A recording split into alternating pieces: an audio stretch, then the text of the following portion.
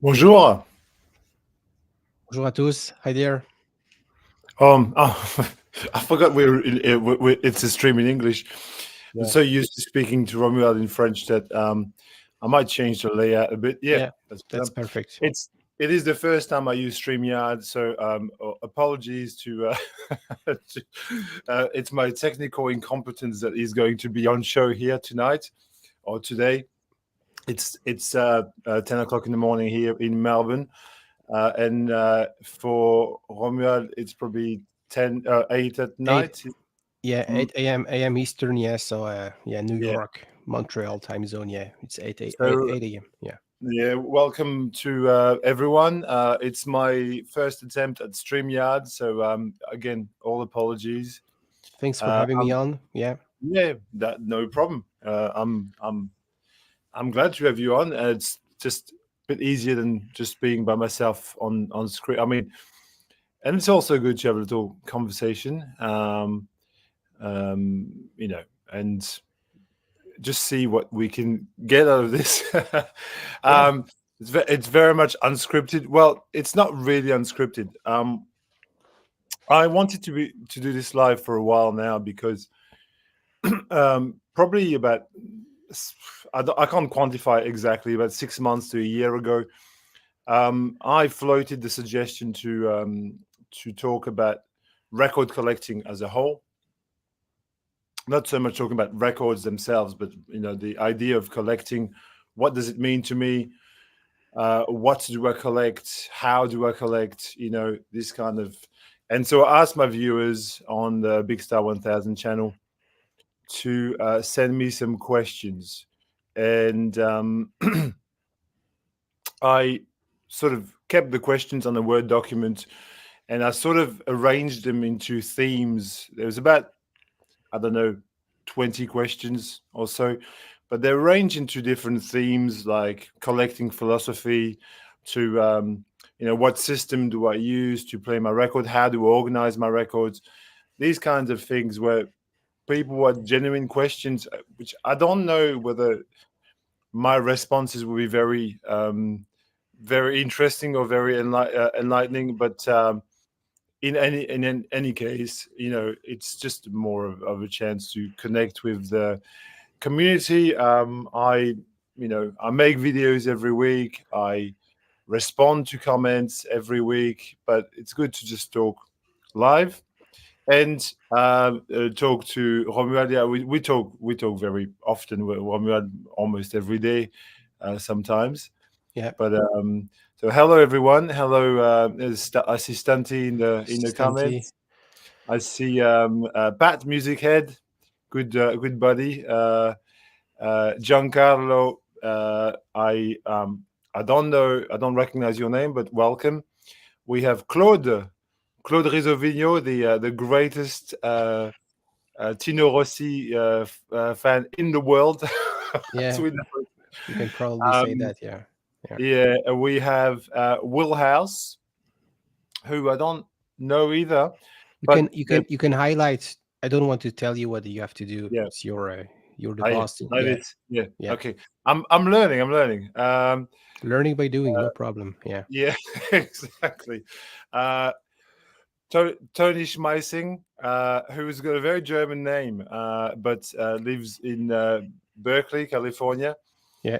Um, we have D. Bugato, who I know from comments in my videos and so on. From I don't Canada. know. Wow.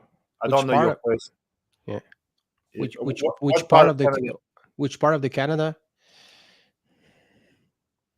I'm asking Mr. or Mrs. Bugato.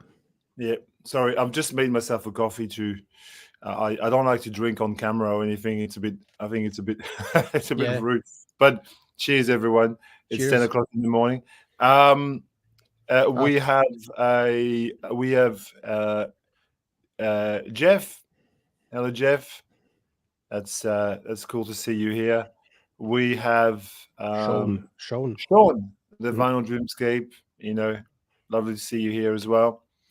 Mr. John Coltrane, 68, Chris Cole, good friend of mine. yeah. I consider him to be a friend. Uh, um, Yeah, Giancarlo says that it's his first time here. That's right. And uh, yeah, Stunty, calm calm down. I don't want to get bad from this. Uh, Giancarlo is from Uruguay. Okay, Oh, well that makes sense. I mean, I know that in Argentina, there's 45% of the population is Italian, so your hmm. name is probably in keeping with that ethnic makeup of South America. Um, yeah, so look, we have a stream in French every week. Well, when I say we, you and Stunty No, have a stream. let's Well, yeah, include you. Yeah. I'm the third wheel. I'm just like No, no, don't say I just that. appear here and there. Um, and but it's your project, really. It's not. I can't claim that. It's your thing. It's your baby. I just appear, to provide, snarky comments and annoying remarks. That's my job. But no, it's a wonderful idea, because there's no such thing in the French VC. There's not like an open mic kind of a thing that Yeah. we have there. Now tonight is not exactly an open. I might open the stream to people later on, but I'd like to first, because I'm not exactly in control of StreamYard yet. So I'd like to just get on with a little bit of discussion first, and by any means, people in the comments just will we will show your comments on screen, and we will interact with you. Yeah, Hello, Rachel. just for the record, we do that stream every Sunday morning for to me. It's 1 p.m. European French time with Stan Rock Confusion, myself and Fred. So we came up with the idea. It's Well, interesting. I'm not part of that idea. You came up with the idea. Yeah, we came I'm up with the idea. Yeah, I'm a bystander. I'm not doing anything. I mean, for me, it's a bit hard to be completely part of it because yeah. when we do that stream, probably 2 hours into the stream, I have to go to bed because Yeah, it's Sunday night. Yeah, and that's I the can't. main that was the main challenge, finding the right slot, because I live in Montreal, so I have to get up every Sunday morning early at 6 at Yeah. 6 a.m. every Sunday morning. For you, Fred, is obviously Sunday evening, so you have to go to work on the next day. For France, it's almost perfect. It's 1 p.m. like afternoon, Sunday. So yeah, we wanted to have this concept, or this stream where we can invite some people. They were in such live streams in France or in the French speaking part of the world with the VC. And yeah, we are pretty glad. So lots of people now are enjoying watching us or participating, joining our panel, sharing with us what they just bought. It's really cool that we know everyone. Hey, this guy just came back from a record fair. He's probably have some good stuff, and yeah, he's trying. He's starting to show us. It's almost like not a family, but it's a good thing that StreamYard program that enable us to discuss live. And yeah, what I don't know, what do you think, Fred, about that? Yeah, it's a great it's a great tool to have.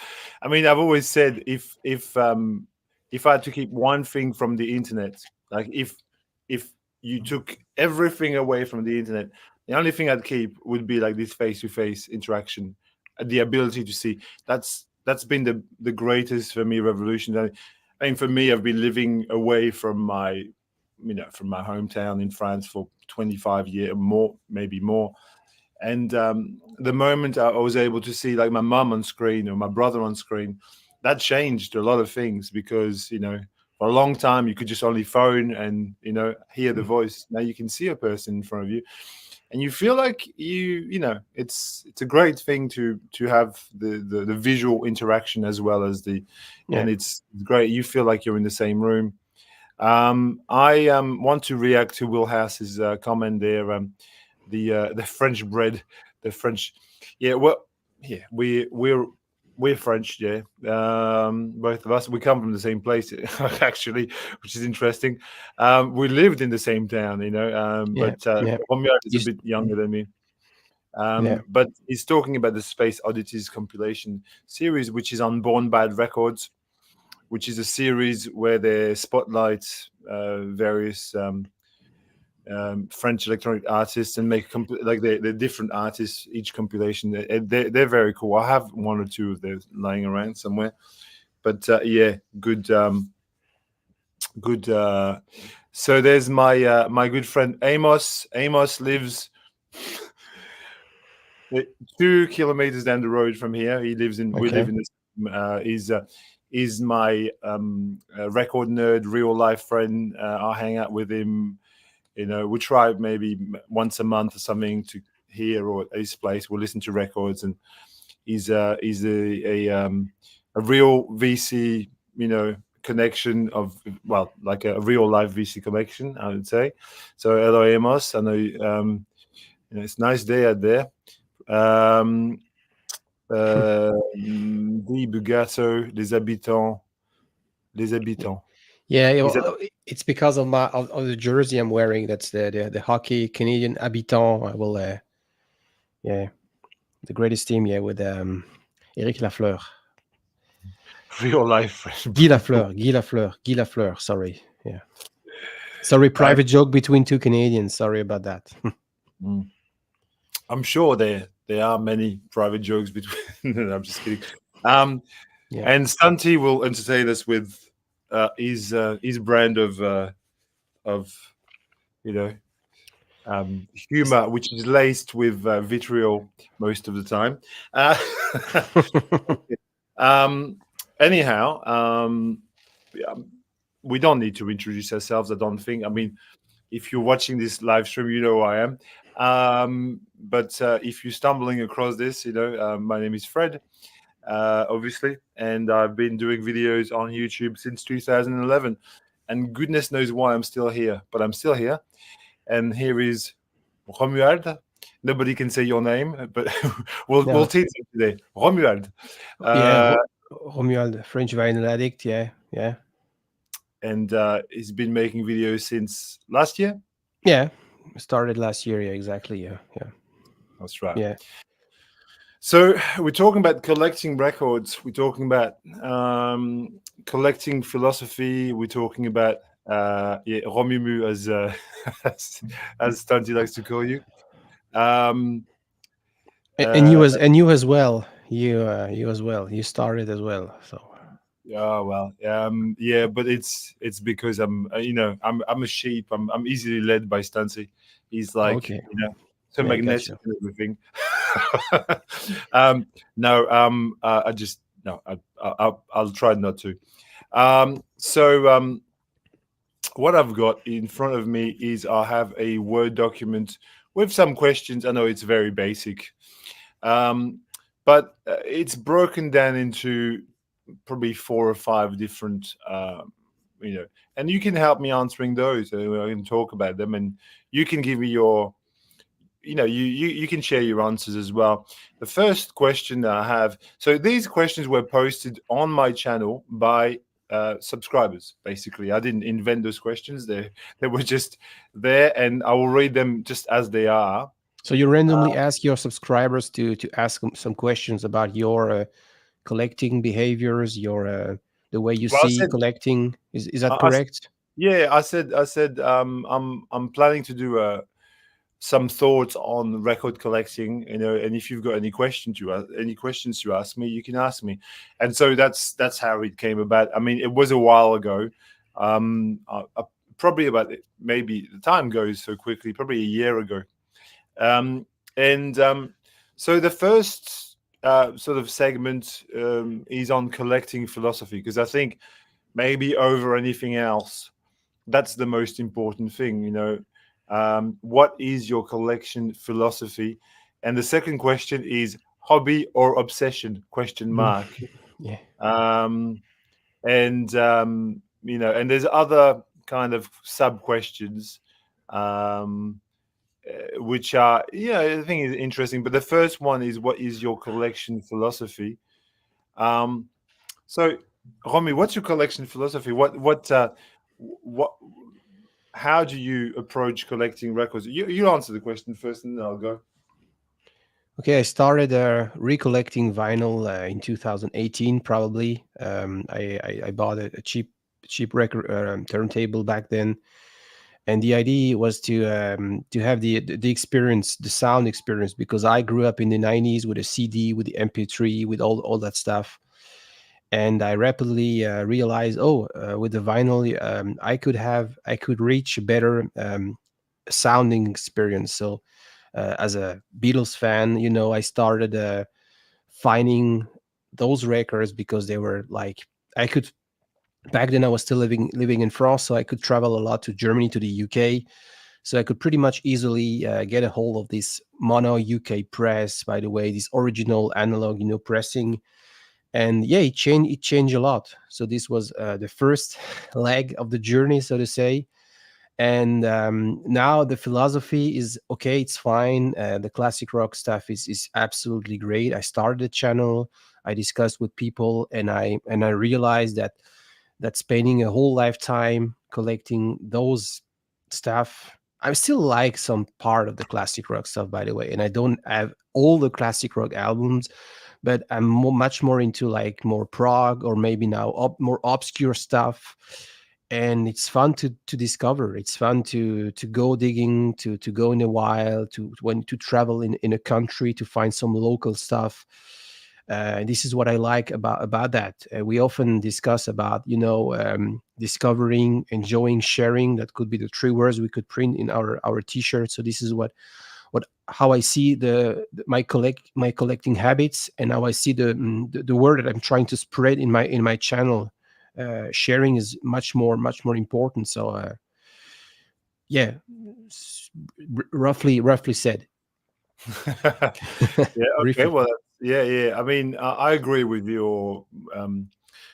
Like, I'm a big subscriber to this idea of that triptych of finding, enjoying, sharing, like hunting for records, Yeah. then absorbing them and just having the joy of them, in your home, and then I think if you do, I think there's something missing if you don't share. Um, I think for me, you could be here in isolation and just like enjoying your. I mean, I'm sure plenty of people are, and in a way, that's why the vinyl community has been such a lifesaver over the years. It's just connecting with other people who feel like you feel. It's almost like it's almost like a public service type of a thing, like where you you're you're in this kind of like club, quote unquote, Yeah. and you get people like yourself, who just really want to let it out, like, I found this record, oh look, I've got this great record, you should hear it as well. Yeah. um, you know but for me, if I'm going to talk about collecting philosophy, I would go about the various aspects that make, because I mean, I'm going to quote Stunty here, who says that he's not a collector, he has a collection. And I think, I very much agree with that concept. I'm not a collector. In what I mean by this is, I am not hung on first pressings, on limited editions, on I don't get off on those kinds of things. I don't Hmm. need to have original first pressings to be content. My philosophy is more, what can I easily afford, or what can I source um, as easily as possible. If the original is within reach, then yeah, of course I'm going Hmm. to try and find original. I mean, everybody would. But if the original is well out of my reach, and then there's a good reissue, I mean, I'm not going to turn my nose at the good reissue. It all depends. People who are really hardcore into collecting would think I'm some sort of pagan, really, because they'd think I'm some sort of like, it'd be blasphemy for them, But I just feel that it all depends on what you want out of it. What I want out of it is music, and as you can Yeah. see behind me, it's not a wall of objects; it's a wall of music. It's a library of music, and I feel that this sums up how I. And the other part of my collecting philosophy is, I don't have a hierarchy between records. I don't feel that, like yesterday I made a video on cheap heat on this channel, Yeah. where I was showing records like, I don't know, maybe I'll just pull something out Bruce quickly. Cockburn and so certain stuffs. Yeah. Yeah. Yeah, so I was showing like, let me just pull out Yeah, something. and I think we need more we need more videos like that on the VC. You look at records like Yeah. these. Yeah. This is a very cheap record, Yeah. and I love Traffic. I think they're to me they're the ultimate crossover band from the 70s, because they mixed folk, prog, jazz rock, almost seamlessly. Right? Records like these, yeah, that's a great record that you've got. Records like this you can find for almost nothing, and I get as much of a kick getting this as I would getting something like, I'm just going to pull out something rarer. So, for example, I've got this in my feet, which is Mogola, the Turkish psych classic. That's $150 record any day of the week. But do I think this is better than this? Certainly not. I think they both have their place in my collection, but to me, there is no. I don't think this record is better or as more worth because it's more expensive. It's just rarer, and I think once you understand that, once you accept this in the way you see things, then you can place every record on the same kind of, you know, it just has to be good music. That's all that matters in the end. That it has to be music that makes you feel, gives you something, right? And it can be either something that's a lost classic from the 70s, or a cheesy little record from the 80s, or a rare groove record that people pay thousands of dollars for, or it can be just a new release that that you can find for $30 in the local store, like this ambient release, lovely ambient release by a Cold Hand, Warm Heart, which is a local band. I get as much excitement out of this personally as I do finding like a super duper rare gem. I mean, and I think that sums up how I collect things and why I collect things. I'm going to look at some of the comments because there's a lot of comments that have come forth. So yeah, blasphemy. Bring bring forth the guilty. Yeah, I know. Yeah, I know. Mr. Stunty's in some form. Yeah. Okay, Always. always. Um, what do people say? Good way to collect is by region. Yeah. Okay. Well, we can talk. We can talk about this in a second because I've actually pulled out some records that I want to speak of for the next part of the question. Not bothered about reissues until I find a reasonable OG. Okay. Fixate and fetishize pressings rarity. Yeah. D Bugato. What's your name, D Bugato? Is it David or Don? I'd like it to be Don. That's a good name. Or Um, Davide. Davide is really Italian. Davide. yeah. I Bugato. want him to be called. Um, yes. Accept vinyl as an imperfect medium. Yes. That's each to their own. Oh, dumb. Hey, dumb. Almost done. That would have been good. Donny. No, it's dumb.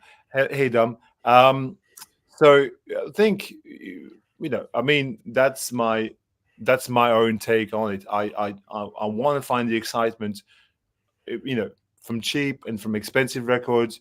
and they don't have to be expensive to be exciting. That's how I feel. Now we're talking about regions, and that's a really good point that the viewer brings. What's your name? Who was it? Anthony. Yeah. Anthony. So that's talking about regions, and for me, because I live in Melbourne, I, you know, I obviously get very, very driven by things that are local, and so I thought, as a sort of a illustration of this, I pre-prepared something. Um, One of the styles of music that I've collected the most since I've arrived here in Australia. So I've been here for 20 years. Has been Australian jazz. And by Australian jazz, I mean it's a very broad kind of, it gathers, releases that I've um, for me, my Australian jazz collection comprises of things between, say, the 1960s to now. I still buy records, modern records that are pressed now. That's what I'm saying. I still buy modern releases, and I find excitement into it. But some notable, Aussie jazz records. The Judy Bailey Quartet Colors. That's should I make myself big? Sure. How do I do that? Do I? You click on yourself, and you there is this little button. You see it? Okay. What there's the three dots there. Is that where I'm? Yeah. A solo there. Oh yeah. Okay. Yeah. All right. So here's the Judy Bailey Quartet Colors. She was originally from New Zealand. So these are the kinds of records that got me excited about collecting local. So this is a very well-known killer funky jazz record, and she plays the keys. She's amazing. I found this for $12 in a local record store years and years ago. I think mispriced, but that's the sort of stuff that for me, I find just thrilling. The Ted Vining trio Plant, yeah. So Australian jazz. So this is a series called Australian Jazz of the 70s, and there's many volumes. This is volume 3, but I think there's about 10 or 20 volumes. I don't know. They're all the same design with a different color, and some of them are really good. Like this one is exceptional, and some of them are just average, and some of them are just bad. But this is a killer. Again, this is a modal jazz record, which is not cheap these days. Obviously, the uber classic for me, the best Aussie jazz record ever made, Carlton Street, the Brian Brown Quintet, which I partly helped hyping in the vinyl community back in the day. I found this record for free in a box at my school where I worked. In the music department, they were giving away records, and I got this record absolutely for free, and it is a masterpiece. And to this day, I still rave about this record. Now you can get a reissue of this these days. Local label has reissued this really well, but this is again modal jazz, spiritual jazz, really high grade, beautiful stuff. Here's one that I only grabbed recently. It's also Brian Brown, same artist. Bells Make Me Sing. I didn't have that until recently, and it's nice, again, fusion, funky fusion kind of record. These are the records that gravitate around. Here is a cheap Heat classic from Melbourne, Dun Burrows. So Dun Burrows was a flautist. Here he is there he is, Dun Burrows. And then, so this record, the Tasman Connection, the first track, the title track, is just really extremely funky. It's got the best drums on it. It's a real Diggers kind of record. This one, really superb, kind of tight, funky, like it's irresistible almost.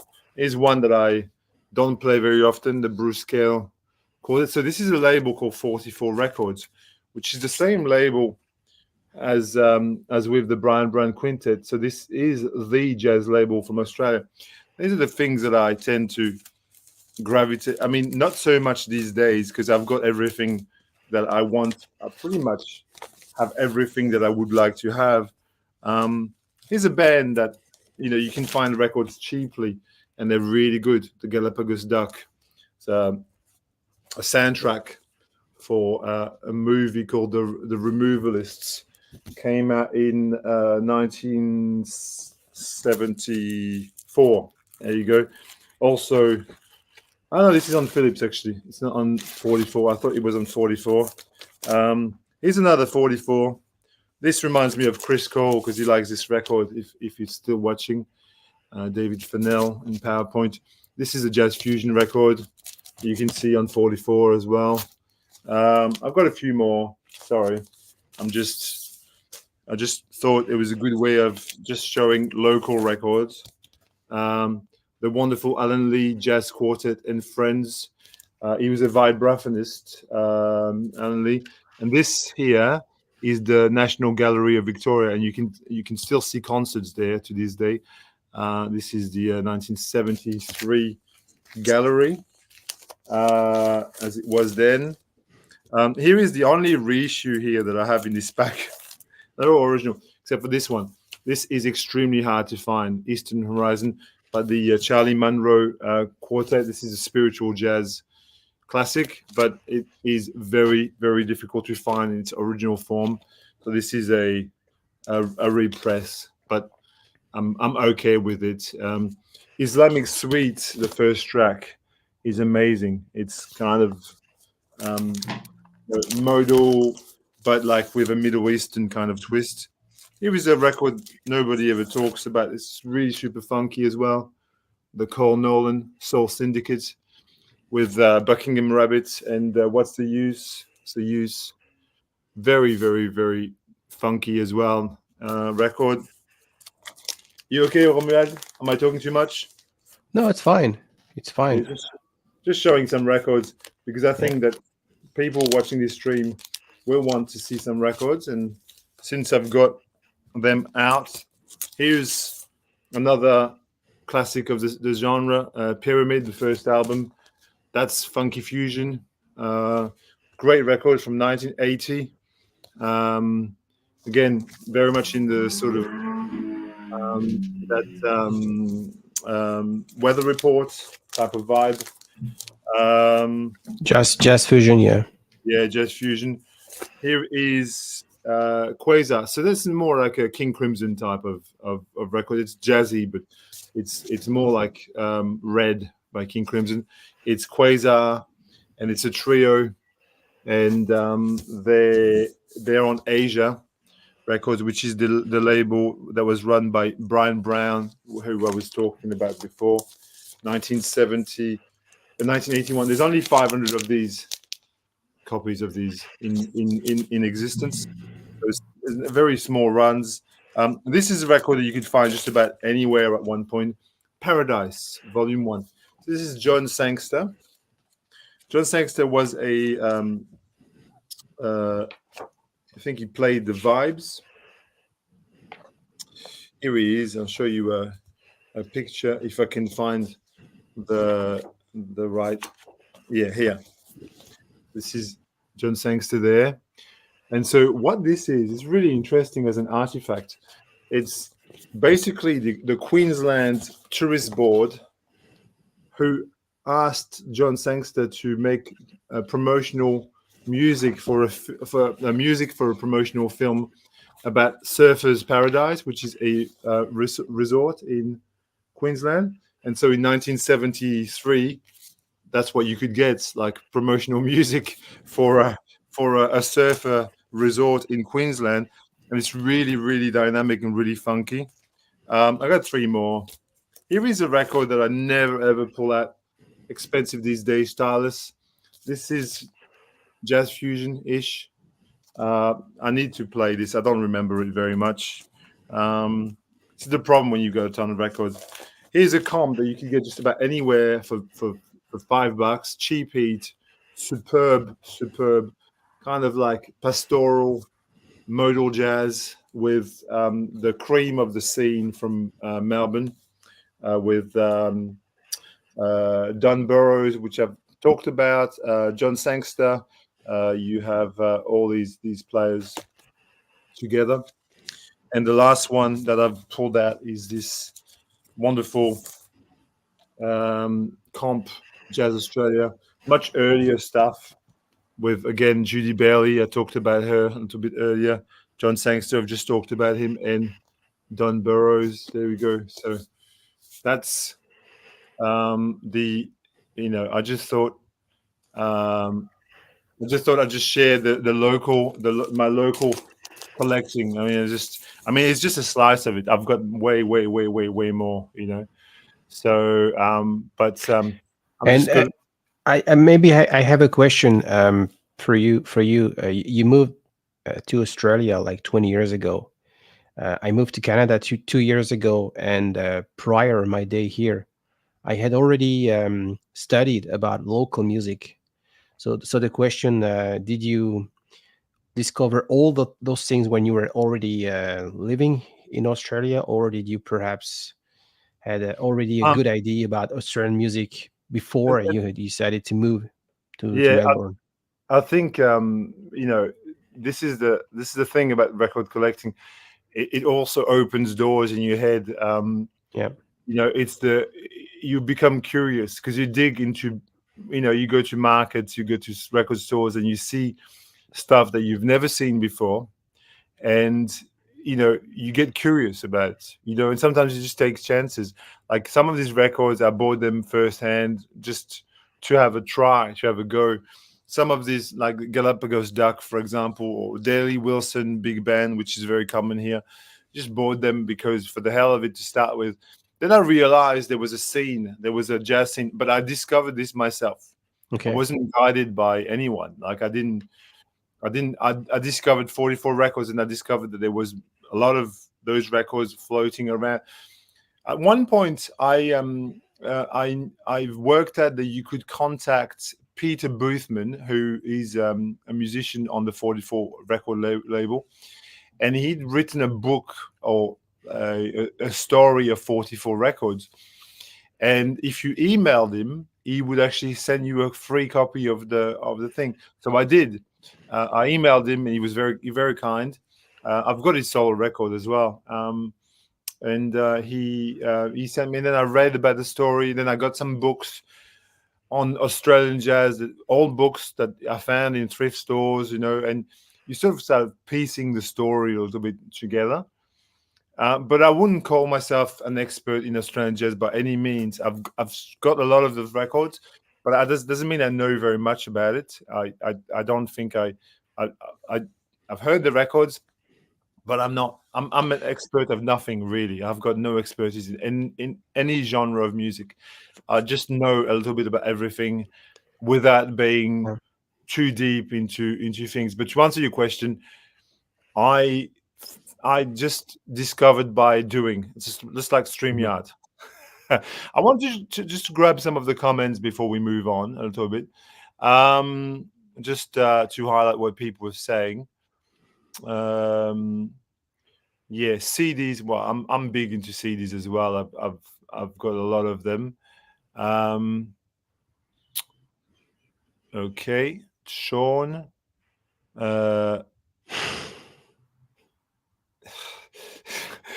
Stanty.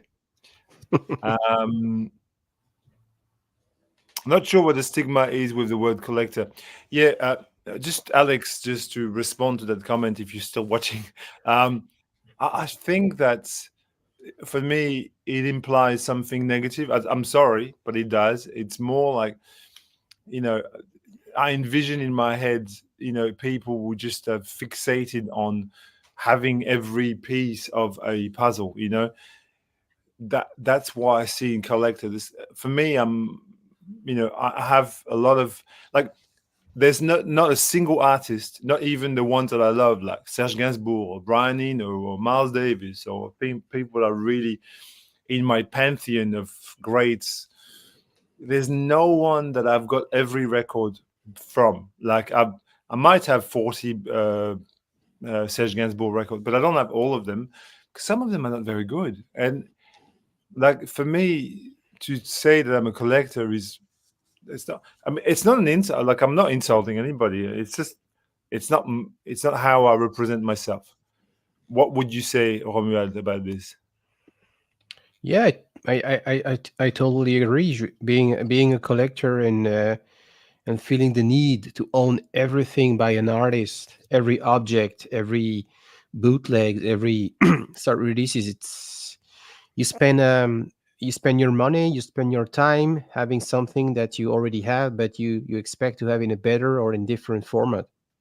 And by that time, um, you don't take advantage to discover something different. So it's what we discussed last Sunday. So it's like eating eating the same meal every day for the rest of your life.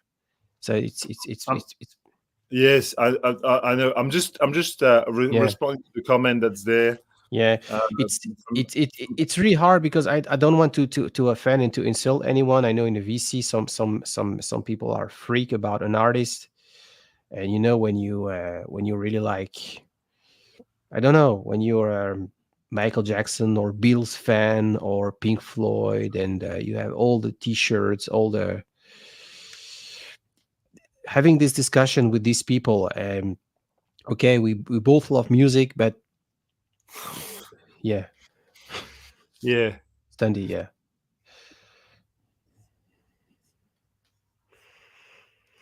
yeah. Amos, who, as I said, he's a real life friend. mm. We talk about this all the time with him. You know, collecting and curating, and we just we just hyper focus on certain I, things. w- I will not talk about teenager because when you're teenager, it's a little bit different. When you're 14 years old, you know you're dressed like you listen to metal or hip hop. But when you are over 35 or 40 years old and you still dress like you're a metalhead, or and you only listen to that kind of stuff, so you're fan, you dedicated your life or your free time to only these genres.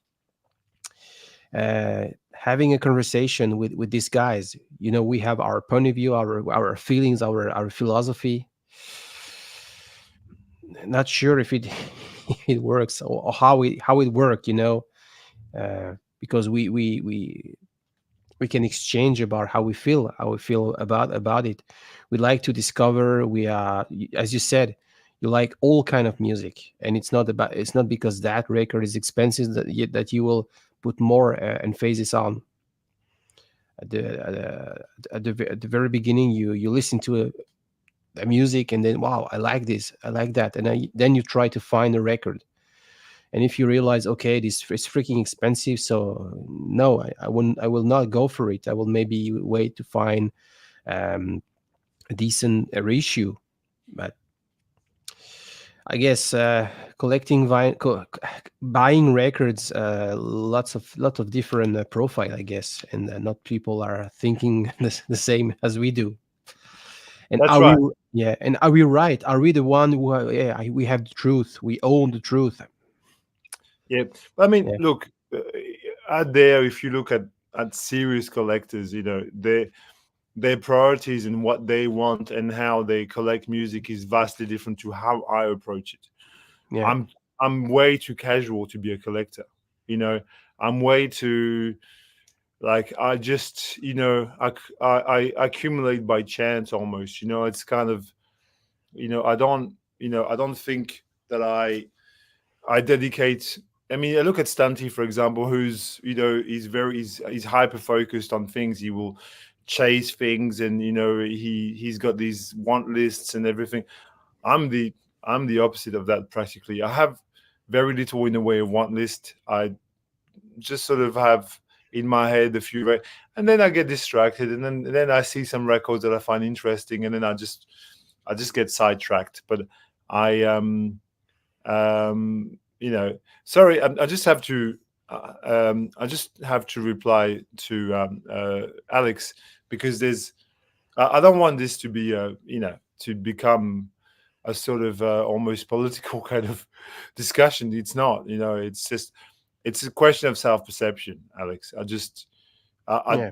and everything in life is about perception anyway. Everything. That is how you see things, and I see myself, and you see yourself. There's nothing wrong with one or the other.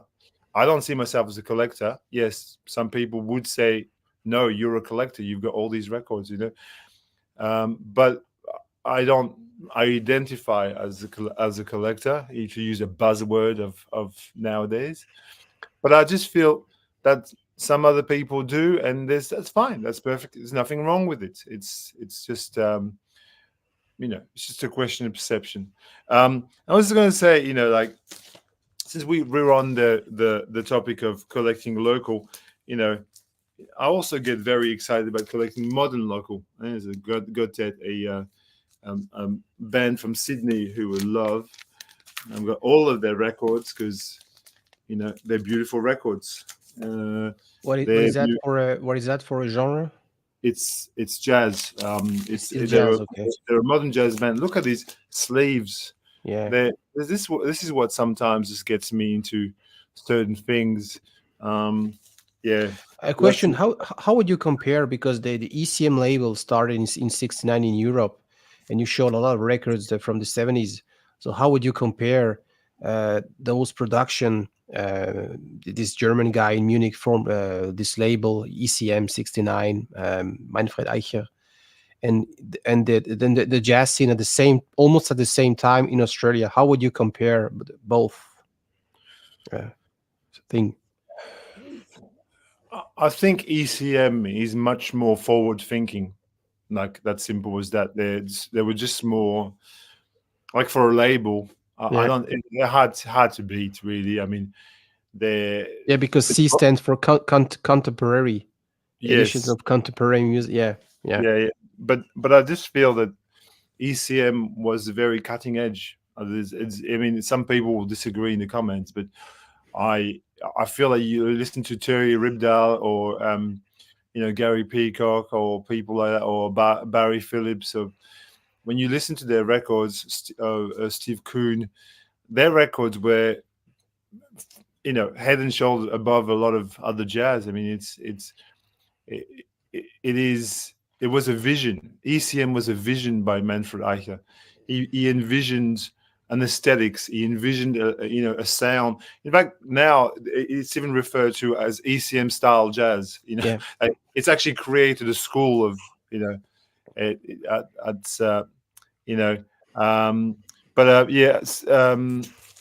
Sorry for interrupting. No, Dom was asking me about. I was just, it's kind of cool to. Sorry, sorry. I just put the wrong person on. It's fine. It's kind of cool to, when you've got good local records like these. So Gotet, they're a band from Sydney. They've made 5 records to date. All the records are kind of different, but they're all in the sort of jazz meets kind of. It's very much what they call new jazz, and like electronic meets jazz, but they're still very much anchored in that sort of jazz mode. This is the first record. It's wonderful. Their second record is probably my favorite of all. It's got a lot of synths on it, which is just layered on it. The third one is a lovely record. So to answer the question by Dom, the records I think are still pretty cheap to be had. And the last record, the one that they released, the latest one, this one is wonderful. It's just them with strings.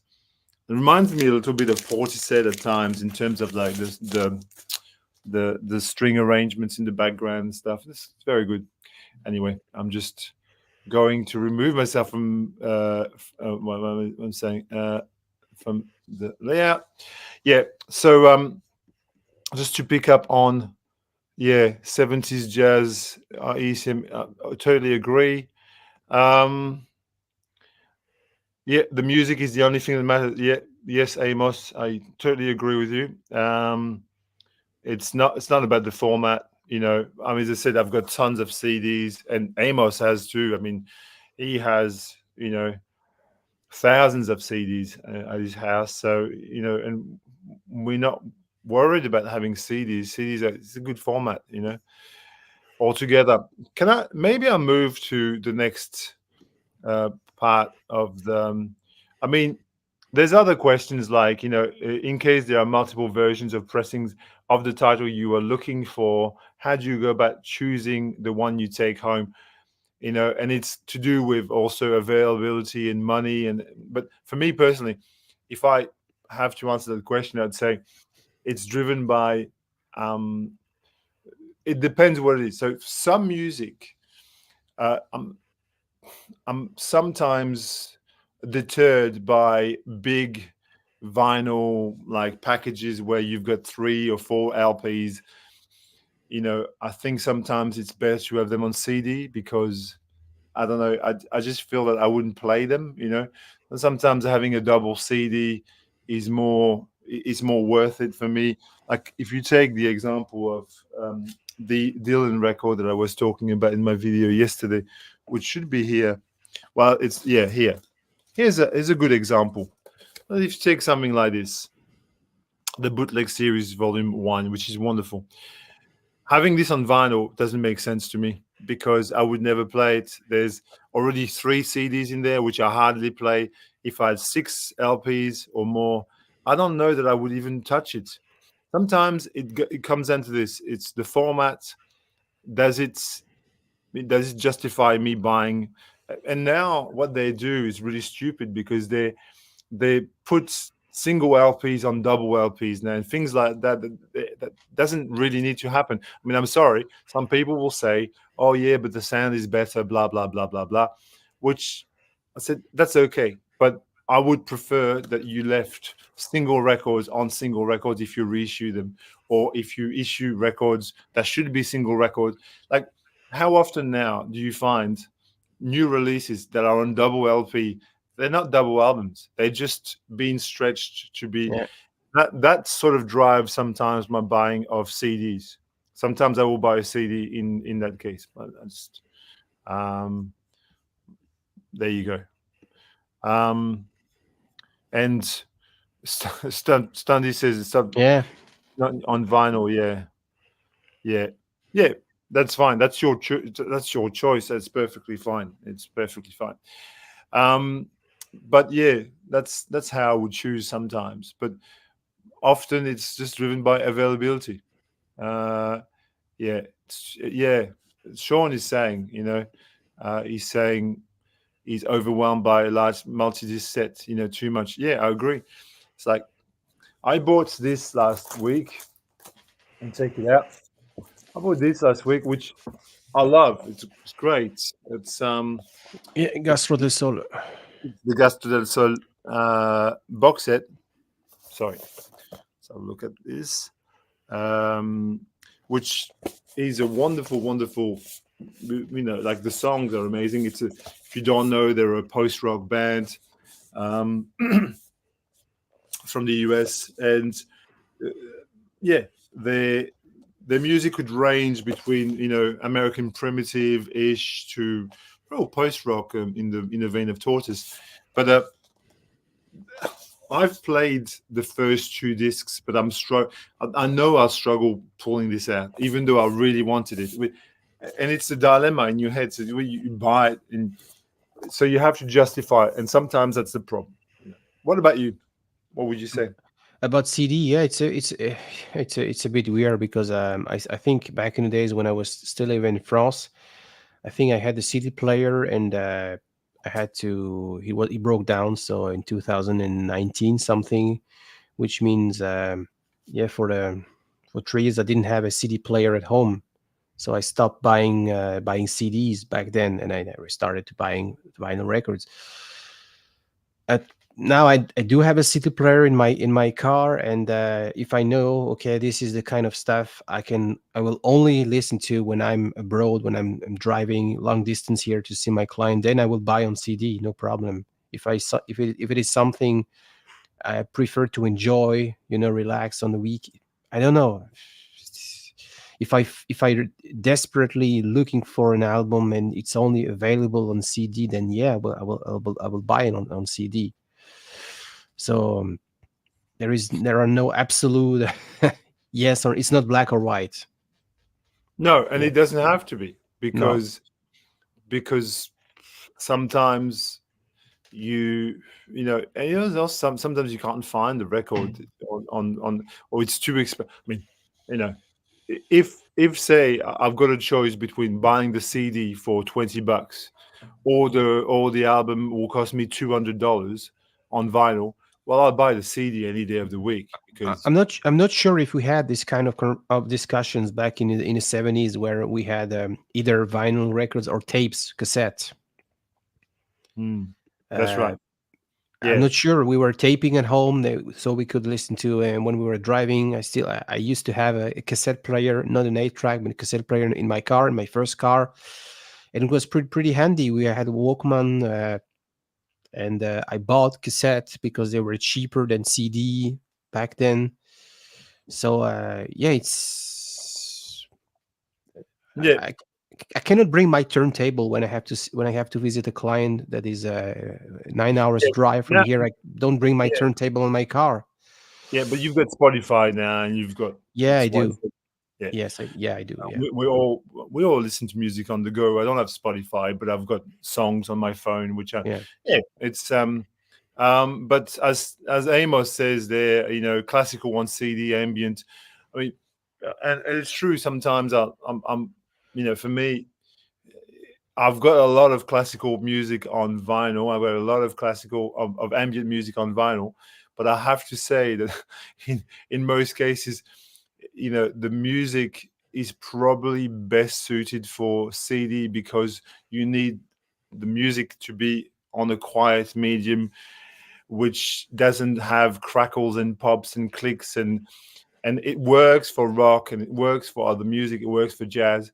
But if you have an ambient piece, like, I don't know, music for airport, Brian, there's some clicks and pops on it, it ruins the music completely because it's meant to be really quietly. yeah, And that's why I have a lot of the ambient stuff that I have on CD, simply because I don't want the obtrusive nature of the flaws of vinyl to actually cramp the music style, and yeah. that's Ruin the experiences. The surface noise. Yeah, yeah. yeah, that's right.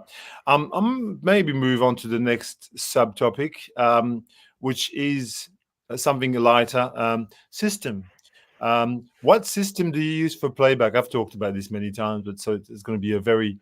How have you set up your system for stylus, amp, blah blah blah blah blah? Do you clean your records? Do you have a filing system on the computer on Discogs? How do you sort records? So these are just like very basic kind of collection questions. So we could both answer those. Um, what kind of system do you play your records on? What have you got, Romuald? It's completely vintage except for the preamp. I bought this Marantz receiver during COVID. I paid maybe 300 bucks for that. That's the model 30 watts. So the old Marantz receiver. Turntable I have is something my grandfather bought 40 years ago, and it's really interesting. He passed away 35 years ago, so this turntable stayed literally untouched 30 years. And I decided to refurbish, to upgrade it. So by adding new cables, new cartridge by Rega and so on. And I found some speakers from the Castle. That's the brand, like a KAF, but not as good as KAF, from what I was told. And yeah, this preamp from Rega as well. So it's, I would say, 80% vintage with the new cartridge and this preamp, and it's fine. It's not an audiophile system. It's not the best system, but I gradually made my system myself. So pretty happy. Excellent. Yeah. No, Yeah. it's I'm kind of halfway vintage, halfway new, we'll say. It's all behind me there. I mean, people have seen this many times in my videos, but I'll just slightly turn. So speakers are JBL studio monitors, Yeah. 4425, very, very good speakers, very large, very in stature. Those are vintage. They're from the 1980s, I think, or thereabout. Somebody's like when I bought them, somebody had revarnished the whole of the case of the speaker, which Mm. makes them very bright and shiny. But they've done such a great job. I've been tremendously happy with those. I bought them. I bought them on Gumtree, which is it's like a newspapers with like classified, and it's Yeah, online online. now. Yeah. It used to be newspapers. Now it's online, and people just sell stuff. It's like kind of like an eBay, but for just Local, local. yeah. Yeah. Yeah. And I bought them just before lockdown, I think, ish. Just after my wife passed away, actually. So 2018 ish, I think. And they were priced right. I went to this guy's house, and he had it was a house in the middle of the suburbs. It was packed with speakers and other parts. He been obviously a collector of it was he had so many speakers and amplifiers and turntables. It was dizzying. And yeah, he sold them to me for a fair price, and they're wonderful. I have a Yamaha AS 1100 amplifier, which was brand new out of the box when I bought it. It's a brand new amp, very, very sturdy, very powerful. Weighs like 30 kilos. It's a huge thing. It's really like a solid. It's solid state, but Yeah, it's bulky, yeah. It has to be yeah, bulky, yeah. Yeah. but it sounds really, really good. The CD player is the matching CD player to that, so it's the CD player that goes with. So it's equally as bulky and huge. And the turntable is a Torrance Yeah. TD 125 Mark II, which I bought about 15 years ago, secondhand, obviously, because they are made in the 70s, basically. And it's got an Audio Technica cartridge on it, which is moving coil.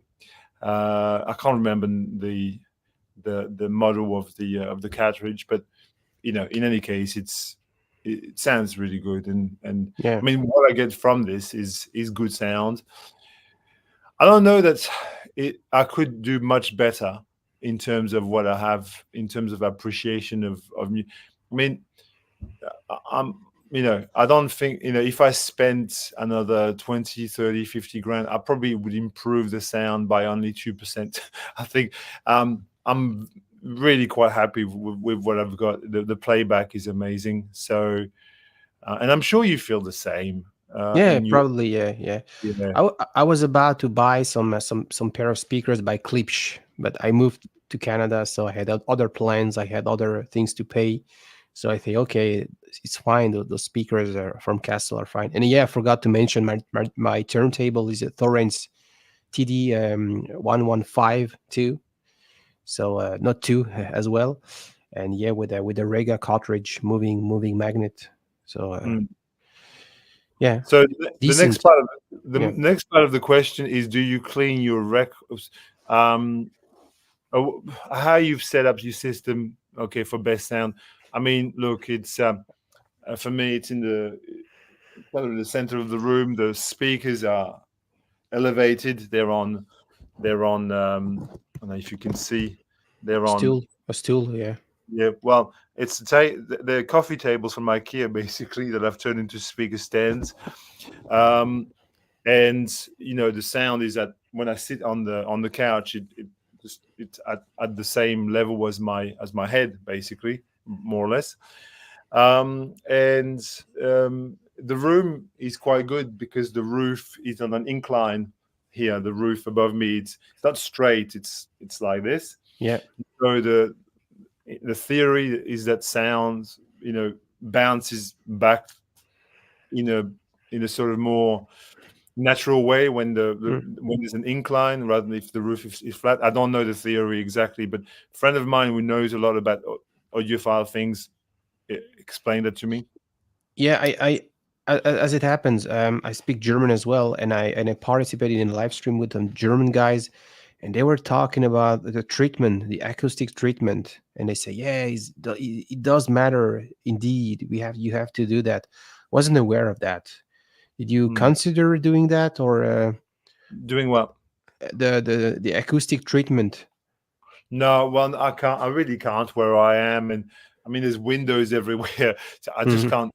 I can't change that very much. I'm surrounded with my windows, but you do what you can, and you suit your needs. And after all, it's not a perfect science. And I mean, being audiophile is only a No, it's not a perfect, and I can compare because I had exactly the same system in my house in France.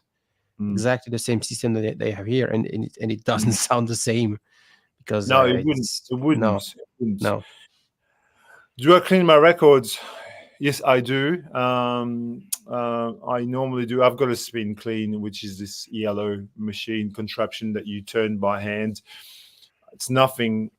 It's nothing really fancy, but it gets the dirt off the records. And after you've done about 5 or 10 records, the yellow at the bottom is all black, so you've cleaned something. Usually, it actually brings back some records to life. I don't have any plan to invest in a fancy ultrasonic cleaning machine. That doesn't interest me. I think what I have is enough. What do you do? Yeah, I used to bring the record back in the days to a guy. So I remember I paid maybe $2. So he cleaned. He had this machine. Now I don't have any machine, so I have this ionized water. So I clean the record with, and I don't have any machine.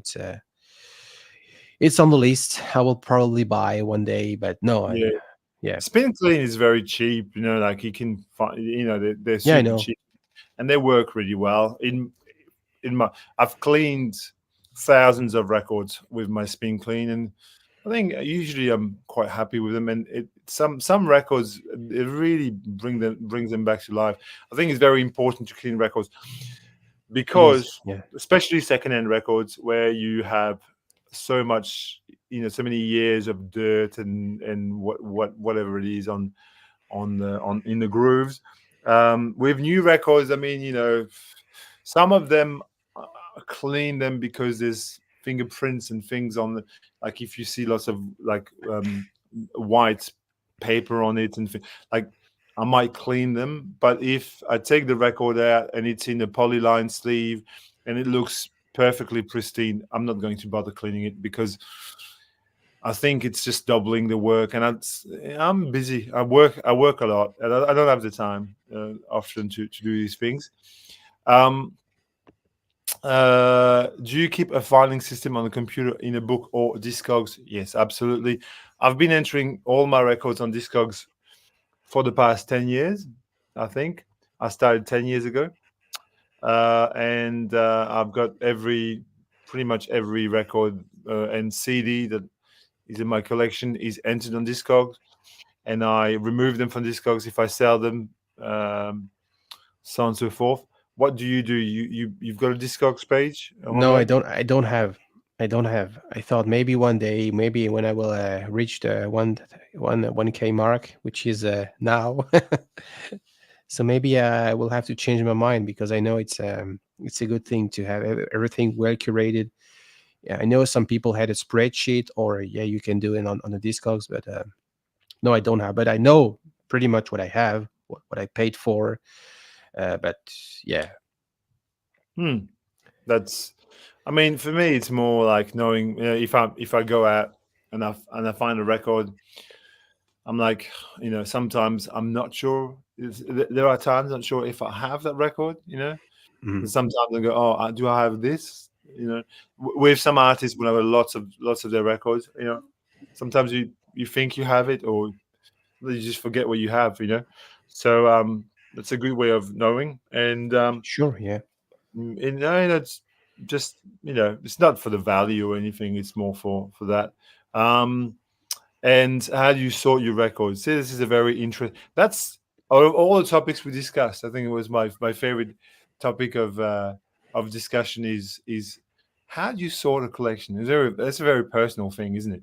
It's it's very like it comes down to how. And the thing with sorting your collection or organizing your collection or getting a system is also, a very interactive way of getting into your collection and classifying things according to how you see things. And and a great thing to rediscover your collection is to shuffle, to reorganize your collection in different way, and you rediscover. It's like you've got a brand new collection all over again. So have you got a way you organize your records, Homer? Yeah, sure, sure. Absolutely. Yeah, yeah, yeah. The prog stuff and the other no, I'm just kidding. Just kidding. Yeah, kind of kidding. No, of course. My parents they gave me the collection I grew up with. Or my father bought some records in the 70s, and I even kept the records from my grandparents. So I have these parents, grandparents. It goes by decades to me. So 80s, 70s, Prague, Psych, German. Yeah, yeah. But it's yeah. I try to follow a certain rule, and yeah, as I said, I only have less than 1,000 copies, so it's not that bad. So yeah, how about you? How is your system goes? Um, okay. Right. So, um, I've got I've got about 5,000 records. Okay, Okay, more yeah, or less. Okay, which so I have, I think 60 or between 60 and 70 cubes of that stuff. of So comics, yeah, yeah, so if you look behind me yeah. here, if you look at this here, roughly, okay. So that section, because there's two sections. See, there's a section that's higher there. Yeah, So yeah. this section, which is lower, which is 6 by 5, is what Jean-Michel Jarre, Jean-Michel Jarre only. what I would loosely classify as white music. That is, Yeah. so it starts with rock, folk, psych, prog, electronic, progressive electronic music, post-punk, new wave. Okay. Then it goes into indie, alternative. Then you have a little bit of French chanson in there as well at the bottom. Avant-garde, modern classical, techno, electronic music. All of this is in that sort of. So it's just basically anything between rock, new wave, electronic music, avant-garde, classical, modern classical is all Yeah. in one kind of there. On the one that's higher there is all the jazz, like from there Wow. to the bottom. That's it starts with European jazz there to sort of there, and then it's American jazz, Hmm. and the last three rows are soul music, soul and funk. Last probably it's probably 5 cubes ish of soul funk at the bottom, and then here there's another shelf here. See. Yeah. And all of this is basically more or less what you would call world music. So there's African reggae, Brazilian, Japanese. Because I put all the Japanese records together because I can never remember the names of the artists. Because they've got names that I sometimes I can see the cover in my head. I can't remember the name. They're all together in the same section, then I know we'll find them. Because if they were lost in the collection there, I probably would never be able to track them then. But we had a stream, you and I, the other day where I pulled out all these Japanese records. You remember? Of course. Yeah, Yeah. of course. Yeah. Yeah. So they're all in the same thing. Japanese, Australian jazz is there as well. My Australian jazz records. There's Indian. It's my Indian classical section. Middle Eastern, Oriental Middle Eastern section is there too. and at the bottom of that is all the classical music records that I have. So, and then at the bottom there, here, there's some records there. These are library music and soundtracks. I've got a box with, swamp rock and yacht rock. I've got a box with like American primitive music and outlaw country music. So it's a really bizarre arrangement of things. But I like on my feed there, I've got this wonderful box of, there's things like outlaw country record. Like, guy, do you know this record? No. This, you would really love this from me. It's really things like that. I'll show you some of these beautiful records that I never show in the vinyl community. Hoyt, Axton. That's make yourself big. I will. But you need to show us some records, Romuald, as well, because I brought. But it's your stream, yeah. This is a country folk record with a bit of a funk kind of, backbeat. Hoyt, Axton, obviously those, Jim Clark. Oh yeah, Jim Clark, yeah, and this one which you love. And have you got this one? Yeah, that's the second. That's the second one they made together. It's a little bit more adventurous, I would say. It's more like conservative, but it's still a good one. Yeah. So these are the kinds of things that I've got. Things like Bobby Gentry, beautiful record. This record is amazing. It's country soul. Or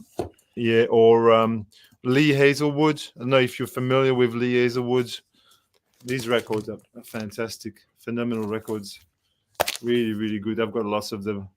Lee Hazelwood. I never show those on the VC because, it's not really. These here, there's a couple more there that I will show you, and then I'll stop showing. Like, have you ever heard this record?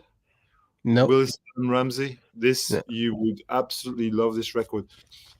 It's an outlaw country record with, again, very soulful, very kind of funky type of backdrop. Those, everybody knows them, obviously. Yeah, Graham Parson. Yeah. EP. So you never think I would show you some country music? Oh yeah. It's I don't have any limits really. Okay, I show some records. This is okay. I'll make you big. Yeah, so make him big. Make me big. Yeah, so this is the Birds' greatest hit, and this one I really like, Mr. Tambourine Man. So these are all-time classic. I recently made a video about Gene Clark, and as it happens, I brought some was very important 8 Mile Highs. I heard he brought 8 Miles High because they were listening to Cassette. They were touring in a bus in the UK, and they wanted to include some jazz influence and Indian music influence. So they were listening to John Coltrane and Ravi Shankar when they wrote 8 Miles High. The one he made after he left with the Gosling brothers, and already at that time Doug Dillard played on a couple of songs, and so my all-time favorite, the radio song kills me every time you show them, and didn't have a success. Roadmaster, and I don't have, you can make me small, I don't have the No Other, which sounds a little bit different. The No Other, it's recorded on the David Geffen Asylum label. Asylum, So yeah.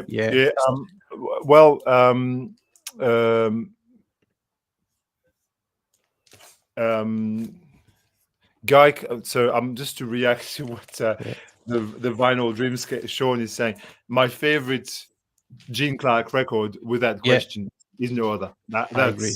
That record is stunning. It's a stunning record. I was lucky to score an original years. I've had this for 15 years, a long time. Yeah. But I read years and years ago, I read a review on this. I didn't get it to start with. Like, I didn't really get the record to start with. there was, like some records, it just takes time to understand what they're doing. We were talking about it the other day, you and I. I was saying this about Tribe Mass Replica, for example. It takes a while to actually understand what they're doing. Once you get what they're doing, this record, I mean, Silver Raven, no other. It's just, I mean, such a masterful piece of music, and I think that would be Sean, that would be my fan favorite in the lot. Yeah, easily.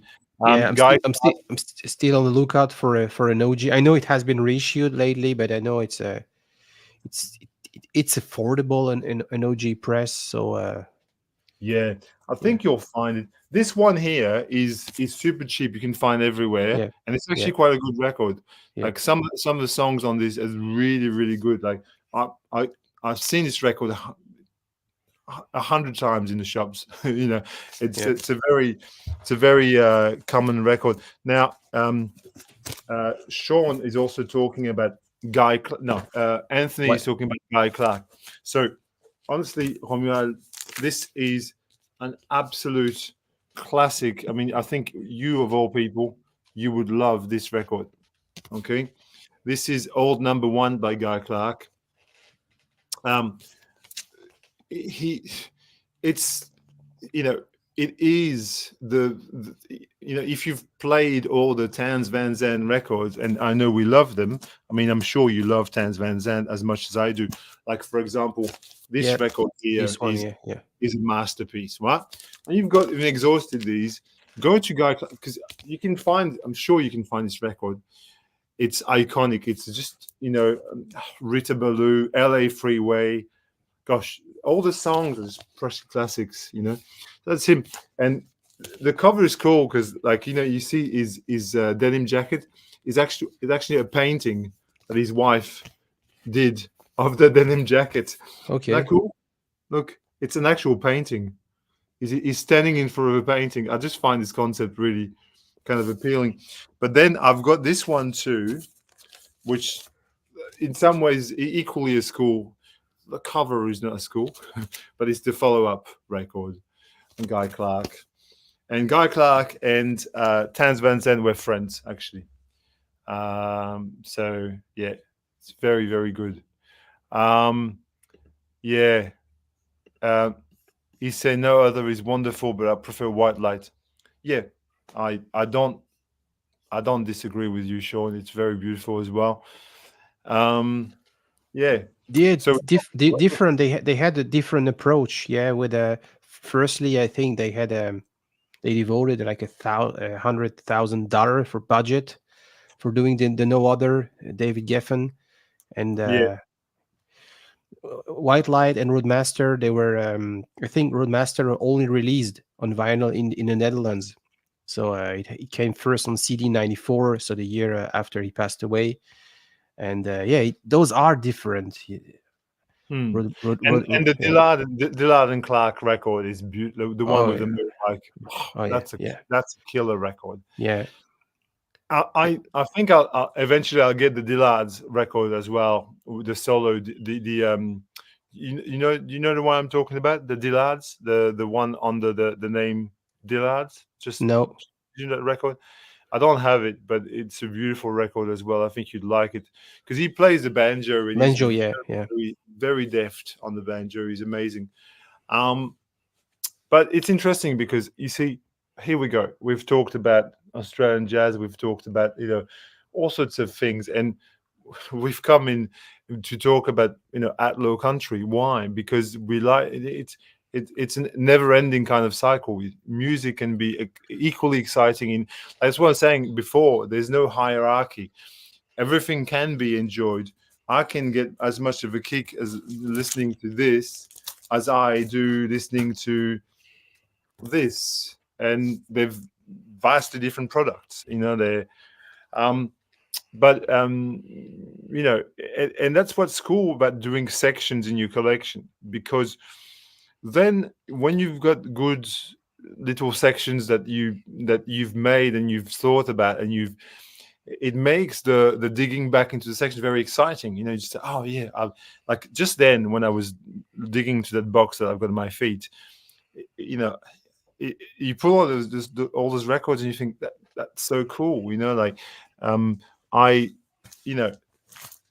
I created this. I made this. I'll show you other stuff that's in there. Is it American primitive music? Like you get, some of these records are just wonderful. Like, if you take, let's just take a little pile of things there. Yeah.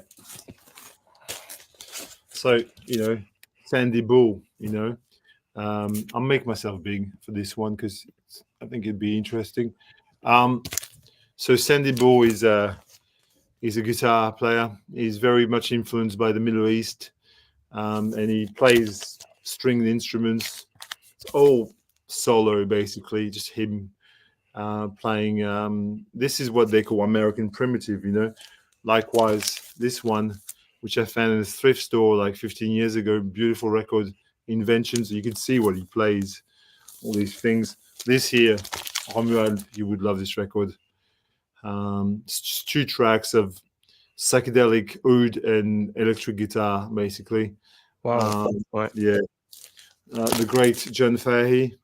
Yeah. Blind to Death, Volume 1, Volume 2, Volume 3. Yeah, you talk about that in our French stream, I think last month or something, and Volume 6, I think this one is. Yeah. This here, beautiful. Volume 4. The Great America. Yeah, this one, yeah. And this one is beautiful, The Yellow Princess, a very accessible record. These are like, they're just in the same box, and it's cool to have them together because, in the end, what makes your collection special, it's also the way you sort it out. It's what the way you arrange it. That's what makes it interesting, Let me catch up with some comments. Okay. Oh, thank you. Oh, so it has been a long time no see. Sonoji, what's your name again? Oh, we used to interact much more like a couple of years ago. You live in Germany and you like all this avant-garde music, and your first name escapes me, but hello, nice to see you again. The Birds records, yeah. The 5-6, yeah. I mean, I agree. Let's just talk about the Birds for a second. Yeah, it's so interesting. They didn't have a long career, and they went from even at the end they tried some country. Yeah. That's such a great record. It's this is an amazing piece of music, and you can say it's common and everything, but it's like, I love how they plays Crosby by a horse. That's just it's hilarious. But like Artificial Energy and a Draft Morning and Dolphin Smile, that kills me every time. Dolphin Smile, and the amazing debut album. It's just the records I never really show on online, but I've had them for a long time. Yeah. Mr. Spaceman, 8 miles high. Yeah. Yeah. And I've got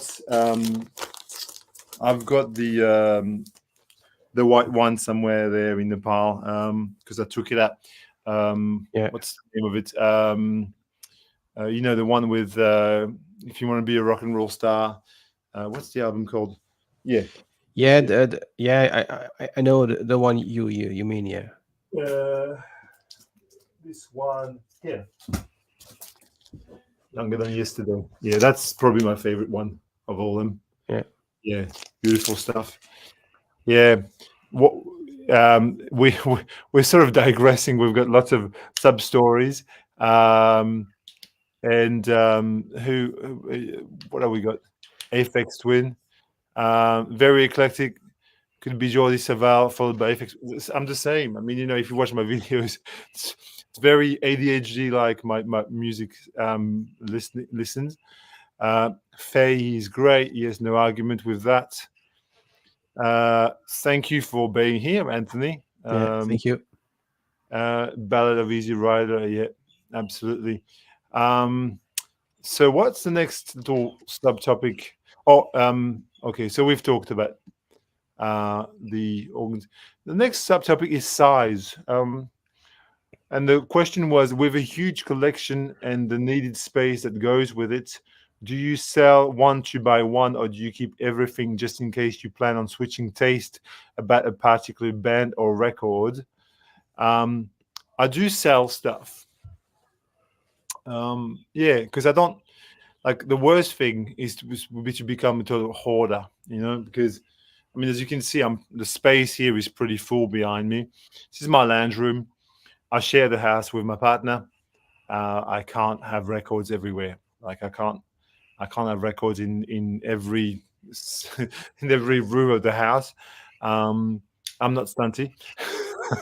um, Me neither. and I think there's a point where when I get to critical mass, I will put records up for sale. And I've sold. I think in my time, I've probably sold, anywhere between 1 to 2,000 records in my time. I think I would have another couple of thousand records more easily, maybe even 3,000 records more. I've sold lots of records. I've bought and sold things, and sometimes I've rebought things. I've sold things and then I've realized, oh, I missed that, so I've rebought it. But it's okay. I can live with that. Some records are common. You sell them because you don't listen to them, and then you just have them again. Why not? It's fine. As long as you can find it again, it's not a problem. But I don't keep everything. In other words, yes. What about you? Yeah, I keep everything. I do keep everything. Even the cheesy German Schlager record my grandparents bought in the 60s that I don't listen to. Yeah, I just keep it. And I may have trade one of two copies because I had a double or a triple album. So yeah, no, I don't keep everything absolutely. But usually I don't like spend a lot of money buying everything, every dollar bin, and then I realize, oh, this is not something to me. I tend to laser focus and to purchase wisely. So yeah, no, I don't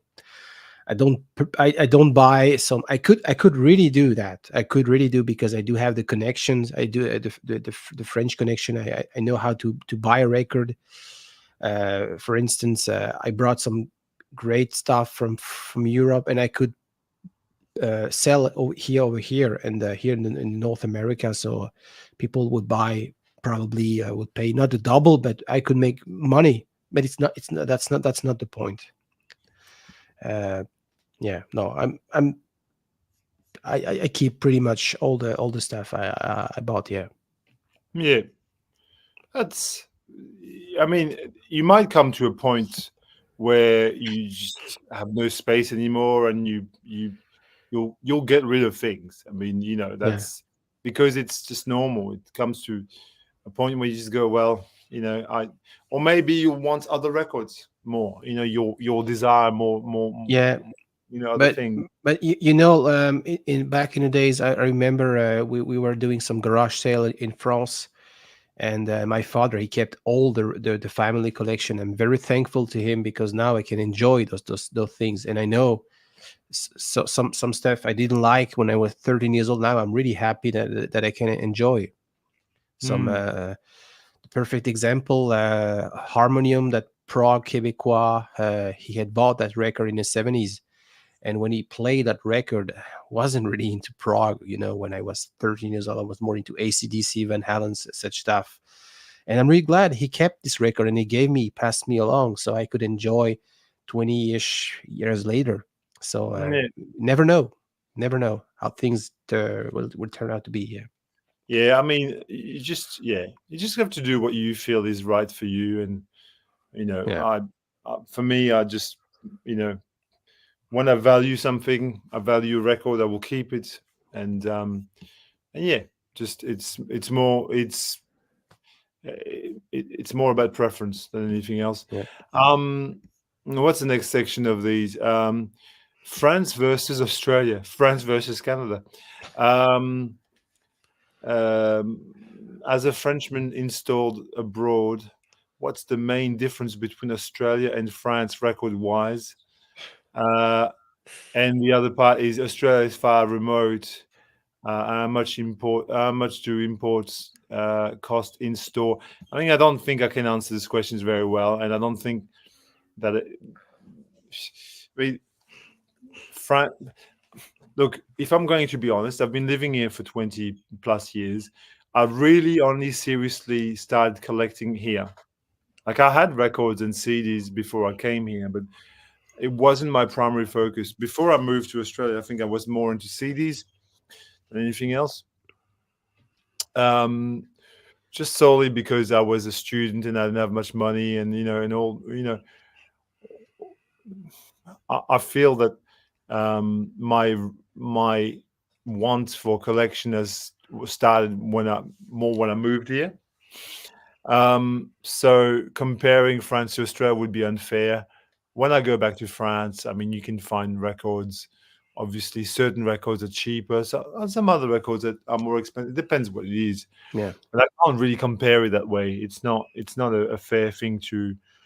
Do you think that the records cost more in Canada than they did in France? Or Yeah, some probably, yeah, yeah. But the rate, euro, Canadian dollar, it's always fluctuating. So yeah, but I think it's not really about the rate as much as it no, is about what you earn in the country and what you can because of the buy. wage, yeah, because of the wage, yeah, of course, the income, we have to Yeah. take into account those facts, of course. Mm, Um, no, yeah, it's pretty much unfair to compare two countries. mm, Quebec, the French-speaking part, is 8 million people, so the market is definitely not the same as France. France is what? How many? 70 million. yeah, nearly. Yeah. Mm, Yeah, 70 million people. 8 million people in Quebec, and Canada is 40 million. So you cannot really compare. The market is mm, not the same. And yeah, some stuff are cheaper over here, but I always took advantage when I may have bought maybe 500 record the first 2 years. I started buying record again. Yeah, I bought like everywhere. I went to some trade fair in Germany, UK for leisure, France, Switzerland. I bought records, and I really took advantage of that situation. I knew, okay, now I'm in Paris or in Toulouse or in London or in Scotland, then I can find some stuff there. I will not be able to do as easily in France. And the same here. Now I'm in very close to the border with Vermont. Montreal is a great place, a lot of great stores. So the same, I know where to go. I know my want list adapt where I am. I'm flying to Den Bosch in November, and still my yeah. So this is how. And now, because of the vinyl community, you source me a good record. I heard about because of Ben Rankins. So yeah, when I have a chance to travel, and I do have the chance to travel abroad, Europe, in US, everywhere. I know if I go tomorrow to Italy, I know, hey, now I will be able to find some maybe Prague, Italian, or local stuff. mm. So, but Yeah, well, it brings me to the next question in the thing, which is it's about record stores, which is the person asked me a question that says, I'm curious when visiting a record store with limited time, how do you go about browsing bins?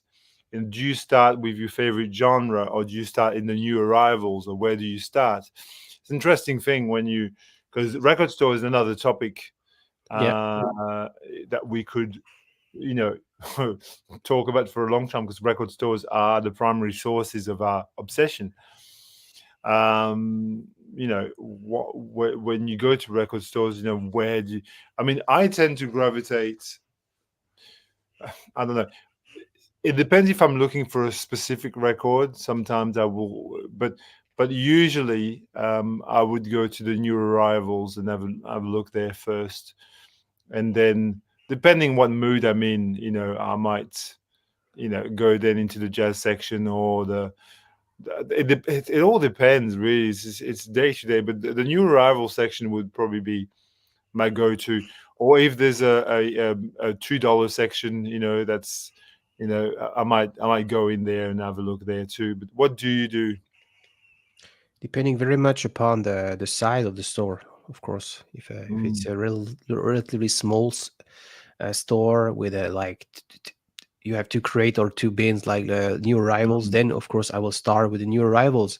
And if I have enough time, and if the store is not that big, then maybe I will have a chance to go through the entire store.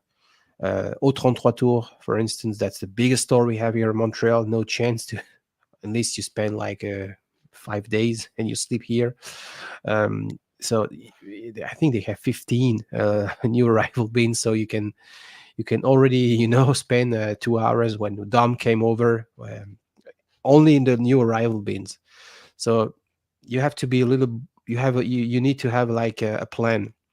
So yeah, mm. I do like prog or psychedelic stuff, or when they have a Yeah. decent local. I really like when they have a local band, and when they push their local artists, new releases. Or Montreal is very like lots of culture merged together, and yeah, it depends very much upon if a store is as an only prog rock or a punk or a hip hop. Yeah, it's, I adapt. I adapt. Yeah, Yeah. I mean, yeah, it's it's a difficult question to answer it because it is. Yeah, depends where you are. And you're talking about au 33 Tours. I'd say the same thing about Licorice Pie in Melbourne, which is massive, and it has probably 2, 4, 6, 8, 10, 12, 14, maybe 16 bins of new arrivals, yeah, like the same. Yeah, pure yeah, crate. yeah, So you just, of course you're going to go there because, from one week to the next, you got to have new stuff. There's going to be new things. So yeah, so it's uh, in Melbourne has got a very large supply of record stores. It's just we have, I think we're in one of the cities with the most number of record stores per capita in the world. wow, We Yeah, we have, you know just there's record stores everywhere, so you could get lost easily. Anyone who wants to come for record shopping in Melbourne on holidays, it's a good place to be. We have a lot of record stores. In fact, in the package that I've sent you, if you receive it, I've included the record store map of Melbourne, which is free in every shop, and oh and yeah, you can thank you. see Yeah, how many yeah, record stores we have. It's a lot of them. and Uh, yeah, yeah, and um, okay. Uh, the last topic I want to touch on, maybe what I'm doing is that on one more topic, and then I'm going to put the link out, and we can invite a couple of people if they want to come on and say hi and talk to us. That'd be good. So the last topic is environmental impact. So it says, the person said to me, "You seem like a very thoughtful person. So I'd be interested to hear if you have any thoughts on your own record collecting habits and your impact on the environment. Does the production of more plastic products give you pause or give you worry you?" And I would say probably yes, it does. But at the same time, I, you know, it's kind of it's a weird thing, isn't it? Where you know intellectually that producing more plastic is probably not very good. In fact, it's actually negative for yeah, it for is. Yeah, for the environment. But then, at the same time, we're very selfish humans, and we like to indulge in things and that's the point of being alive as well. So, to answer this question is, you know, ethically, I know what the guy the person that wrote that means. It's important to be thoughtful about it. And now they try to find new ways of producing vinyl without using petroleum, and Yeah, the green vinyl in the Netherlands. Yeah. I know, and it could be a good alternative. But I think also the human experience, uh, yeah, it's hard to answer. We, if anything, that's maybe it's it could be a problem on the environment, but you know us as little people, as individuals, we don't make much of a difference. We don't make much of a dent. What you want is big corporations to stop polluting and to stop creating problems. That's where it starts. If anything is going to change at the grassroots level, there's not much we can do. Like, I've realized that a while back. um, and I do what I can personally to be as conscious of what I do. I take public transport every day. I walk wherever I can. I try to be responsible, but at the same time, I feel it's a dot in the like it's a drop in the ocean compared to, say, a massive corporation.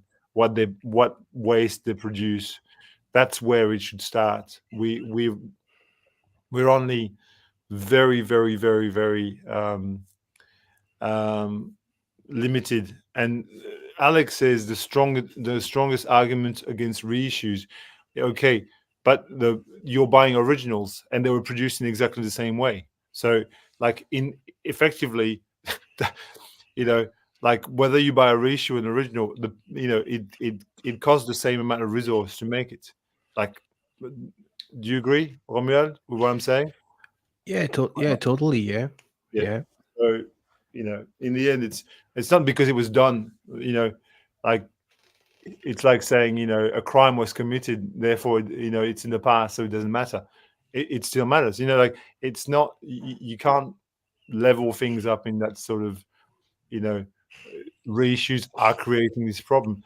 I think what creates a problem for me with reissues is the fact that some records are just completely outreach, completely. I mean, I'm not talking about the crap that they reissue, like, Elton John or whatever, or Queen records that you can find in every record store, and that's being reissued. But talking about the overpriced nature of, certain records, which are unattainable. Like, of course, it'd be good if, records were attainable, but they're not.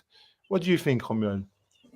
About being conscious of the fact that producing a vinyl with all that pollution related topics. Yeah, of course, I'm aware of that, but I'm Mm. not sure if, okay, maybe it's not the right examples, but if your plastic cup, the coffee cup, will be thrown in the ocean, that's the main issue. Or people are not thinking, hey, it cannot be recycled. Not see the point with record. I'm not sure if lots of people throw their record into the sea. You know, not sure about that. But I also tend to source locally. Vegetables, fruits, whatever, to help the local market. Not buying stuff that travel from the other part. But here in Montreal is a little bit different. When you want strawberries in the winter, the truck has to travel from all the way from Florida or to California. You have no. I don't have the answer. I don't have the answer. I'm just thinking out loud when you listen to. I heard that I read an article that people who watches adult movies on streaming. I heard that this cause pollution because of the heat, dissipation. I don't know how to server. So that's the question. If you listen to a song online, like a zillion of times streaming, what is this impact to the environment versus producing a record that you will you will be listening to at home? I don't have the answer. I'm only asking some questions. Mhm. Yeah. I just to bounce back on Alex, totally agree. And there's probably millions of records in landfill that were produced back then. How many easy listening, tacky crap that were produced, like mass produced back in the 60s, 70s, probably in landfill. I mean, question mark. Yeah. Um, I now remember your name, Sonori. Ricarda is your name. It just escaped me for a moment. Secondhand is already out in the world. Buying reissues, how you creating a new demand. True. Um, uh, it's yeah. I'm divided about this because I don't know what the answer is. I feel that a limited run of reissue is kind of good. Um, as I said, if you look at something like Record Store Day, which is for me and kind of an abomination in terms of what it creates, because it's just records that nobody really needs that are issued for no reason. And if you look at people like mega artists like Taylor Swift and like who produce zillions of records, um, you know there are here two areas in which I think reissue. Like I was talking about this record in my video yesterday, in my French video yesterday, La Passion selon Judas, which is a Majwa Jari record. Now the original of this, I'm just going to put myself big, just for the argument of what we're talking about here. So this is an absolute killer, spiritual jazz, funky spiritual jazz record, 1970 something, 71, 72, I can't remember. In any case, those in the crowd who are into rare groove records will know this record. Now, the origin of this, we're talking about, $300-$400 to buy an original. And I'm happy that a label was reissued a small run Yeah, of reissues for this. yeah. I can access it, I can listen to music, and it's great, and I appreciate it. And I'm not going to toss it into landfill. I'm going to treasure it. I think yeah, that's the point. People like us, we like the rare stuff to be reissued, and it will be in a small batch. Yeah, exactly. And I'm not Whereas, sure. I'm not sure if buying, of course, buying create new demand, no question about that. But I think the corporate, when they think, hey, we need a new Elton John box set or a new Beatles box set, uh, this is what they think. that's what I find is Yeah, crazy, is all yeah, this yeah, nonsense of Beatles and Rolling Stones and yeah, Steely Dan and and Miles Davis being reissued to infinity. You look at the vinyl yeah, community. I'm sorry, but it's true. Got to say it. Most of the channels are dedicated to showing the same records as everybody else because they're produced in such high volumes. I mean, who needs yet another Beatles box set? Who? You can find Beatles records everywhere. So yeah, common. Like I I sanction. I'm happy for records like these to be repressed because there were so few of them in the first place, and they're so hard to find that yeah. now someone like me, 30, 40 years after the fact, I can get a copy of this and I will enjoy it. And I've already played this a ton of times. That's great. But just to repress a record that everybody can find in just about Yeah. any record That's store. the point, and I'm not sure it's not the target to be blamed for that. Yes, It's the that's that. corporate. They have the plan. Hey, we need this new box set. People will buy it anyway. So this is our part of marketing plan. We will do this announcement. Hey, new box set available, and of course people will buy it. But at the very beginning, it's not because people want that. Hmm. People like Fred and myself, or other people, we sometimes we would like to to see some records to be released, and they are not, because we are not that powerful, you know. And a guy in France, I think he had this idea of creating a certain I don't know, group or whatever, of friends, to say, hey, this is like, how do you say petition in English? A petition. Petition, yeah, exactly. Like, hey, when I have so easy, when you have 30 people sign a document, say, hey, I would be, or 500 or whatever. People say, hey, we would like this record to be pressed, to be re-released. Maybe, yeah, those record label will give enough attention and finally do the job.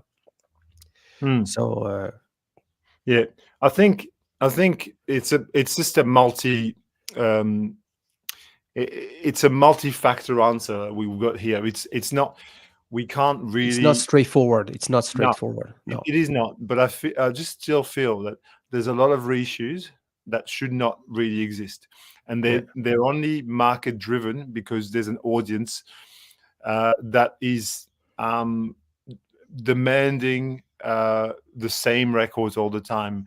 And there's a certain sheep mentality that the human race has. I'm sorry, but it's true. Everybody wants the same thing. And and you wonder why there is not much more adventurous spirit in music listeners.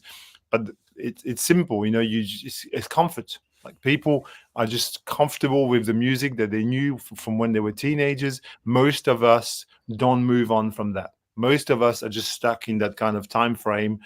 We want to relive those teenage years over and over again. And some of us are going, no, well, we've moved past that, and we want to get our minds blown by other things. And it's a very small, very small percentage. What I'm going to do, I think now. And the fact that radio stations or TV only focus on this kind of always the same artist, that doesn't help. Doesn't help either to enlarge the maybe the perspectives. Yeah. What I'm going to do is I'm going to post a link if some people want to join us. I've never done this before, but hopefully, hopefully, if you want to join us and have a little discussion with us, people that are commenting at the moment, you're more than welcome to Yeah. join if you wish. I will show some psychedelic records. I was listening to earlier on, so I also talked about this the traffic. This one rediscovered is I'll make you big. yeah, simply beautiful. Arzakel, band from the UK, swearing Hammond parts, screeching guitar, really progressive. It's a Canterbury prog band. Yeah, it is. Yeah. Azakel. Yeah, the guy. I think he played with Egg. I think the keyboard player. What is this? Is his name?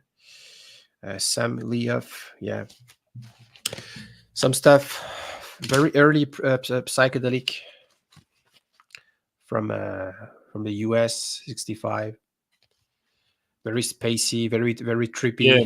In a way. I have that Gandalf record. It's very nice. It's got a cover of what's the song? It's a Tim Hardin song.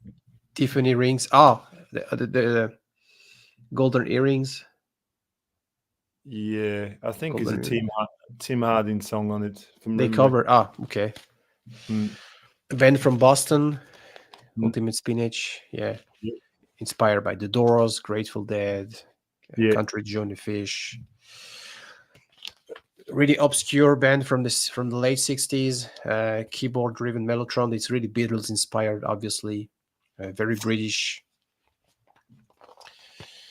This one, yeah, that's what I was talking in my video. Donovan Hurdy-Gurdy Man, the one he made right after he got back from India. He was with the Beatles in India, and I really like this album. It's a photographic picture of that swinging London 60s in London.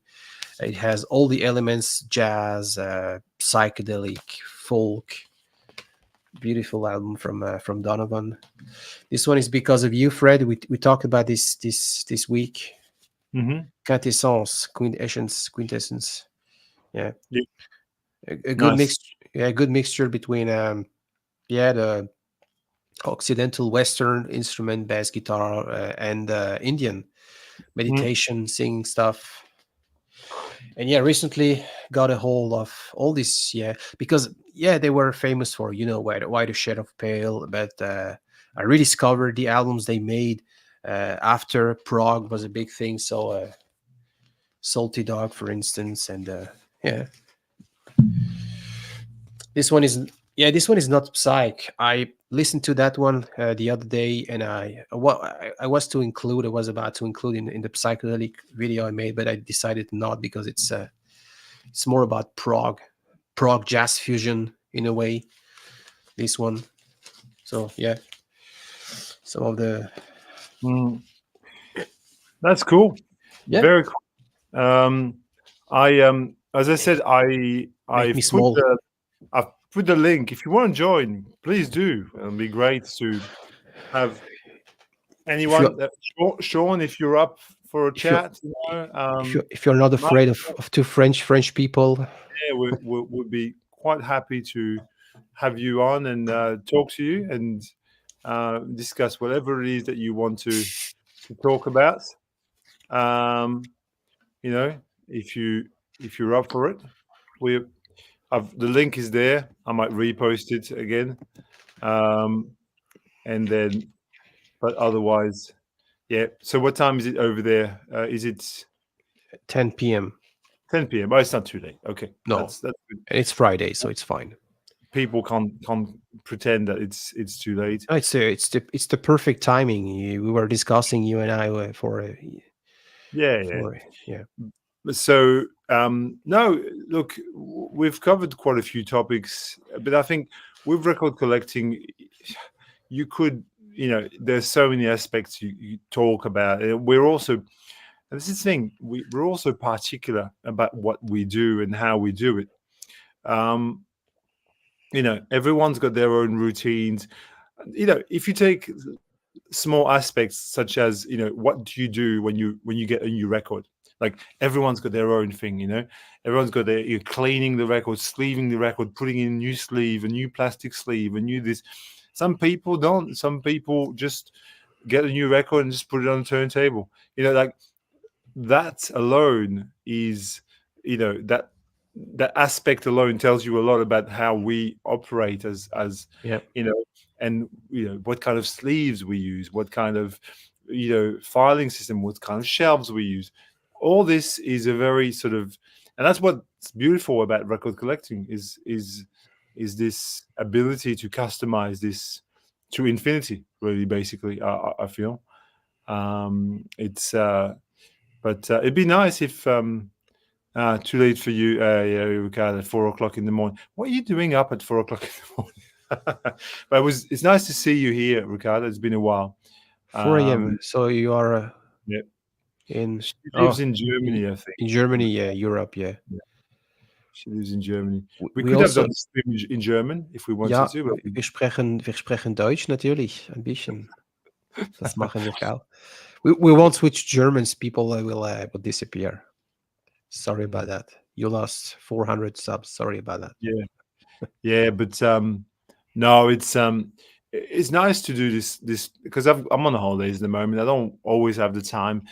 Like, I could do a stream at the weekend, but I know that the time is limited, and I've got other things that I maybe want to do, and there's so much that I can talk about. I'm more partial in a way to making videos at my own pace and just thinking of a topic and talking about the topic, gathering some records. That's what I like doing, is that making lists.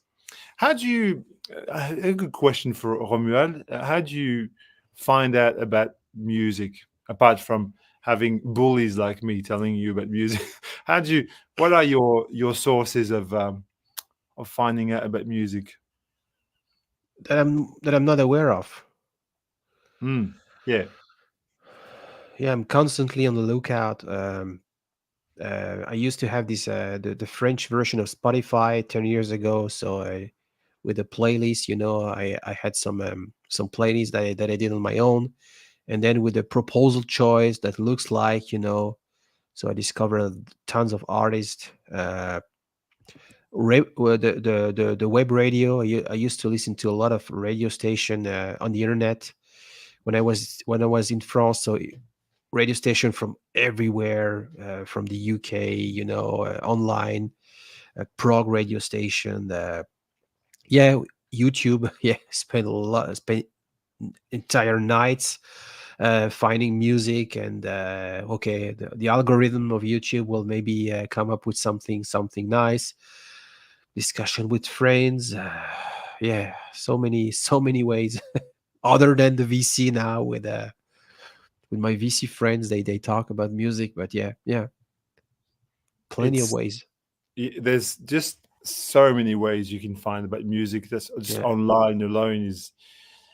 I think one of the best ways for me personally is um, the shops that are like online, the online. I mean, yeah, I mean worldwide, not just here in Melbourne, but like there's like think about place like Dusty Groove in Chicago, for example, for a shop that I love visiting virtually.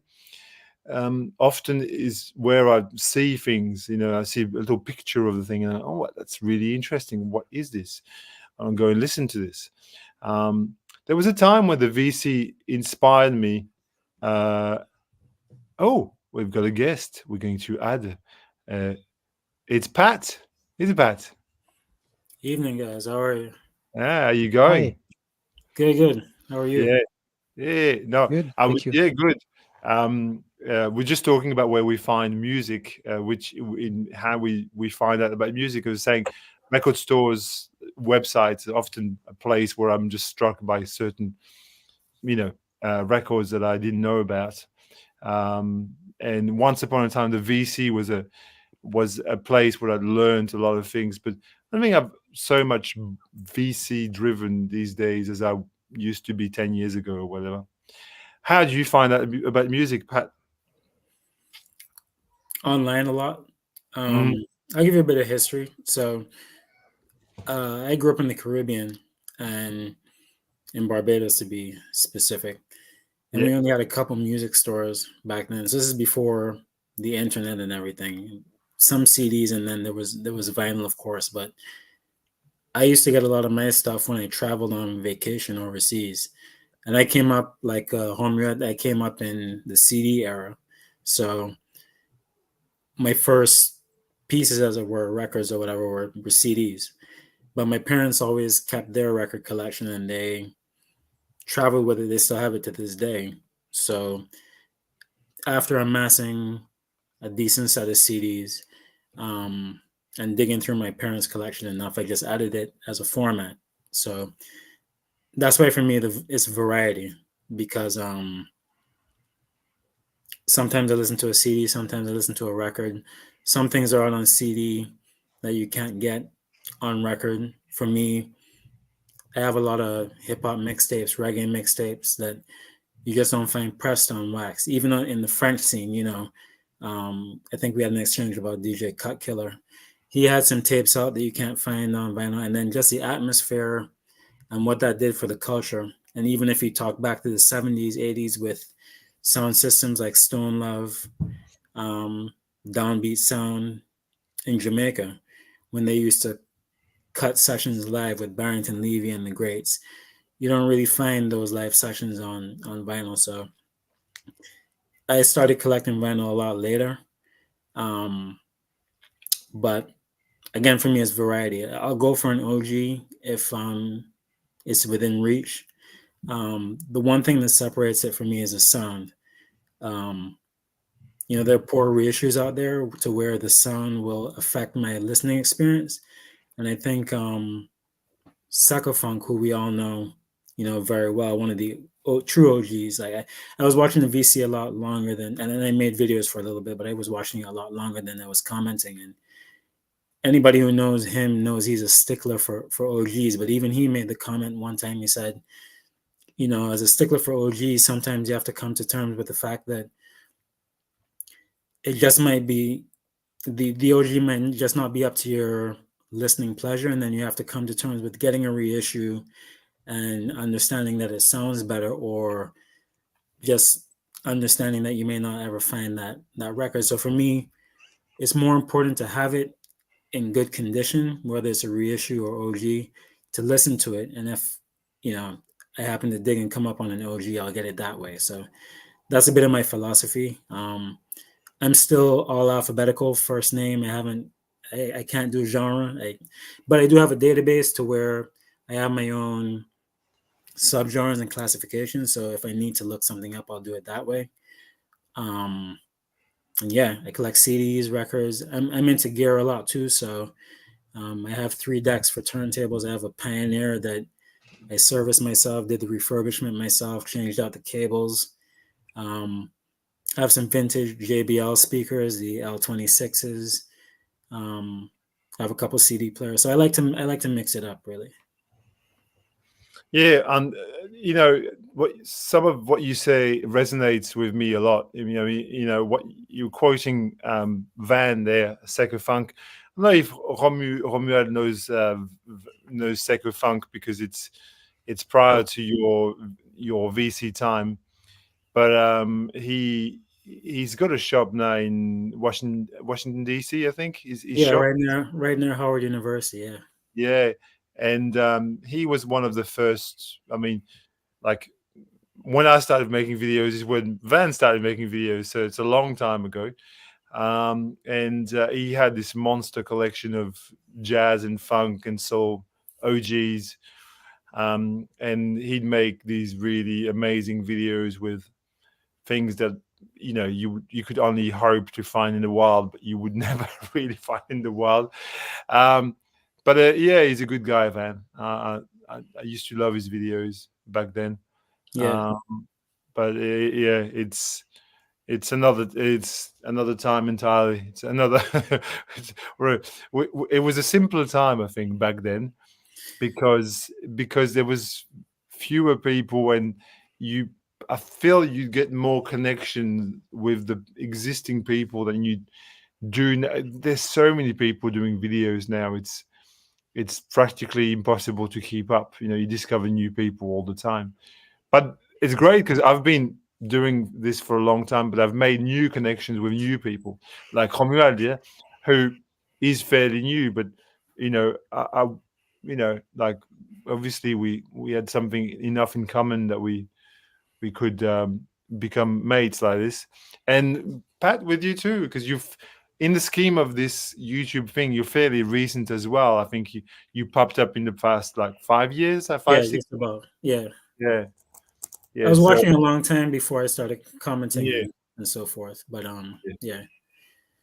But yeah, But I think you can still make connections. It's just about what your interests are. Me personally, I'm not really about the bells and whistles. I'm more about I follow a lot of channels that listen to music that's different from what I listen to, so I can learn essentially, and yeah, then communicate that way. mm, So really, this channels like Vans, like yours, like Dom, Seeking a Thread. yeah. Um, Sherv is another good guy. Julius Jabbar. Um, you know, really This guy just in the gallery there, Mr. Sean Vinyl Dreamscape. I wish you if you've got a minute, Sean, you should just come up as well because he's also a really cluey, very nice guy as well. Lots of out there records and also like myself, somebody who loves the normal and the obscure in equal fashion. I mean, this is the beauty about music. This is what I was talking about before. It's loving, it's being able to love, a Michael Jackson record as much as you do a rare groove 70s lost classic. It's there's no, to me they're on the same path. And I think you're the same as me in that way, aren't you? yeah, but it's interesting because sometimes you have something in your rotation box or in rotation, and you turn on a video, and somebody's listening to the exact same thing, and you haven't spoken to them, so it's weird that type of way. But you can also tell about people's ear and what they like, what they listen to. So yeah, it's interesting that way. I pulled one for you, Fred, before I came on, because you had done that. One of the videos that really got me of yours was that French hip hop video that you made. That was a really good one. That brought back some memories. And you spoke about Jimmy J. And this was one of the. I don't know if you've seen this one. This is one of the first ones I got. I'll make you big. Hang on 1 second. There we go. Yeah. Oh, les sages poètes de la rue. Wow. Yeah. Yeah, Sage Poet de la Rue. What's on this? Menelik. Yeah. Menelik, Fab, Ayam, Ministère Ministère Amer. amer. Ah, Yeah, Ministère Amer. Yeah. Okay. yeah. So Uh, to me, when it comes to, hi, how's it Hey, going? Sean. Hey guys, how you doing? good, Not good. bad. But yeah, to me, like in terms of hip hop and reggae, like the French people and Francophone people have a really acute ear in terms of production, and then the way they produce their music. They don't copy it, but it's still unique and it still has that flavor to it. And it's similar to me because I listen to a lot of soul music and R&B. It's similar to UK people in the UK and how they listen to soul music and R&B. They have a very acute ear. So, but yeah, the French hip hop video that you put out was it was classic, man. Well, I'm no expert or no specialist in any of this stuff. I just love certain records, and is a way of tying them together in a video. But I was going to say, with regard to frats, I mean, I've said this in videos before, but I think it's worth reminding that France was really the first country to adopt hip hop after the US. The US created the art form.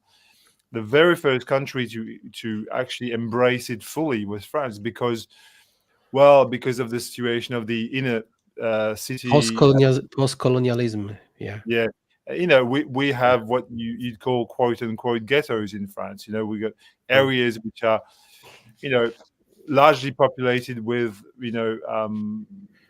large groups of migrants and fairly disenfranchised youth as well, like people who got no jobs, no prospects, and that's a situation which has started in the 1980s and still going on to this day. The 1980s is when hip hop came on the scene, early 1980s, and France has jumped on it tonight. And you got groups like NTM, I Am, Ministère Amer, Yeah. all these groups, This one. MC Solar, Shuriken, who was the guy from I Am. Yeah. Very, very, very high grade, high quality stuff. Very well produced. The samples are just amazing. Just beautiful stuff. Sean, are you into hip hop? This guy was very into Taoism, into the Chinese culture, and the other one, Akhenaton, was very into Egyptian. So it's all mixture of Oriental. With the Taoism, it's I simply love all the first album I Am made. L'école du micro d'argent, probably one of my favorite ever. They dropped in '97. Ricarda is saying that she always thought that French production was just a copy of American style beats. I could agree to a point. Yeah. A lot of, I mean, if you listen to MC Solar or in the mid 90s, it is kind of sonically a carbon copy to A Tribe Called Quest, for example. They're not sonically miles apart. You listen to, but I feel that was a zeitgeist. That was they were just inspired by I feel that it was the music of the times that was reflected there. Ooh. Yeah, I don't know. Even the way to me, and I've listened to a fair amount of hip hop, but to me, even the way they do their ad libs, obviously the language is different, but the way they put their slang together and so forth, to me, it was just unique, a unique style. But I can hear it to a certain extent, I guess. What is your favorite French band from or hip hop band, if you had one? My entry was with Fab, so he's probably I'll go to him first. He had the conscious style, wordplay was on point, production was on point, so I'll say Fab. Do you understand French, because it's also a big part? It's all about I do. lyrics. Yeah, I actually watch Fred's French New channel Delhi. as well. New Delhi. And I'm subscribed to a few of y'all, but the name is escaping me now. And Fred, you bigged him up in one of your last videos. Sometimes it's a bit harder to understand. I'm forgetting the gentleman's name, but he speaks a bit fast. It's hard. His name begins with a D, Fred. His screen name. Dish. Yeah, Dish. he's tough for me to 47? understand. Yeah. But yeah, I grew up learning and speaking French, so I'm decent. I want to welcome John. Hello. Hello. Can you hear us? Yes. Can you hear me? Yeah. All right, great. Sorry. I've got a. Do we speak? Are we spoken? Your face seems familiar to me, but I'm just like, I don't really remember where I know you from. That's okay. I used to make VC videos like back in the day. We used to correspond a little bit. Yeah, but this is the thing. Like your face is. What was your screen name back then? Genre 5000. Yeah. Okay. All right. Now that because I was like, yeah, I know this, but I let you in. I could have let anybody. Like I'm a bit gingerly with this first stream because I'm like, whoever I let in, they've got to be politically correct, so I don't lose the rights to my channel. Right. No, but I think we're in good company here. Well, welcome. Thank you. You've got a television shirt on, so I imagine that you're into the greatest New York band of the seven. No, almost. Very good. Yeah, for sure. But yeah, hey, Sean. Nice. We'll make you big. That's Nice. cool. Oh yeah. The second television record. Just picked it up. I upgraded. I had one, but I found a nice upgrade, so I grabbed it. Nice, dude. I used to have that second television record, and I did sell it years ago because I wasn't. The problem with a band like Television, the first record is so it's so damn high on the. Then when you listen to other things, it's a bit underwhelming. Like I don't know. It's just I don't get the same. What would you think, Sean? I think it's a really good. I really like it. In fact, I'm so used to hearing the first one that I probably grabbed that second one more often. And what's another good record is the one they did later, the third one that they did. That's a good record too. Yeah. Well, a great band. They did a lot of interesting stuff. Yeah. That's yeah. What a band. I mean, what a time to be making music as well. I've got a theory that period of time in New York, late 70s, early 80s is the greatest music ever made in that sort of realm. Like there's so much cross-pollination of amazing music from Latin to it's post-punk, hip-hop, all these sort of styles of music intermixing and just really it's an amazing time, for modern music. I feel. I mean, that's just a personal thing, but if there's any time that I could go back to, if I could take a time machine back to any other time, it's that late 70s New York, CBGBs. That scene is just so, in a certain way, kind of rock and roll romantic to me, kind of just it's such a wild, there were no rules and they were breaking all the rules and living pretty dangerous lifestyles. But there's something there, it all kind of came together with, all the right bands, the Ramones and the Talking Heads and Blondie and the Heartbreakers and the New York Dolls and the Velvet Underground and the Stooges, all kind of came together. Yeah. And then you had the next wave of right down this, right within the same city, you have hip hop happening, and in Studio 54 you have disco happening, and what an exciting time New York City was in the late 70s. Larry Levan's contribution is arguably as important as television. I mean, it's they were making different things, but they really did bring the whole. Like I could do entire streams just on New York in the late 70s. It wouldn't be really. You've got some company in the thinking that the third television record is massively. Thank you so much for the contribution. So, John, what are you into except for television? You got some records that you're digging at the moment? So I'm a DJ, and yeah, recently, I mean, I guess this shirt kind of represents like most of what I listen to.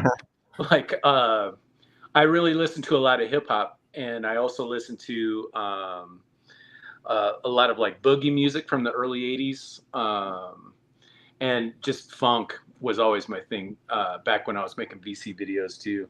But I met this DJ who came to Colorado where I live. He was from Mexico, but he moved here, and then he just brought all of this like crazy, beautiful cumbia music with him, and started DJing at a few spots in Denver. And so I've been kind of obsessively searching out some of that stuff, especially some of the stuff that was happening in Peru in like the 70s was just magical. And I've always been into salsa, and I feel like salsa is maybe a frontier that you can still find like crazy heat for like relatively cheap. Like, because funk, it's impossible like to find things. I mean, you can find funk at a reasonable price, but like the records that have been well known for years are very like out of range. I feel like it's pretty cost prohibitive, and the funk records that I've always been after, I've been able, fortunately, over the years to collect most of the ones that I've known about. But yeah, a lot of them are just way out of range. But yeah, it's refreshing to find something where like you can buy like a killer cumbia record for a pretty decent price. Let's see. Do you have any handy? Sure. Yeah. I'll pull a couple out. So there's a few salsa jams I've been into lately. Well, first, this is more salsa, but Enrique Lynch from Peru. Wow. He has a bunch of really killer records, and this is one of them. I forget the cut on here, but yeah, this one very like. Hang on, let me make you big, because obviously it's just these are records you wouldn't know. Can you show it again just for a second? Yeah. I have a few Enrique Lynch, but yeah, these are from Peru, and like dance floor, like it's just devastating what this one do. Let me see. This one, I don't freak out. I'm not writing on the record. This is on the sleeve, but this is the Hermanos Cortez. I think this is from Nicaragua. I think they did some recordings maybe in Honduras and Nicaragua. The jam on here, oh man, let me see. A4. Yeah, check out this tune, Sabroso Pa Baila. Heater. You'll find it on YouTube. But yeah, there's a 45 of it. This took me years to track one of these down, but it's so good. And there's a crazy tempo change in the middle. No doubt. Have you visited Peru yourself at all? No, but one of my friends, Carlos, he's a deep collector. Like he knows way more than even I do, which is, I'm not trying to say that means much, but yeah, he went to stores, and the people in Peru and Lima, they absolutely know what they're holding. Like they will, like if there's a record that goes on Discogs for like $100-200, like they're gonna charge you $100-200. Mm-hmm. This is another record from Peru. This is Juaneco y su combo. I mean, my Spanish isn't that great, but the tune on here, let me see. Mine. A6. Yeah, check out this cumbia tune. Is killer. It's La Danza de Pacuro. I can't roll my R's. If our music appreciation relied on our linguistic ability, we'd only listen to music in English. Right. So I feel that it's okay. You know, you pronounce it the way you can. Nobody's judging you. Yeah. We can't do any better than you anyway. So we're okay. This one, Los Mirlos, La Danza Le Petrolero, the dance of like the oil driller or whatever. Killer, like absolutely fire. But yeah, that's a live stream and play some of that stuff. I I mean, I could play some now, but yeah, I don't know. I've also been able to pick up a couple grails, like not necessarily, Cumbia stuff, but yeah, recently I picked this up, Gloria Ann Taylor. That's a sleeve that's been used on quite a lot of records. That it's like it's a generic sleeve, isn't it? That sleeve. Absolutely, yeah. And I think a lot of beat diggers are like devastated, including myself. Like you'll come across a record that has that art, and you think it's that one, and it's not. It's like KPM Records, in the library. Like you've got, there's like a zillion of them, and they've all got the same sleeve. And when you find them, you go, oh, but it's probably a crap one. Yeah. I don't know. I mean, I really my music tastes. I don't really stick to one genre. I'm kind of all over the place. I just play music I like. This record's really interesting. It looks like nothing special, like a typical late 70s record from the US, but this is from South Africa. This is Blondie and Papa. This is a terrific record. If you're into boogie music, or like, dancey disco stuff, this is fantastic. I'm just pulling stuff out that's like near me right now. No, that's cool. You go for it. That's what we do here. We're on a music lovers stream here. Everyone's just happy to see what you've got to show. That's I can guarantee you that. We're all into it. Do you mainly look for music outside of the US? Sorry, go ahead. You mainly look for music outside of the US? Not necessarily. It's just I've kind of come to a place. I've been digging for records since I was like 16, and I'm now 43. So a lot of the American records that are kind of like within my range, I've been able to buy. So I'm kind of like searching out, and I'm always interested in different instruments and different sounds. But yeah, I mean, I collect a lot of American stuff too. I just think that's good, because I think especially a lot of Americans, I think we tend to focus solely on like the United States and ignore music from all over the world, and you can see it when people make top 10 lists of greatest albums, and every single one of them will be from the US, and how could that possibly be? Right.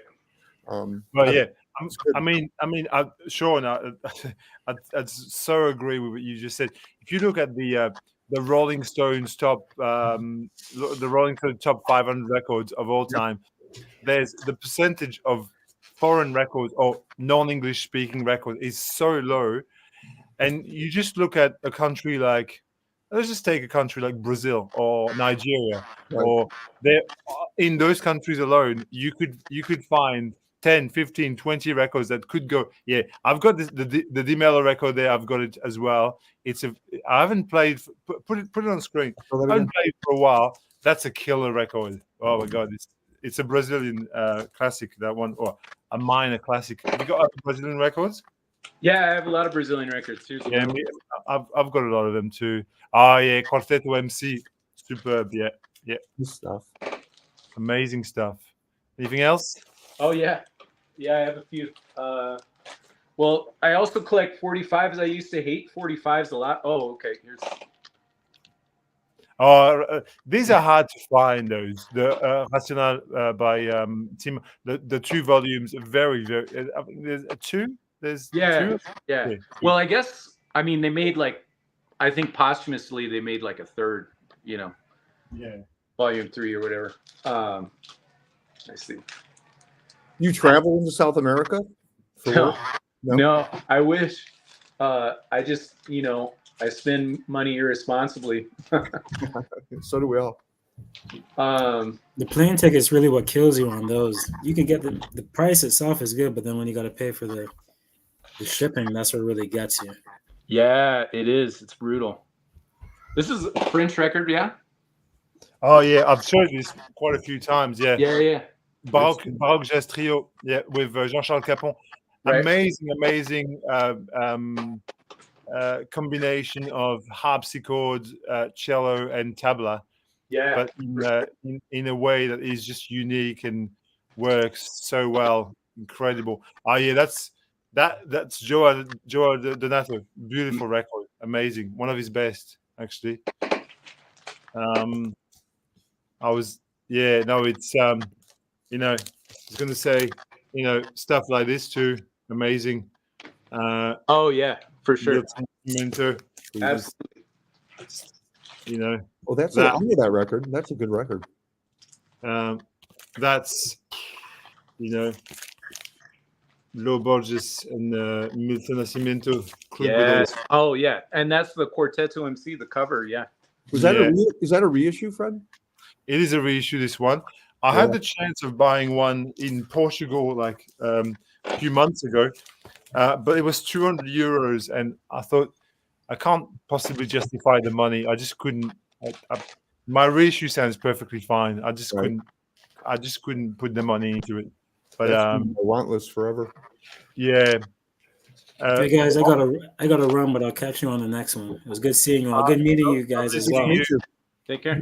Bye.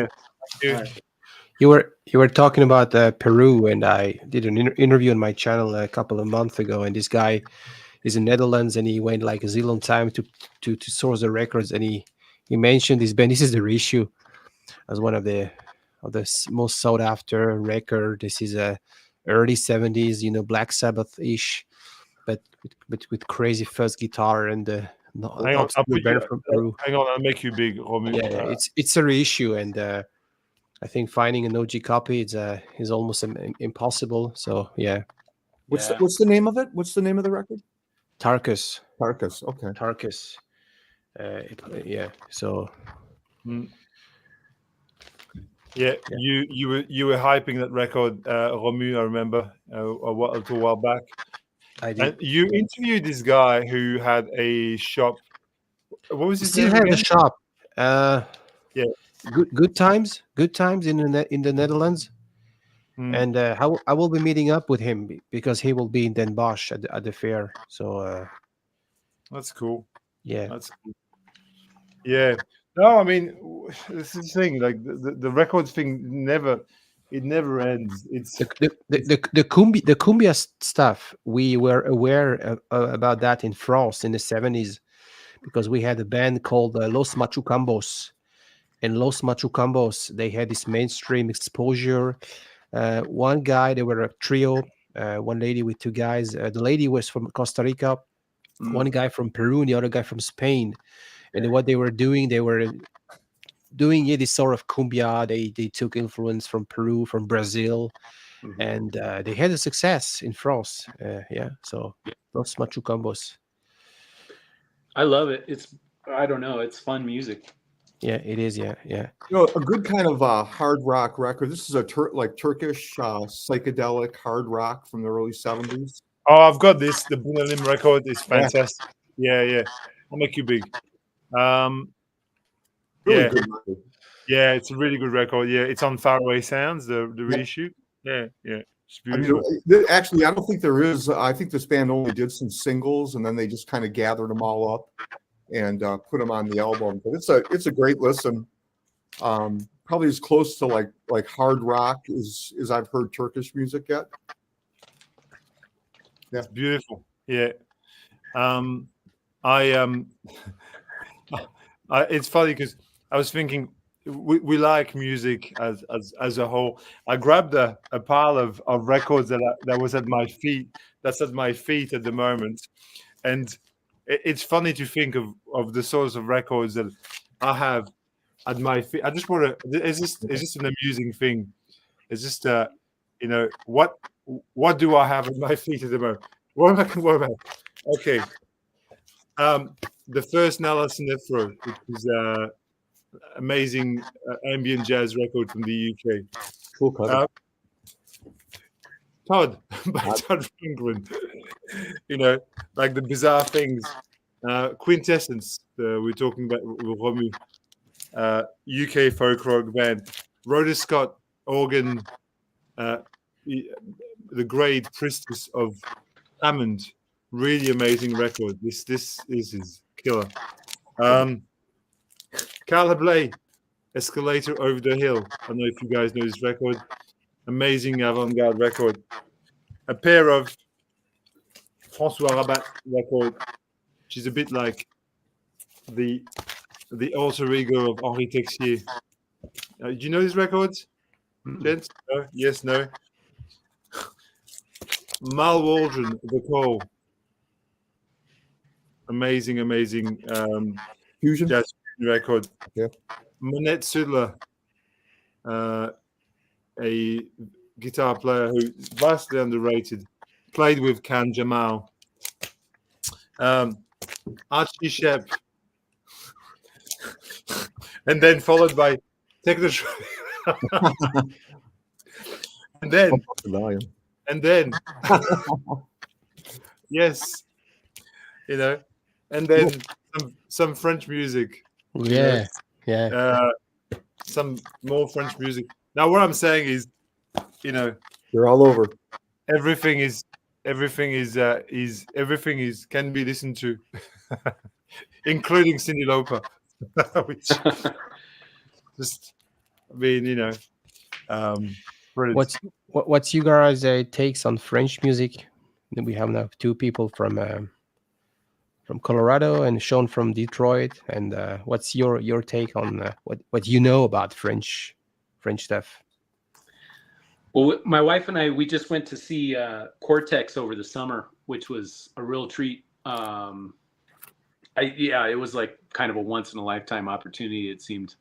But yeah, they put on an amazing show, and the vocalist was nailing it like the entire night. It was awesome.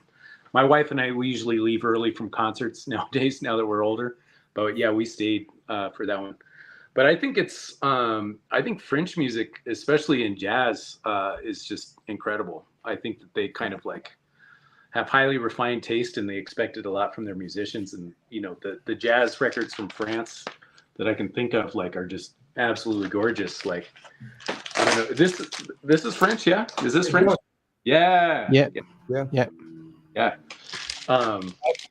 What you've got is he's from the Caribbean. He's Michel Sardabi. Show it again. That's from the Caribbean. Yeah, okay. He's okay. He's from Guadeloupe. Show The it. West, the French West Indies. Yeah. Gotcha. All right, my fault. Yeah. Show it again, because you're big now. Oh, here, this one. Yeah. Isn't that's an OG on Disc Debs? Yeah. Wow, that's a killer pool. Wow. Yeah. I was showing like this Noel McGee too, right? This is French, yeah? Yeah. No, it's not. No? But he recorded in France. Yeah. Okay. Yeah. I've got that too as well. It's also on Espérance, like the Cortex. Yeah. Oh, okay. Gotcha. Yeah. Beautiful stuff. Beautiful. What's is the one I'm after? Full Moon Ensemble. Is that's French? Yeah. I've got it here. I've got it here. Just this one here. This. Yes, that one's a grail for me. Like the OG copy of that. No, that's not an OG. I'm praying for one day. Like it's the reissue on Superfly Records. Yeah. It's still really well. Does it sound good? It sounds good. Yeah, it sounds great. Okay, cool. But it's from many years ago, 2013. Look at that. Yeah. While back. Yeah, I love that. Oh, that's beautiful music right there. For those of you who don't know this record, it's a free jazz, avant-garde jazz record from France, led by this guy called Claude Delclou, and he made quite a few records on BYG. Is just really great drummer. Have you shown that before? You've shown that, haven't you, Fred? That record? Oh, I've shown this here before. Yeah, I remember that. John was talking about it, and it just happened to be at my feed there, so I just with Cyndi Lauper. Speaking of French, I've been kind of exploring Steve Lacy. Hang on, let me make you big. I'm trying to explore Steve Lacy, and I don't know. I've got 2 or 3 other ones too, and I can't find them right now. But yeah, beautiful, great, fantastic player. I can only agree with your. Hang on. Any other? Trying to see. I've got some. Yeah. Now, Sure.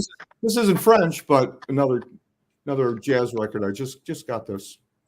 Yeah. Archie Blood. Yeah. Very free. Very very unhinged. Yeah. Really good. And $3.99. Wow. Yeah, you see that on there? Yeah. Nice. If only. If only. Yeah. It's you know, like it's the old days. Talking about. It's funny because I've got lots of these records just right in front of me, and talk about some of these records whilst we're here, because we're here for records. So you were talking about Steve Lacy, and I happen to have two Steve Lacy records right in front of me. The Straight Horn, really great records. Very, very sort of. He does a lot of Monk on this. He does Crisscross and Introspection by Monk. I mean, he was big into Monk, and this one too here, which is wonderful. The Steve Lacy and Don Cherry. That's a great record. That's a Japanese press of the Japan. But then, do you guys know Michel Portal? I don't think so. You guys familiar with Michel Portal? No. Arguably one of the greatest jazz identities in France. Here is Desjardins Solo. These are really easily gettable records. Like, this is killer, really. Is him just going through it. But this record here that I was showing here has got like absolute monster lineup. It's got André Ceccarelli, it's got Daniel Humer, you got Bernard Lubat, Yannick Top, Jean Schwartz, like killer. This is more like a John Hassel record in some ways, but fantastic. And then whilst I'm here, I've also got this beautiful record, which is a French jazz fusion record, Confluence. So we got Jean-Charles Capon, who you were talking about the Baroque jazz trio before. This guy is he's in the band. Ooh.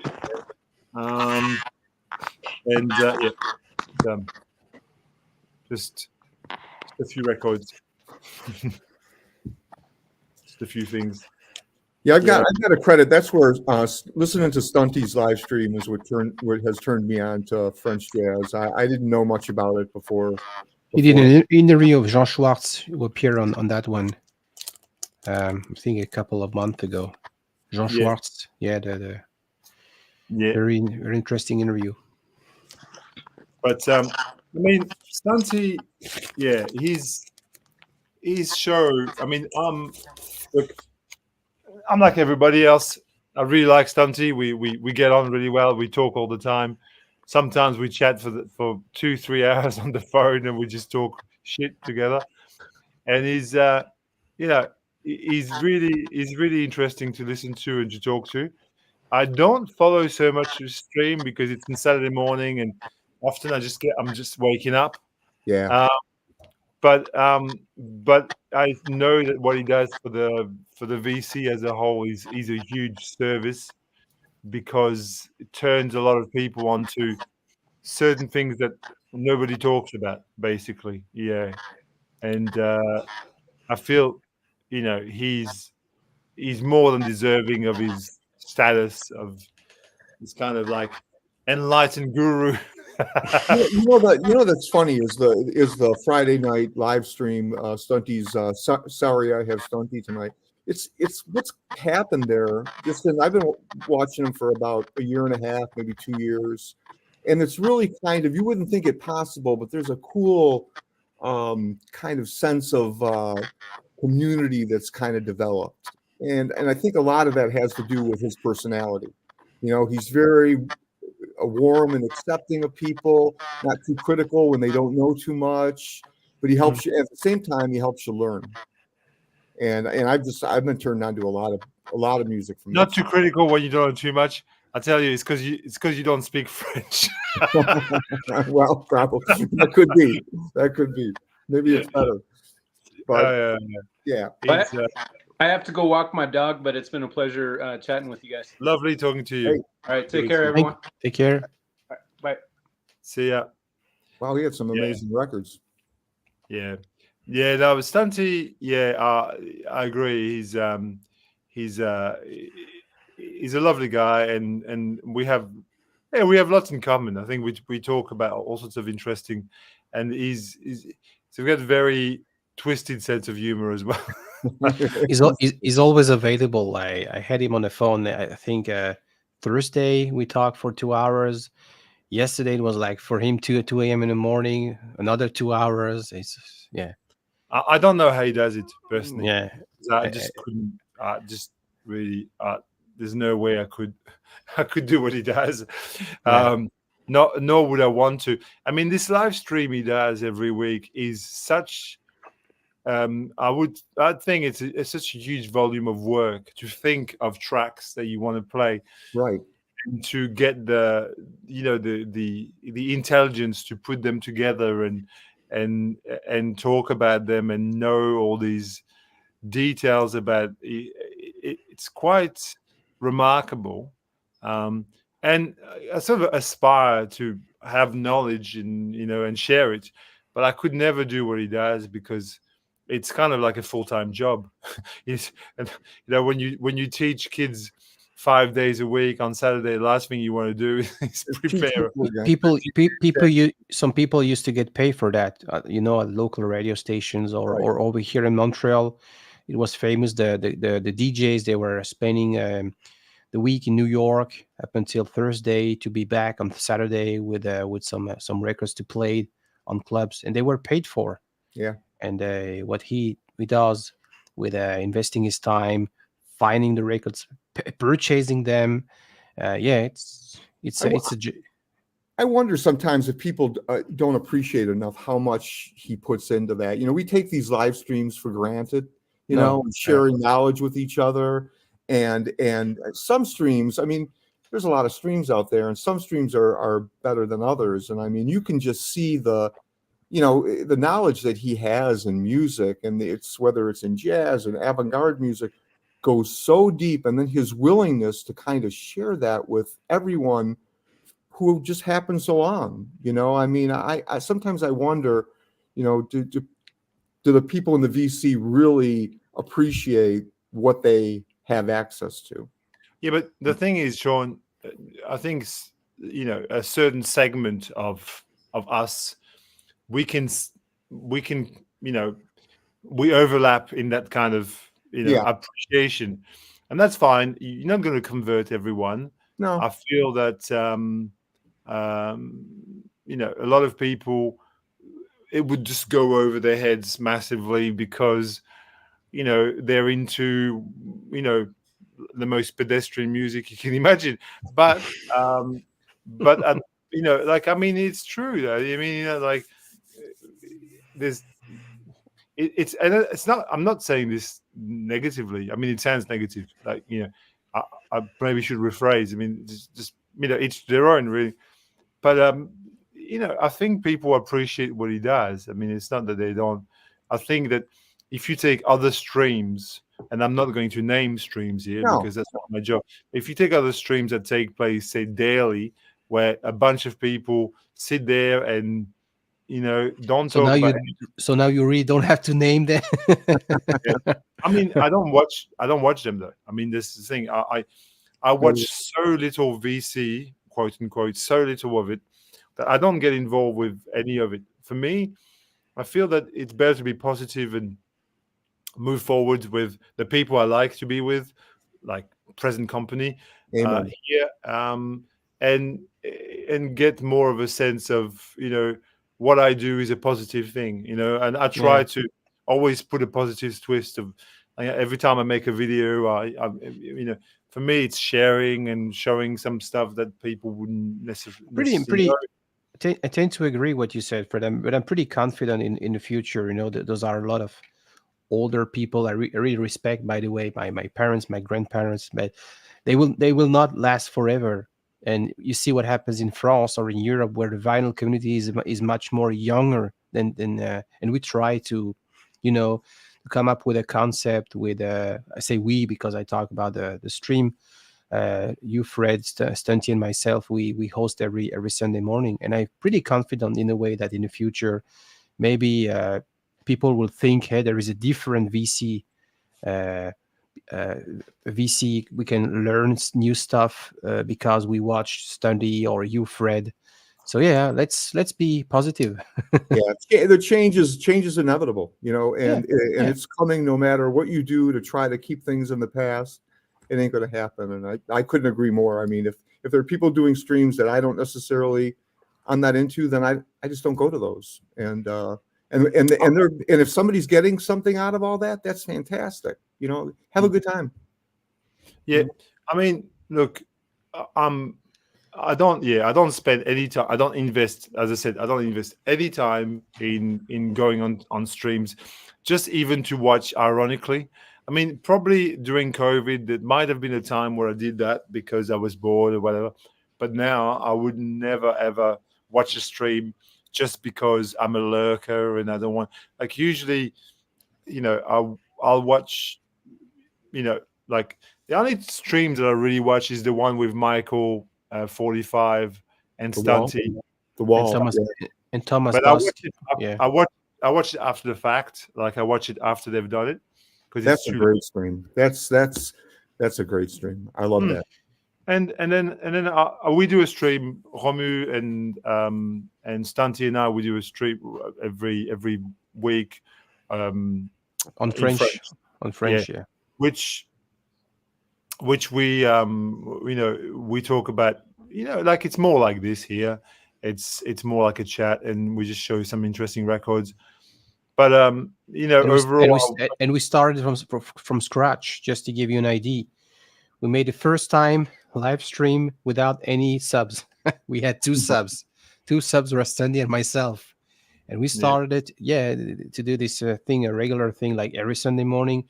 Now it's like 5-6 months after we started, and now we have finally a great community of people who watches, who comments, who hop on the panel, join the panel. So, yeah. How many folks are you getting on your stream? Just curious. The peak, maybe we peak at 50, 55. Sometimes people are watching at like when we actually stream live.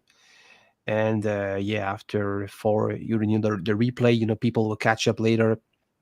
Yeah, we got 1K, 1,200 views, something. Yeah, which is pretty decent since we have now we had to restart the channel because we had some issues with YouTube. Yeah. But we had 200 subs. So having 200 subs, doing this live stream every Sunday morning, having 50 people watching. Always other people joining the panel and people rewatching later, and 1,000 people watch the stream later during the week. It's great. Sometimes it's not about the number of people too; it's about the engagement that you're having. 50 people who are really engaged is better than 150 who aren't commenting and don't really care. To me, anyway, that's how I feel. It's interesting, because I was saying to Romuald, I think I've said it to Romuald a couple of times. I've got 2 channels. I've got Big Star 1000, which I've just reached, I think, 3,000 subs today. I've got 3,000 subs. Okay, which is quite kind of a milestone and cool to do a live stream on that occasion. I don't really watch my subs that much, but I know that I've reached 3,000 today. And then I've got this other channel in French, New Délire, which has got 700 and something subs. And the engagement I get on my French channel is higher, arguably, than my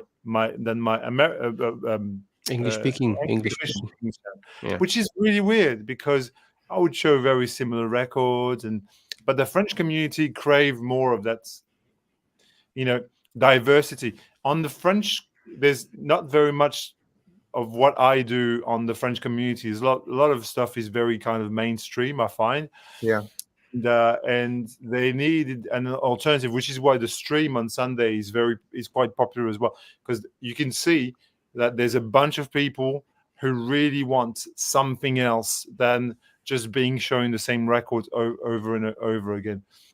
And it's funny, but I do get almost more comments per head with 700 subs than I do with 3,000 subs. This is where you're talking about the engagement. The engagement is how people respond to what you, and look, I don't mind. I mean, as long as I get some engagement, and I got people who actually have watched and enjoyed something, that's all. I mean, yeah, I'm but not looking at numbers. But the French VC is still a work in progress, I would say. So it's a good time to start. Actually, I wouldn't do that because I had this dream with Stunty, but it's a good time to start something different. Because in France, as you said, Fred, lots of channels show the same stuff, and you have this high guy. We won't do name dropping, and people like, hey, they were thinking, hey, it's cool. He has success. Let's do the same. Let's copy him. And this is what happened. So now there are a lot of people in their 30s showing soundtrack records from Hollywood and being crazy about that. And it works. They had some audience, so good for them. But the really art native content, wasn't really there until I would say that's not trying to be pretentious in any way, but until Stunty or Fred decided to bring something to the table based on their experience on the international VC. So yeah.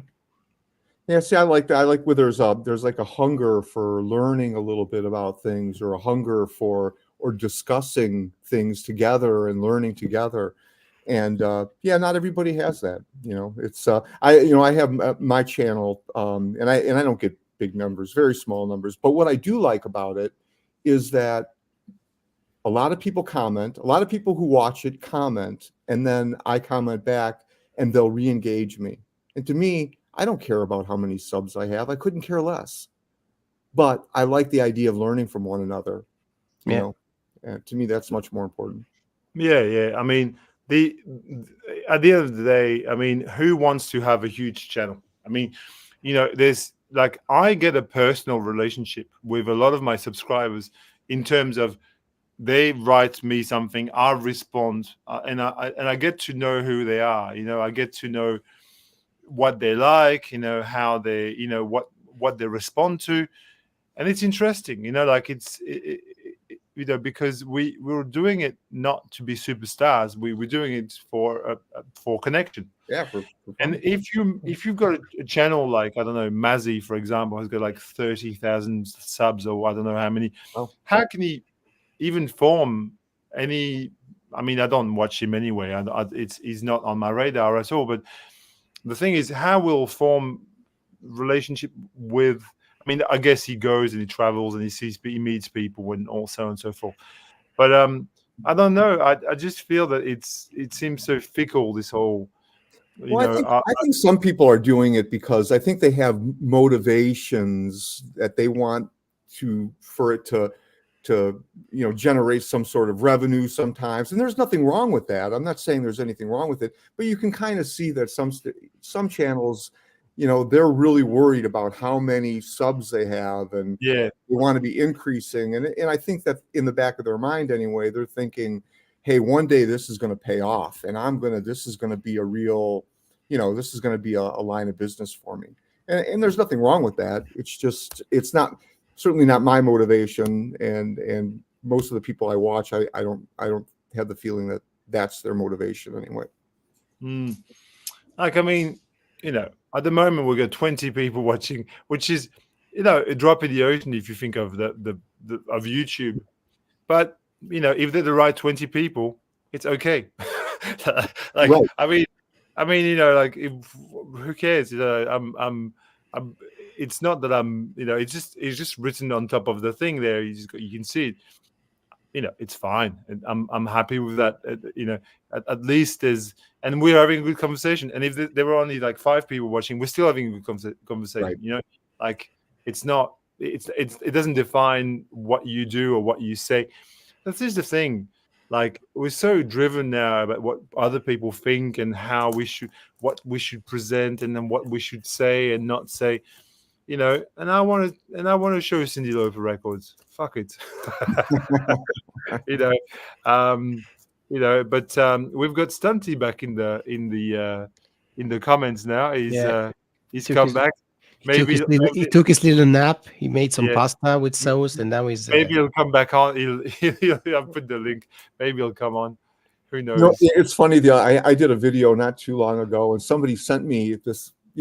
Trying to be helpful, and they sent me this like a little warning, and they said, you really shouldn't say this and this and this because you're going to turn off your subs and they're going to abandon you. And they were very concerned about, like, you're not going to pick up new subs if you make these kind of comments, and you should refrain from that. And I thought, no, I'm going to say what I want to say. Yeah, I mean, you can't be bound, but and the beautiful thing with music is so varied, and in one moment you can be one way, and another moment you can be one moment you can be in shrink back mode, who knows, and another moment you can be in, I don't know, let's pull something randomly here, in what have we got, in Lee Scratch Perry mode, which is not a bad mode to be in, Rainford, Lee Scratch Perry, great record. I just ordered Keith Hudson, Playing It Cool. Yeah, I've got it here somewhere, just right in front of me, actually, whilst you're talking. Here, this one. Yeah, that's maybe my favorite reggae record right there. Killer. Is that that's not a real one, is it? No, it's the 24 Reissue. Yeah. Oh, okay, that's the one. That's the one you got. Yeah. It sounds great. Sounds fantastic. You have Skin of My Flesh. Yeah, I do. Can I leave the two of you for a minute? I just need the toilet. Sure. I'm just going to remove myself for a second. How do I just switch off the cam and the mic, please? Is this where we can start the nudity and all that? Yeah, you can start to insult the people from Australia. Hey, I found another Bougie record the other day. Oh, good for you. I know you were on the lookout for I just stumbled upon it. Good price, $20. Which version? Which release? A local? View to a Kill. Is that it? I mean the pressing. A UK press. Is that an American release? No, it's an American. It's American release. Okay, yeah. But it's not the. I've heard. I don't know if you've heard. Have you heard the recent reissues that they have done of the Butchie? No. They're I'm still on the lookout for their debut album. And by the way, I'm going to Den Bosch in November. Oh, cool! I'm gonna meet up with Stanty. Yeah, I have some family issues, family and friends. So well, how do we say? I will kill two birds with one stone. Yeah, going to Den Bosch and then spending a couple of days with my family in France afterwards. So 3 days in Den Bosch, and I'm expecting to find lots of stuff. I bet I would love to, if I could. I was really kind of hoping that I could by now have it worked out where I'd have some extra money put away and I could go. Yeah. But a couple things have come up, and I had to buy my son a car, and some other things went on. Okay. So unfortunately, I'm probably not going to be able to go. I'd love to go though. I've never been to Europe. Okay, and travel overseas? Have you? No. No, I mean, no, not really. Yeah. So I've been in south a little bit, but not ever to Europe. And okay. I'd love to go. I have relatives in Germany, and I have relatives in Italy, and really? I'd love to go see them. But it's you're in the Motown. Yeah. The Motown. Detroit. Yep. Detroit's a great city. It doesn't get the it gets a lot of negative press, and Detroit's actually a really cool town. The people are cool. It's taken financially, it's suffered, and the city itself, the city proper, Yeah. has taken a lot of like there's parts of the city that are just there are nice parts, and then there are parts that are really tough. Yeah, I can imagine. Yeah. My boss, he went there for a trade show or a conference, something, and he told me some bad thing. If it's right or not, I'm not sure, but It's funny what they've been doing because there's so many abandoned homes in the city proper, that one of the things rather than having them become fire hazards and just deteriorating, they've started to just completely knock them all down. wow. But what's happened as a result of it is, there are sections of the city where you can look across the horizon and there's like nothing. Okay. And it's really strange. You're right in Detroit, and yet you're looking at what looks like farmland. Like late 19th century, right? Yeah. It's a strange. It's very, a strange very feeling. strange. Yeah. And the city's been plagued by, economically, the businesses abandoned the city. Mhm. And then there was a lot of, and it's still there to a large degree, a lot of racism. But I watched something on the TV, maybe probably last year. People trying to do some local, like Yeah. farmer. They Yep. invest. They do some farming, some having their own yard to growing vegetables and stuffs, to be less dependent from the rest of the country. Is it something that actually work, or is it only like we don't see the big picture? No, I think that, one of the big problems that they have, for instance, in the city is that there aren't any grocery stores. There are no grocery stores for people to go shop in. Or to get healthy food, so people have they're eating a lot of fast food. They're buying groceries from a gas station and buying Twinkies and convenience store. Yeah. And so one of the things they've done is they got a grant, and there's some nonprofits and that who have organized. They're actually growing food, and people can go there, and it's either for very, very low amounts of money or sometimes just for free. And you can get fresh corn and fresh tomatoes and fresh. And so there are good things happening. The city, for the first time, I think, in my life, there's positive progress being made. There really is.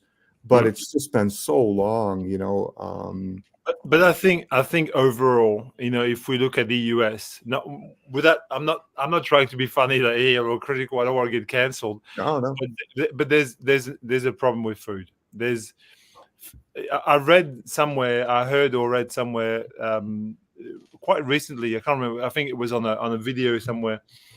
53% of the food consumed in the US is hyper processed. So, like, over half of what is consumed is stuff that is like transformed to non-recognizable form, which, there's a huge crisis, a health crisis, obviously. In the world at the moment, but the US is prone because of the lack of availability of good, like, natural, normal food. And what you're describing there doesn't really it doesn't shock me, because that's what you've sort of come to expect in a way. Am I being funny, or No. There's a reason why we've had childhood obesity, and has just exploded, and it's everywhere. And diabetes, what do they call it, pre-diabetes? The numbers are just through the roof, and there's a reason for that, and it's because of that. Even the people think they're eating fresh. You go and buy chicken at the store, and there are so few regulations anymore on how you can process that stuff, and there's very little government oversight. And so the stuff people are buying even from a grocery store is I read the other day that there's over 1,000 chemicals in American food that are illegal in Europe, completely illegal, put in food. and they're, and we're eating them every day. So yeah, it's, that's 50 years of deregulation, and I don't want to be. Yeah, I the fruits over here we have sometimes the strawberries or the blueberries from the US, and I can tell it doesn't taste like the one I used to have in France. Yeah. No, but this is the thing. Like it's the same here. We buy strawberries from the supermarket. They taste like nothing. There's no like, even here in Australia, the fruits that you buy like in the local supermarket is just, a lot of it is just like tomatoes. They taste like water, like water. Yeah. And you think, but it's because fruit and is mass produced. You look at, I mean, you look at apples. They're all like perfectly shaped apples, and they if you go to an orchard and you pick an apple from a tree, they're all freaking different. Yeah. Some of them look really crap, but they taste the best. I mean, if you've ever been to an orchard, I mean, the apples they pick from the tree, they're just the best thing you will ever eat. And then you go to the supermarket and it tastes like nothing. And that's because people want perfect looking fruit, and it's all engineered to to a point where, well, we've got beautiful things, but they don't taste like anything. It's growing up, I grew up, my Italian grandparents lived right down the street from I was raised, I was raised just by my mom. My dad was out of the picture. And they used to cook. My grandma used to cook everything fresh bread. Everything was made from scratch. And so I was used to that growing up. And really, I thought that's the way everybody ate. Everything, pasta was all homemade, and everything was all homemade. And then you taste the stuff that everybody's eating, and you get a whole different. My grandpa used to plant his own. He had a huge piece of land, and he would plant his own garden and grow his own tomatoes and his own corn. And the city was mad because the city didn't want him doing that. But yeah, it's interesting. My girlfriend, as she started to take interest in, because I have a massive backyard. Like my yard is huge there. And she's gone, oh, I want to grow. So she's just gone to the gardening store to buy, seeds and things like that. And it just raises the question, how much we can rely. If you can grow your own stuff, it's probably the way to go. Like, it's crazy to rely on supermarket food all the time. You're starting to see more and more people. I mean, just regular I live in a residential area, suburban Detroit area, and more and more people, you're starting to see their backyards. They're growing their own food. So people are aware. They're aware of it, and they're aware of the problem. You can't not be. There's a reason that people in this country are just not healthy. And then we look across the sea and we see Europe, and you're just not in the same. You're not in the same boat as we are. We have a guest. People. We have a special guest. Look who's coming. Hey! Mr. JC68. Yeah, I'm not near my records. I'm in the kitchen. So I just was in. We talk about food anyway, so you can pull out some salt. Yeah, you are French. Yeah. No, we want to see records. Bring records out. Maybe. I've been taking care of my mom most of the night, so in between listening to this. Yeah. Fred knows what I'm talking about. Yeah.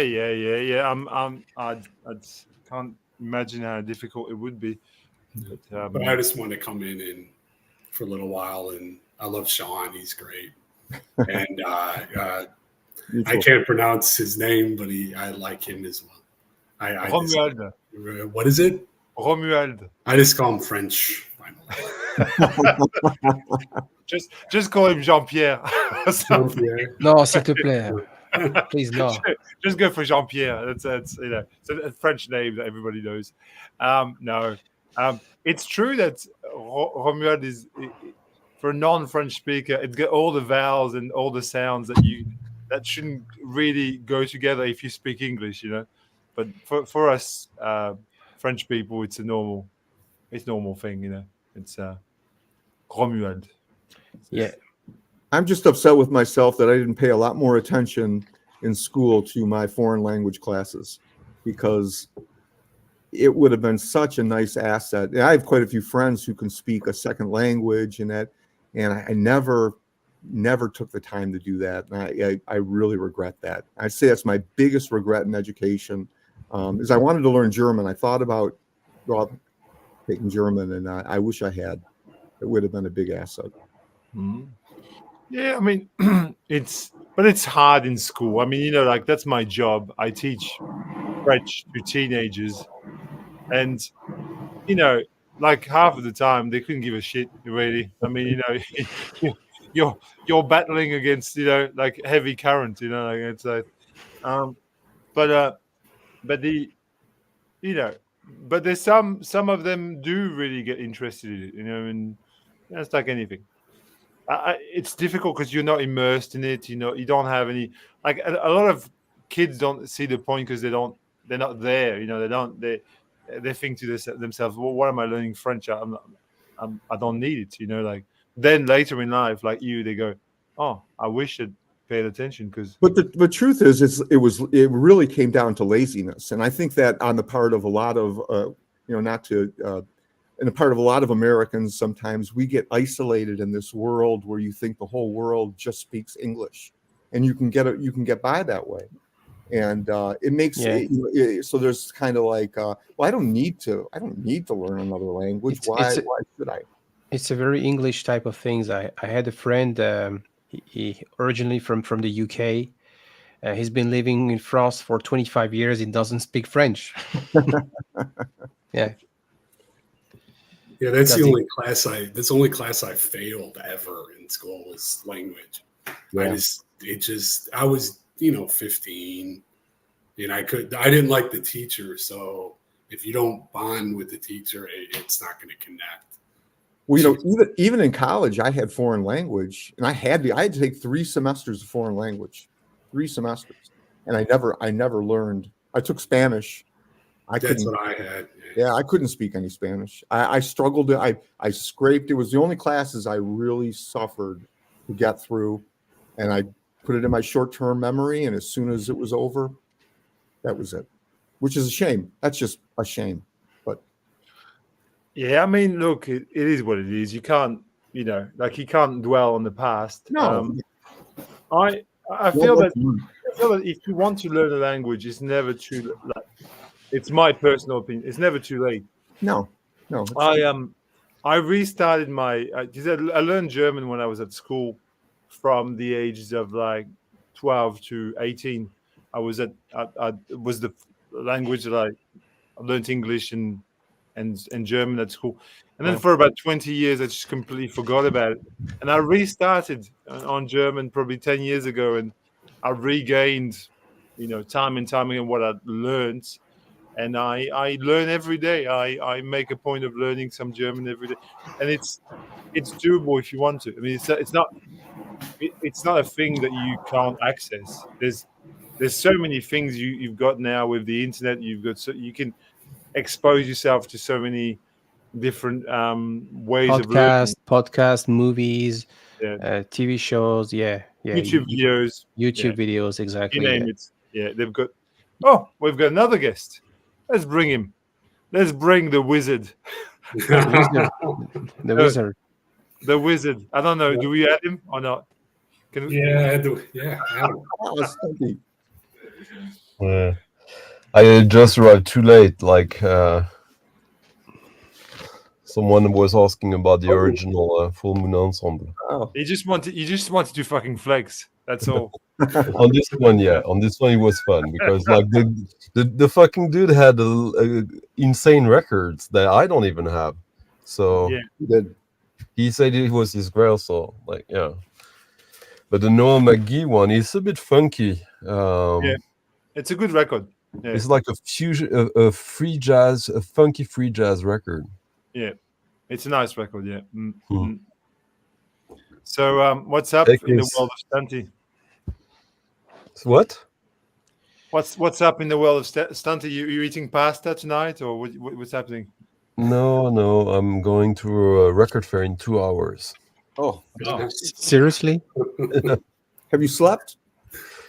Maybe an hour and a half. Yeah. I fell asleep in front of you guys, and thank you, then, thank you very much. Yeah, well, the last thing I remember was Sean talking, so you might... That'll do it. Nah, I bet you do that all. You do that all the time, though. Sleep for an hour or two and then go on and do things. Yeah, but no, that was not the plan tonight. It's just like we said very nice things about you, though. I mean, No, we don't. We did. we don't. No, we don't. I love it. This is a nice panel, actually. Really nice people. I have some records for Sean. Some of my favorites. Sean said I had to show records. Yeah. This is the most recent things I got at the shop. I got a record for Stunty actually in this, but I don't know. I'm gonna. He already knows what it is, so I have it put away. But someone came in with like a whole bunch of. It was weird collection. It was like mostly audiophile, but there was like a little grip of Hungarian records in there. So I got this. I don't know if anybody's familiar with Des Laz.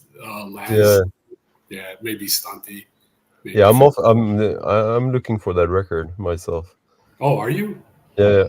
Okay, maybe I'll just give it to you. I like it.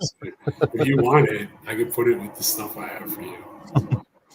No, keep it for you. Like, enjoy it. The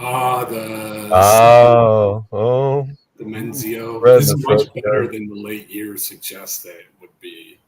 87. It's kind of Weather Report-ish a little bit, but don't.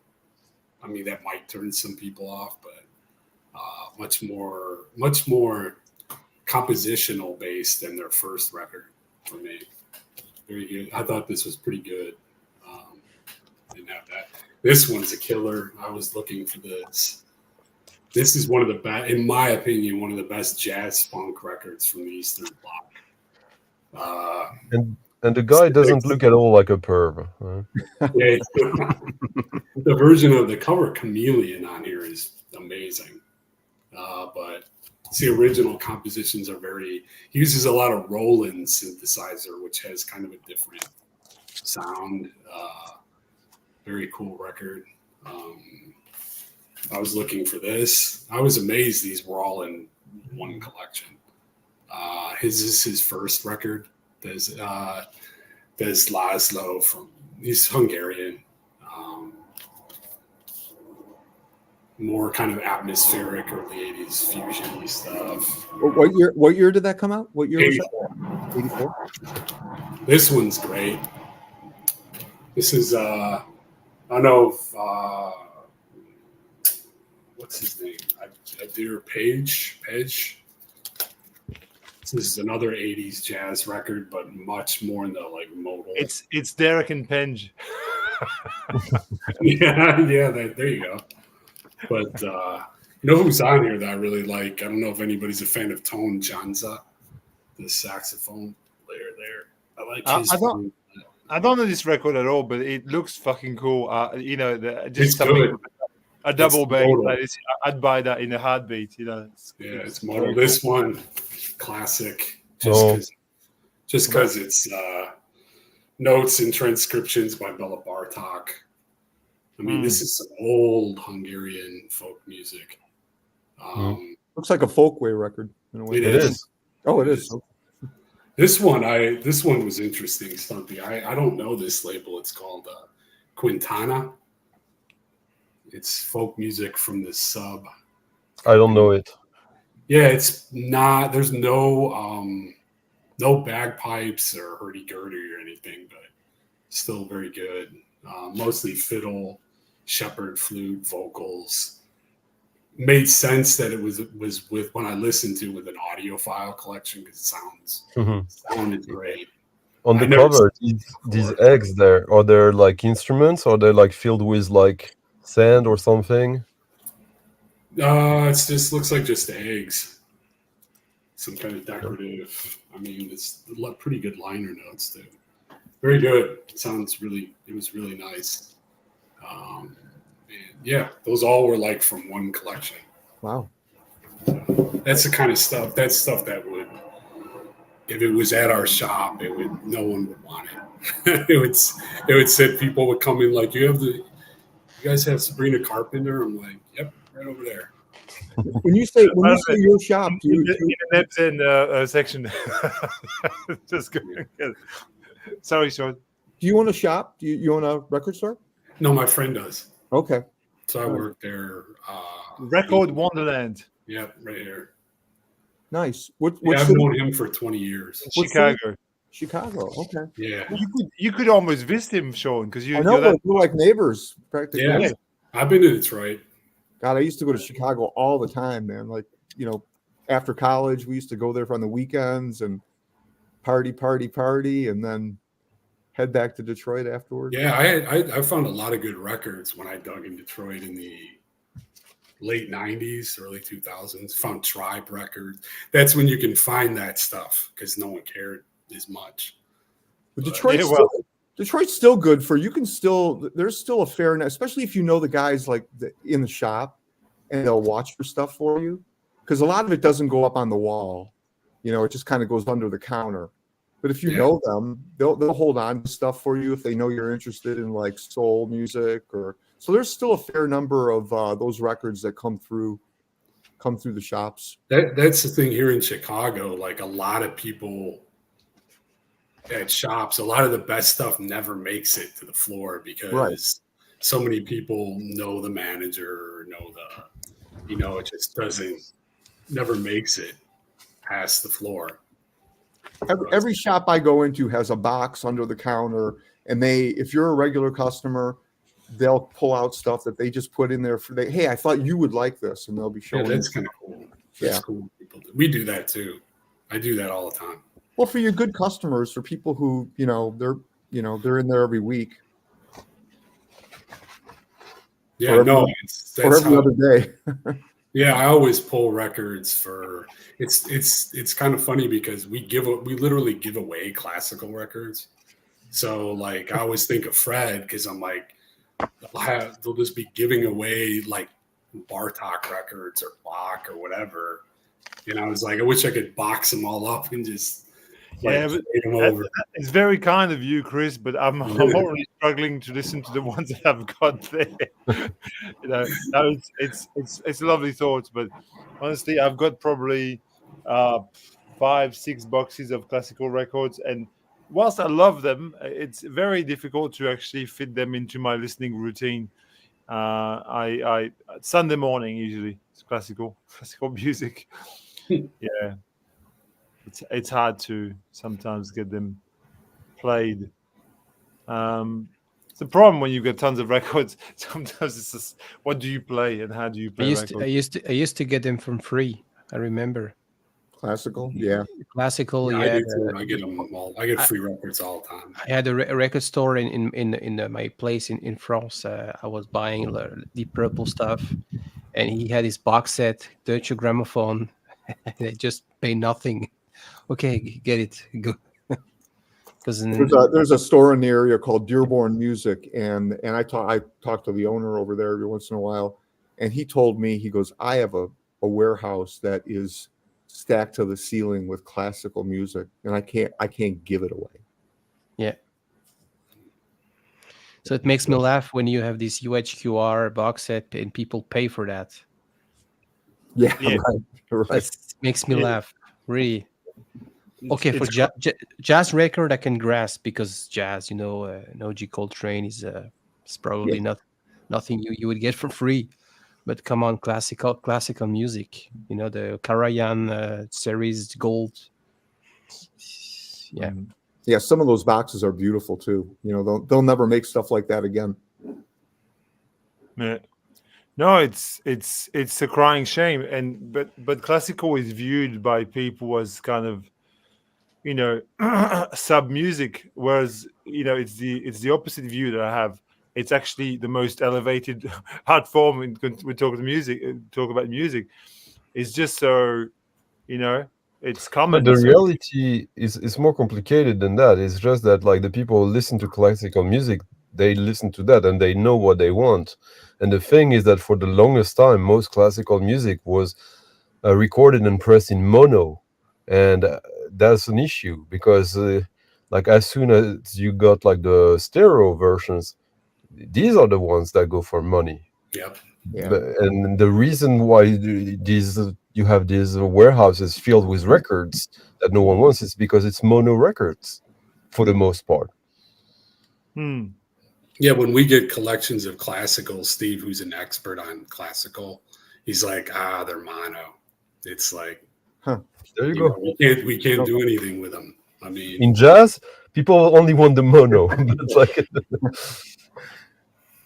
but just imagine like an orchestra, a symphonic orchestra in mono. Like what? Yeah. I was in the store the other day. That, for example, they held this for me. You guys will laugh. Radio Birdman. These are hard to come by in the States. You don't see these very often in the States. And the guy at the shop knows that I like Radio Birdman, and he held on to it for me. Oh, that's cool. Yeah. Nice promo copy. It went to the right person. Yeah, that's the way I view it. Oh, I was thrilled. I mean, I had a copy of it, but mine was a little more. Oh yeah, there's the international copy. The track listing is a little different on that one from this one, but it's basically the same album. Yeah, Reissue's beer. Yeah. Can't remember the song that they held off on. Oh, I think that has a cover of that has a Stooges cover on that one, doesn't it? Yeah, TVI. Yeah. TVI by the Stooges. That's not on this one. Do the Pop is the song on this that was a big song, big single. Yeah. I'm a big Radio fan. But Stunty, have you got some records to show us at all, or he's gone somewhere? Yeah, there was two. I just wanted to ask Chris if he has them or if he knows about them. I have it. I'll make you. Make him big. Yes, I have that. I like that, actually. Yeah, it's a fun record. It's because it's kind of like a sort of like, the name explains it, the first 4 decades. So it's basically a sort of survey of the history of prepared piano in the 19th century. And then there's the last track is, or the 2 last tracks are by Richard Berger, who signed this one, by the way. But that's cool. And the last one is Mirrors for Pianists and Tape Recorders. Yeah. No, I do have that. And it's one of those things I found, and it was like it costs nothing. This right? Not I think I paid $5 for it. Yeah, it's. And this label, like, it's funny because the Musical Heritage Society usually, they always have fun labels as well. Like you would think it's Baroque music or something, but no, it's I think the rarest record on that label that I know about I have is it's a double LP of the Pipers at Pan. It's the. Like not the Brian Jones one that is modified. It's like a pure record, double LP without any edits or anything. It's an incredible record. In a different genre, there's a record. I think I talked about it with Chris before from this series. I have that whole label. You have the whole label. There's like 4 releases. 6. 6, yeah. Yeah. But what I didn't get a chance to show you is that they all have like the books. I remember I was thinking of you when I just played the African one the other night, and I was like, Sonny has the books. I don't have them. And I don't only have the books. I have Yeah, I like don't have any of that stuff. Swedish transcriptions of the music. Oh, that's cool. Wow. From the Stockholm University. That's such a great. Those are great recordings. Yeah, but just imagine, like, how often do you get music sheet transcriptions of ethnographical music? No, yeah. I've never seen that actually. It's pretty cool. What's in the booklet? What's in the book? Does it have the book is you see, it's pretty well, more music photos. My copies don't have. My copy doesn't have the book. Oh yeah, there's the flyer. Your copy has performance. It's got everything. Yeah, no, that's great. Yeah, I don't think that was supposed to be with it. It's just they happened to slide it in there. But this is an exceptional American label for that. As Chris said, there's not that many releases on it, but like, no, it's Dr. Mantle Hood or whatever who was a big figure in introducing like gamelan, I think, music to the U.S. population in general, along with guys like Lou Harrison and composers like that. But this one actually has a Lou Harrison composition. Yeah. But it's not like, I mean, introducing gamelan, like a lot of people have done that, but the way he did it was very, like, the recordings there are they're great. Yeah. Which brings me to something that you might have missed, Chris, though, is the recent resurgence of new recordings of ethnomusicology albums on vinyl. Sublime Frequencies. Rosa has been doing, I think Sean got a few of them as well, of like funeral gong rituals from the whole southeast region, but like modern recordings, like from the past 10 years. I've seen a little bit of that online. Those sound, what I've sampled, they're incredible. You know, do you have the David Toop Quartz New Guinea flute records on Quartz? But actually David Toop, he's been doing. I don't know what to think of him anymore. Like some of these new records are David Toop records, but in reality he only wrote liner notes. He didn't, and like he kind of gets all the credit by, like just by the fact that his name is on the cover. Association. Yeah, exactly. Got to have a retirement fund, huh?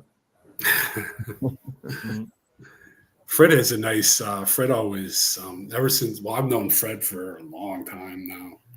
Like, cause he was talking about Van, in what the point that Fred made back then. There was so few people that were able to you were really able to form deep connections through videos. Like there'd be evenings where Fred would do like a Give Me 10 jazz funk, and then Van responds. Dave Fatback Funk would respond. Derek Higgins would respond. I would respond. Christoph would respond. It was like there was a lot of that back then. And I don't see as much of that now. Or it's too big. It's too big now for that to happen. It's too big. It's huge. Like that's the reason is people and their own niche. And I don't know. I can't remember the last time I did a thread or a contest. It must have been fucking hell, about more than between 5 and 10 years ago that I last did any form of thread, at all in the. We used to do them a lot of the time. The VC was run on threads. I have a thread video that I'm gonna release soon. Yeah. Yeah. It's like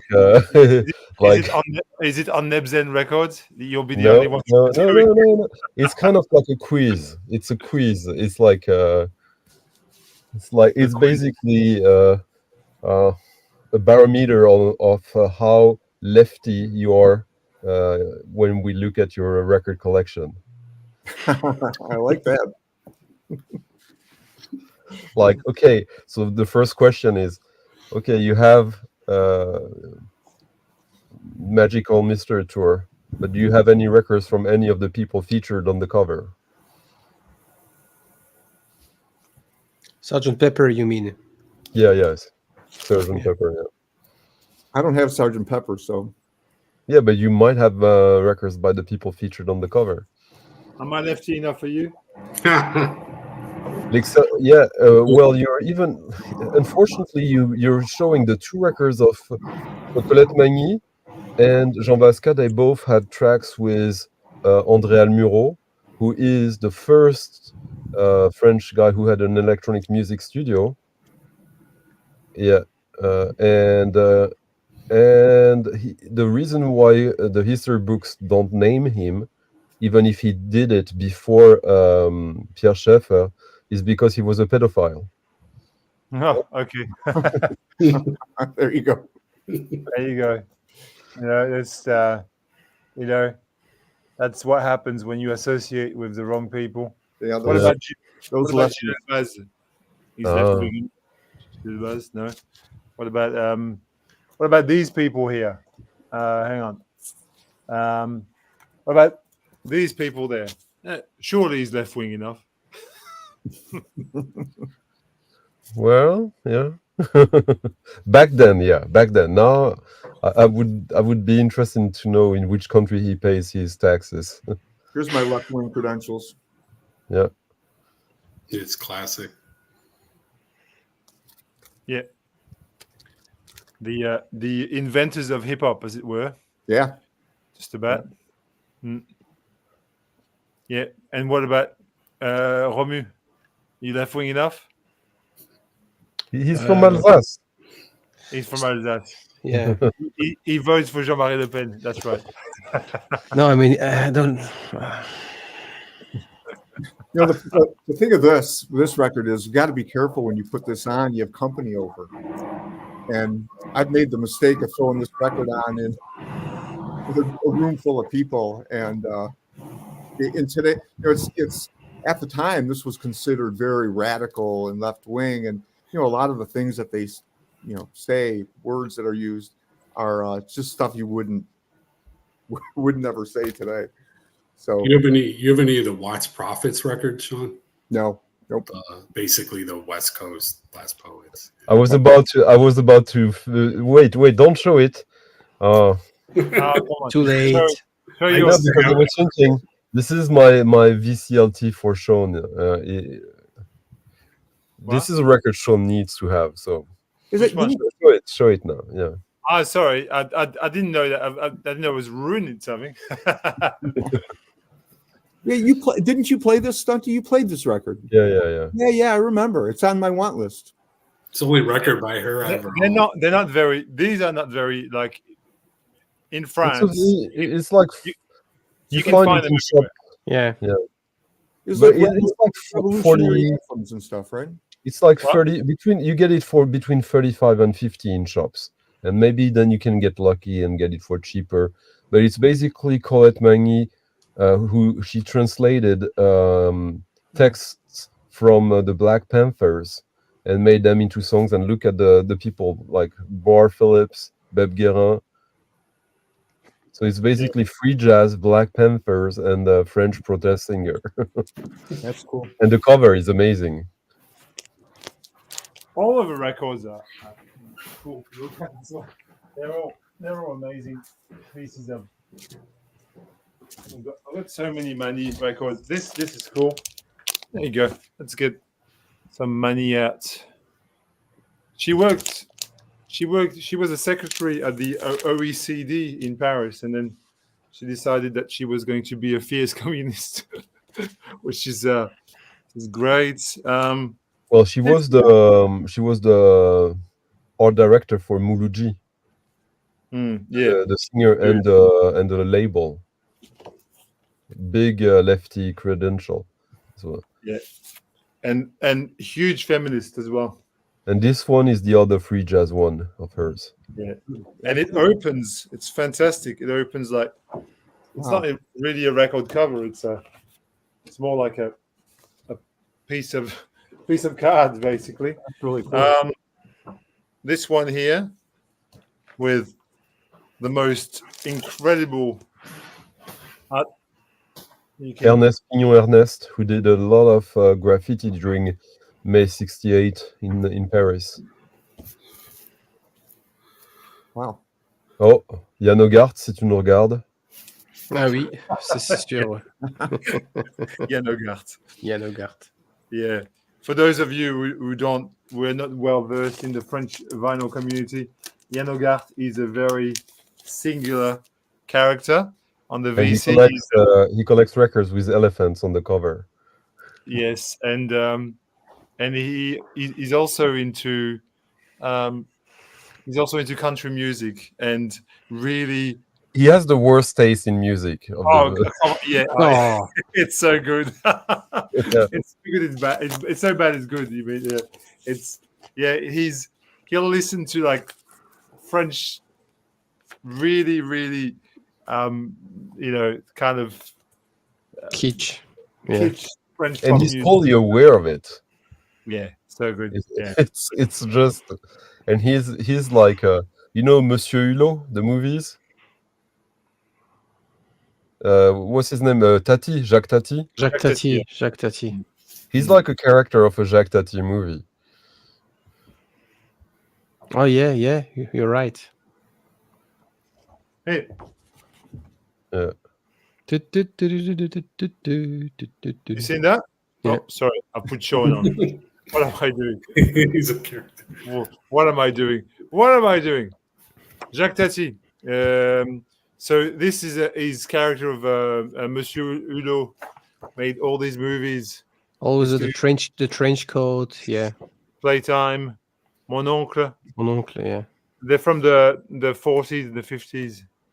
Yeah, no, doesn't ring a bell. You should watch those movies, Chris. Oh yeah. And Sean. He doesn't say a word in them. Like he's completely silent. Okay. But it's like the blueprint for Mr. Bean. Like it's totally what it is. Yeah. It's Mr. Bean, but the French version. I'm sure Mr. Bean copied 80% of his routine from Jacques Tati. Huh. Would you agree, Santi?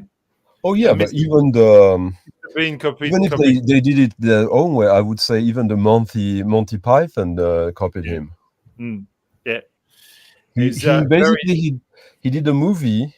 He did a bunch of movies that were critic darlings, quite abstract, and then his very last movie, he financed it all. He made like extraordinary weird movie. He put all his money into it, and it bombed. It totally bombed. He got bankrupt, and he lived like a horrible life for the rest of his life, or not horrible, but like he was not master of his own fate. And he's an iconoclast, a real iconoclast, and he was popular even in the cinema circles in the US in the 70s, I would say. But you guys are not that old, so. That's for the comment that was put there. That's a lefty record for sure. Eugene McDaniels, like, I mean, I'm sure Chris and Sean are well aware of the Headless Heroes of the Apocalypse. That's a great record. Yeah, he was banned by Spyro Agnew for being too extreme. You know, is great record. The most lefty records I do have is Michel Sardou, probably. Michel Sardou. We're in Yann Hogarth territory now. come on, you have your Pink Floyd records. That would be your most lefty records, I would say. Oh my God. Well, Don't go there. Don't go there, Santi. with or without David Gilmour, you know, that's the question that people would ask. That's the most mainstream thing we've discussed this afternoon. It's Is it? No, I don't know, but it's what we do on the stream on Sunday. It's the line between what's obscure and what's known by everyone, and we like that. We like to straddle the line. It's very good. Yeah, to talk about Sardou and then to show, make me big, as you say. Make you big. Make me big. So this is music scores for Parmigiani. It's not even a record. It's just the freaking score. And may I ask why you keep those scores? What's the near your bed? Oh no, yeah, actually, it's quite because it's interesting. It's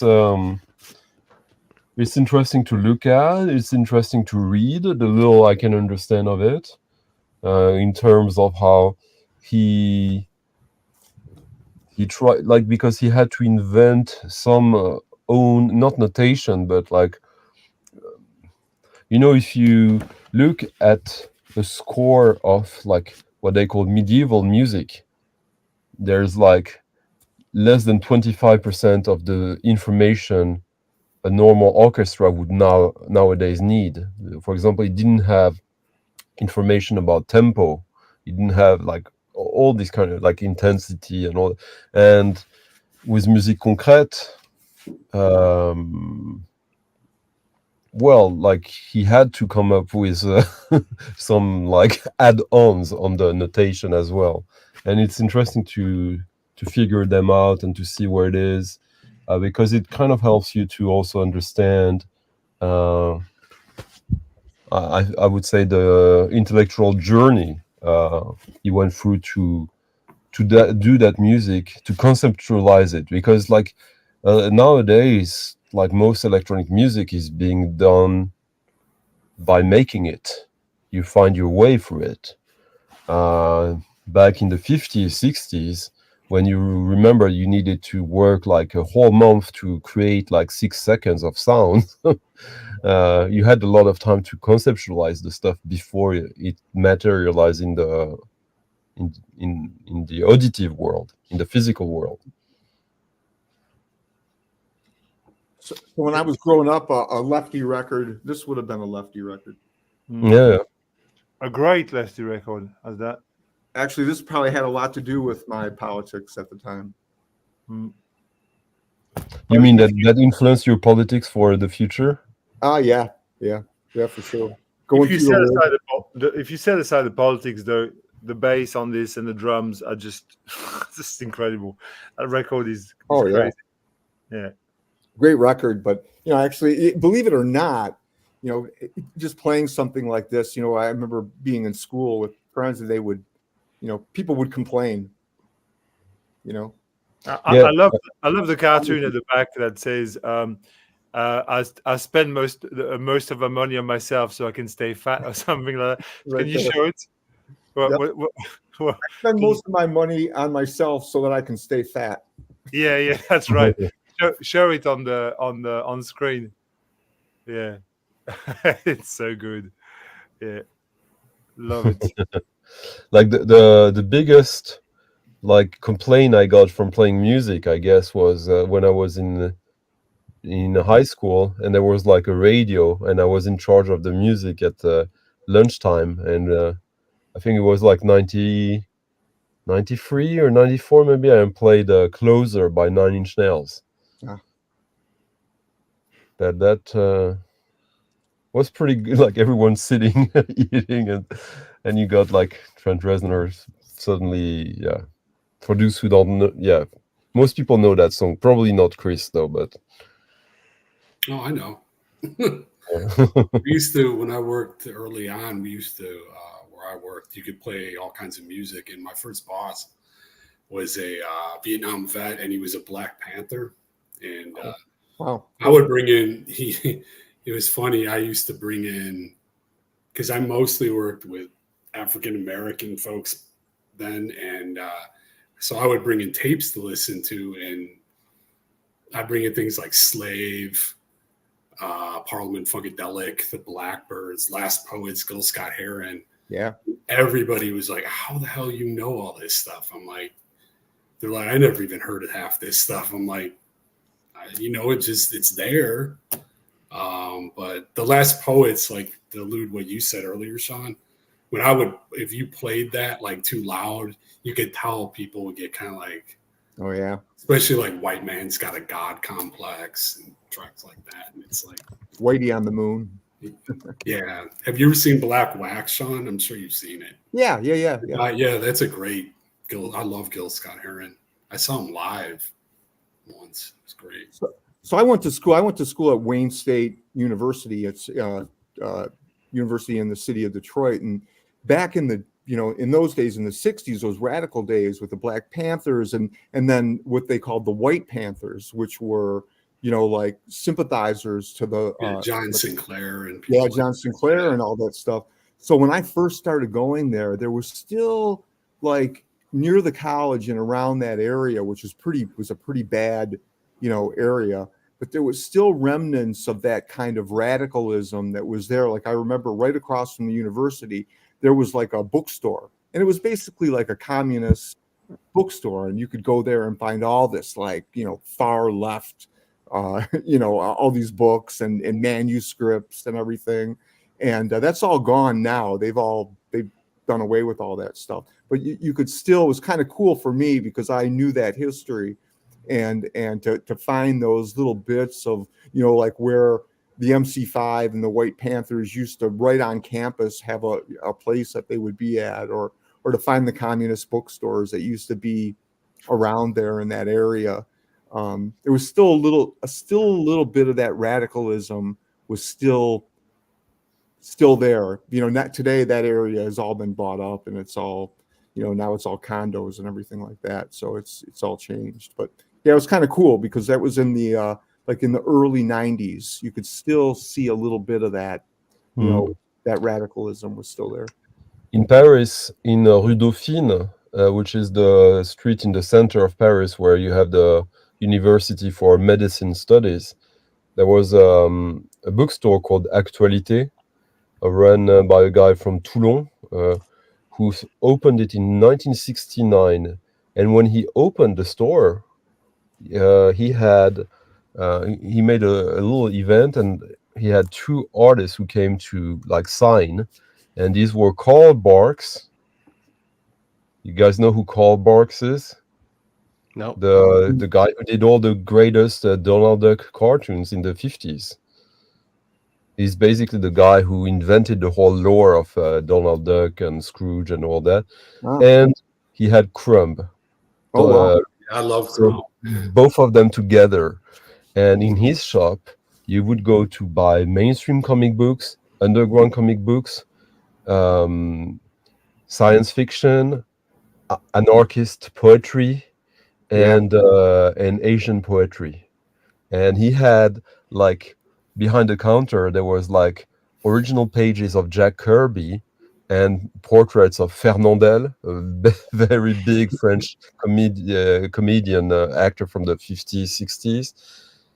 And he would mix it all together in the most wonderful way, like that you would have all these like mainstream pop culture, but at the root of it, behind it, like the drive was like super left-wing, experimental, anarchist left-wing. And he was right in the center of Paris. And that was kind of like, as you said, Sean, like an island of not even resistance, but like, yeah, it was like you were suddenly entering like the William Burroughs alternate reality.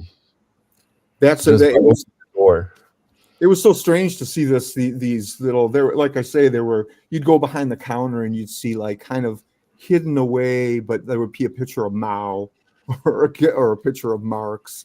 And some of my professors who had been around, I went to school for political science, and so some of my professors who had been around back in those, the older professors, like they would like, because you'd always give you like stuff you had to read, manuscripts and stuff. They would always send you to that bookstore because that's how they made money, by the professors sending the students over there.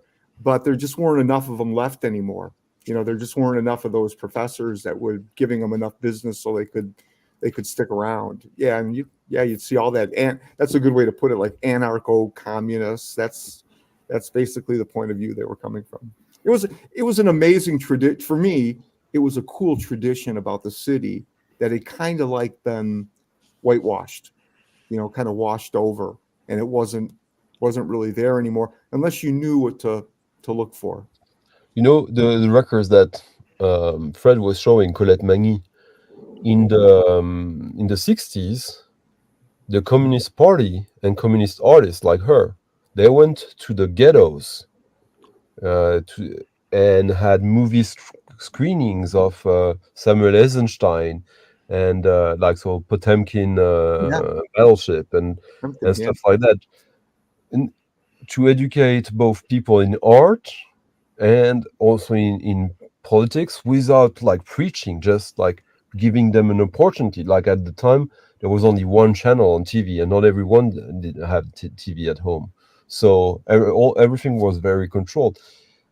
But the thing is that the reason why now the working class has started to vote fascist is because all of that has ceased. No one is making any effort to expose them to radical ideas that actually concern them. Yeah, there's no, especially in the States, there is no left or far left. My grandpa was one of the original union organizers at Ford Motor Company. And when I say union organizers, I don't mean they were out asking for people's signatures. I mean they were throwing Molotov cocktails at the side of the buildings and threatening to burn them down unless Ford agreed to their demands. And people don't realize what a really important role the Communist Party, the American Communist Party, played in helping fortify those strikes and those demonstrations. So my grandpa used to tell me about all that stuff, but it's a whole history that's just like you say, not now the working class is more attached to fascists than they are to to that tradition that was there for the working class long before that. Today, I'm currently working for an American noise rock band and helping them with their release.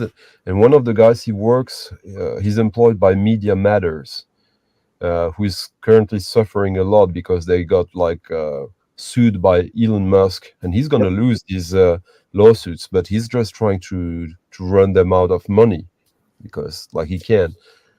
But we were having a discussion about that, and he was telling me that, in his opinion, we're currently living. And it's funny because Sean and we've had discussions about U.S. politics, how he's very pessimistic, and I'm cautiously more optimistic. And this guy was telling me that he in the analysis of Media Matters, their grill of analysis, you're living the best time for unions in 100 years right now in the US. Under the current administration, what's called the NLRB board is probably more pro-union than anything in our lifetime, in my lifetime.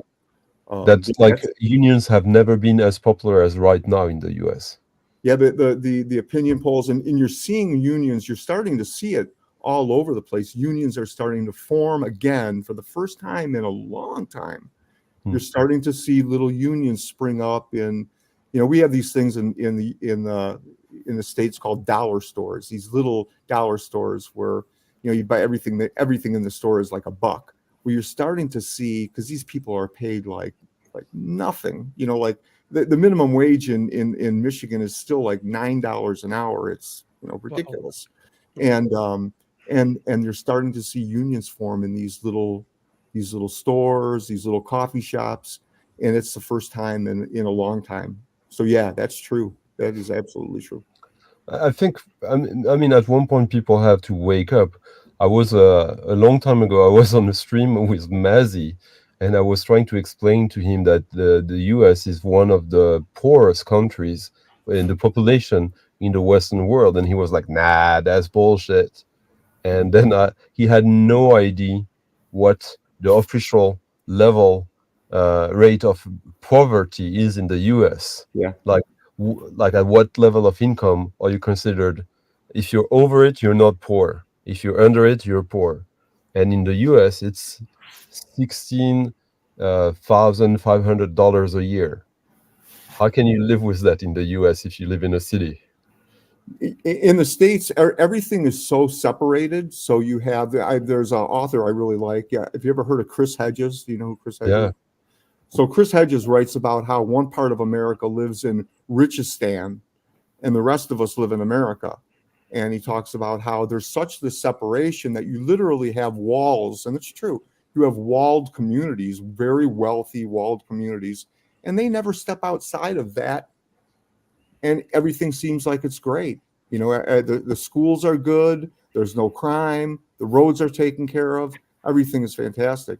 All while the rest of the countryside is just crumbling from 50 years of deregulation and cutting taxes. You know, so it's 15% live below the poverty line in America. I think that's the official figure, but I think it would be more. I read a statistic. It's just that the poverty line is completely like it's, you know how it is in France, like how we gauge who is considered to be in unemployment and who's not. There's like lots more people who are unemployed than the actual stats, just because the threshold and the rules. You might have not worked for 10 years and you're not in the stats because of some. But France is fundamentally a socialist, you know, in terms of its view on human rights is very much still within the socialist worldview of, you know, universal healthcare, you know, benefits. If you're unemployed, you get like France is really pretty good still on that level. It's not as good as it used to be, but. No, France is the most right wing it's ever been in since the World War II right now. So but still, I mean, you can, like, you know, in America, if you get sick and you don't have private insurance, you're basically fucked. Whereas in France, you can still get seen by a doctor, which is, you know, that's one of the main differences. It's funny. I hear people in the States, their complaint about like national health care will be that they don't want it because then you have to get put on a government waiting list. Well, I can tell you, you know, I have private insurance, but I can't just call up and get an appointment tomorrow. I get put on a waiting list. So it's like private insurance is the only difference is that you're paying tremendous amounts of money to make sure insurance companies get rich. That's the difference. I read a statistic the other day that was 60% of the American public cannot afford a $500 emergency. That a $500 emergency would be beyond their ability to deal with. Now that tells you, something. 50%. 2 out of 3 Americans. Yeah.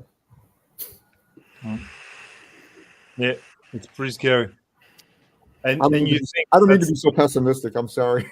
Yeah, no, but you think it's the most basic right of, you know, like the right to be cared for, and you know, and. That's not culture, Fred. That's like you say that, I say that, but because we've been bred into that culture, and it should be. I don't think anybody would disagree, though. I mean, you know, like even if I don't know, I'm not sure, but even if you were not born in that culture, anybody can recognize the fact that, you know, it wouldn't be good if, you know, if I got really sick that, you know, I can go to hospital and get seen without being bankrupted. Yeah, but they've distorted Americans' views on they've taught us that this is freedom. That's your inability to get health care. Well, that you're free. Yeah. You know, you don't have any health care, but see, you're not strapped by that government regulation of forcing you to, you know, have health care. And it's like Trump's rhetoric of like trying to make people believe that No, I'm not banning abortion. I'm giving the decision back to the states. Right. I'm freeing. Like what? How can you? Strange, distorted view of freedom, and that goes on. Those are just two issues, but it's on every issue. It's that way. So when you don't have something, or when you can't get help from the government, there are no mental health facilities. Well, that's because you're free to. You don't have to get. But the freedom they talk about is just the freedom to not pay taxes. That's all they're talking about basically, and then it seeps into human rights as well. But it stems from that, which is a libertarian point of view, which we can understand the logic behind it. But even if we disagree with that, but when it stems into human rights that have nothing to do with money, because the philosophical values of that, like they import them to the moral values. It's You would think that the one area that I work with a couple of nonprofit groups that are mainly involved in education issues, and the American education, the public education system, is another victim of this kind of privatization, because the wealthiest 15% of the population is sending their kids to private schools, and they get a voucher for that from the government that they can send their kids to a private school. And then the rest of the public education system is just deteriorating.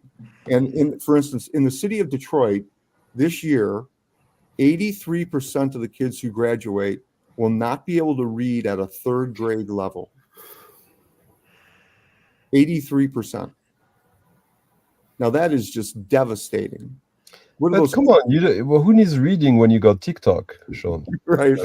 Exactly. I was going to say exactly the same thing. Like, I'm a teacher.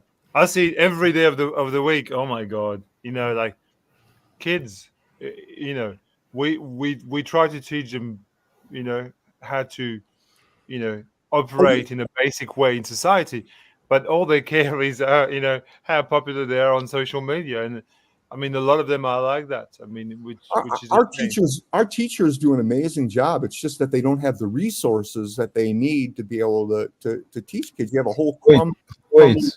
How do you gauge that your teachers are doing an amazing job? How do you say that, and it might be really true, but like it sounds like a. I can give you a lot of anecdotal. I mean, I've talked to enough teachers to know that, in fact, if it wasn't for the extra time that they do on their own, buying pencils and paper for kids out of their own pockets, teachers spending their own money to make sure students in their classroom have the resources that they need, that should be coming from the school, or schools that that there's rats running down the hallway, or the bathrooms don't work, or there's no heaters, or there's no air conditioning. It's all of that, and at the same time building for the other 15% of the public, building a really, really fancy and really, really terrific private education system. This is what gets me about public. I mean, I'm not going to talk about this forever and ever. Yeah, but I work in the public system, and I've always worked in the public system. I believe in the public system. I would never work in a private school. Here in Victoria, which is the state in which Melbourne is, we have, in Melbourne alone, there's a very high density of private schools. Like in Melbourne, there would be, I don't know, probably 20 or 30% of schools are at least in the center of private schools. Exclusive private schools. The kids there are paying $45,000 a year to attend. So it really, you have to be made of money, basically. These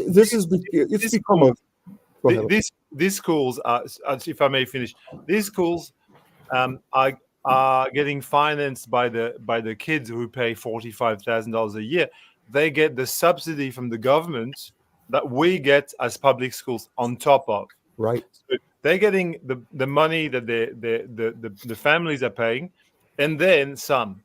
So effectively, what we're competing with as public schools is a system in which they've got tons of resources. Yeah. They've got so many, like the kids, like I know kids who go to these schools, the classes are the classes of 12 kids. There's That's what you've got. You don't have classes of 25, 30 kids. You get 12 kids in the class. Yeah. You get X amount of support staff. You get people. My friend works in a private school, and he's the IT supervisor there, and he's got drones that they've bought for the kids, in the IT department, like literally, so that the kids can actually experiment with drones. But that makes sense because, like, the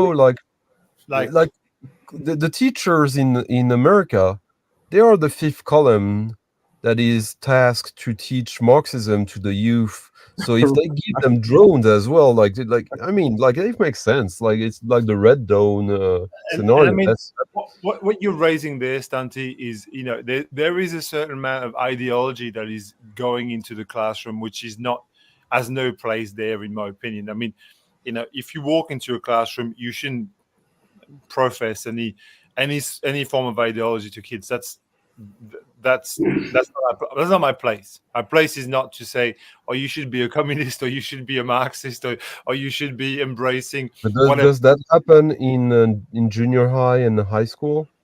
It does happen. It does happen, but I wouldn't do it myself. I wouldn't bring these ideals into my. I think there's very, very, very little of that. They've taken a couple of rare cases and blown them up into indicting a whole profession. And I would say part of this privatization thing that they're doing is because, a lot of the teachers might be from one side of the aisle or the other. And so it's part of for the attack on public education is because it's seen as political. And also, like how you say, Sean, like a lot of the teachers are great, etc. Why is that so? Because for decades now, people have understood that no one goes into education to get rich. Right. And in the US, you want to get rich. So the people who go there, they have kind of left that on the side.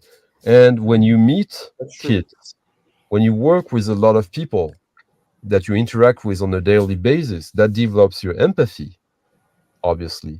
And now that the system is giving incentives for everyone to work remote, to be isolated, which means less and less empathy, common empathy.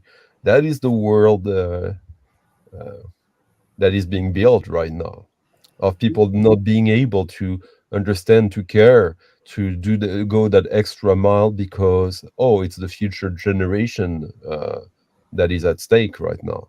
No one is going to care for future generations. No one. It's and I won't go. I don't mean to go into anything, but what they're doing is they set up these for-profit businesses. There are people making a lot of money from this, and you go into a school district and you invite the top 10%, the highest scoring 10% from that school district to attend your school on a scholarship. So you skim the brightest. We have the same problem. We have the same thing. Yep. And then you leave all the problems to the public school to take care of, and you've got the best and the brightest, and and then you'll say, look at how much better our schools are achieving than those terrible public school systems. We have select entry schools as well in Melbourne. We've got 3 or 4 of them, and they take all the best kids in year 8, year 9, and they make and they get the best results because they've got the best kids. You don't even have to be a good teacher, really. You've got the kids out there are just they're unbelievable. So same issue. I mean, we could go round and round with this. Yeah. Sorry. Also, there's this whole social media thing, because I remember when I was in junior high or in high school. In junior high, I was pretty decent at math. But in France, when you arrive in high school, math is a completely different thing. Suddenly you have trigonometry and like all these things, and I was shit at it. And for like 2 trimester, I was so bad, and then I got good. Why? Not because the teacher helped, because the other students, like if a student can understand it, he will be the best one to explain to another student how to get into it. Yeah.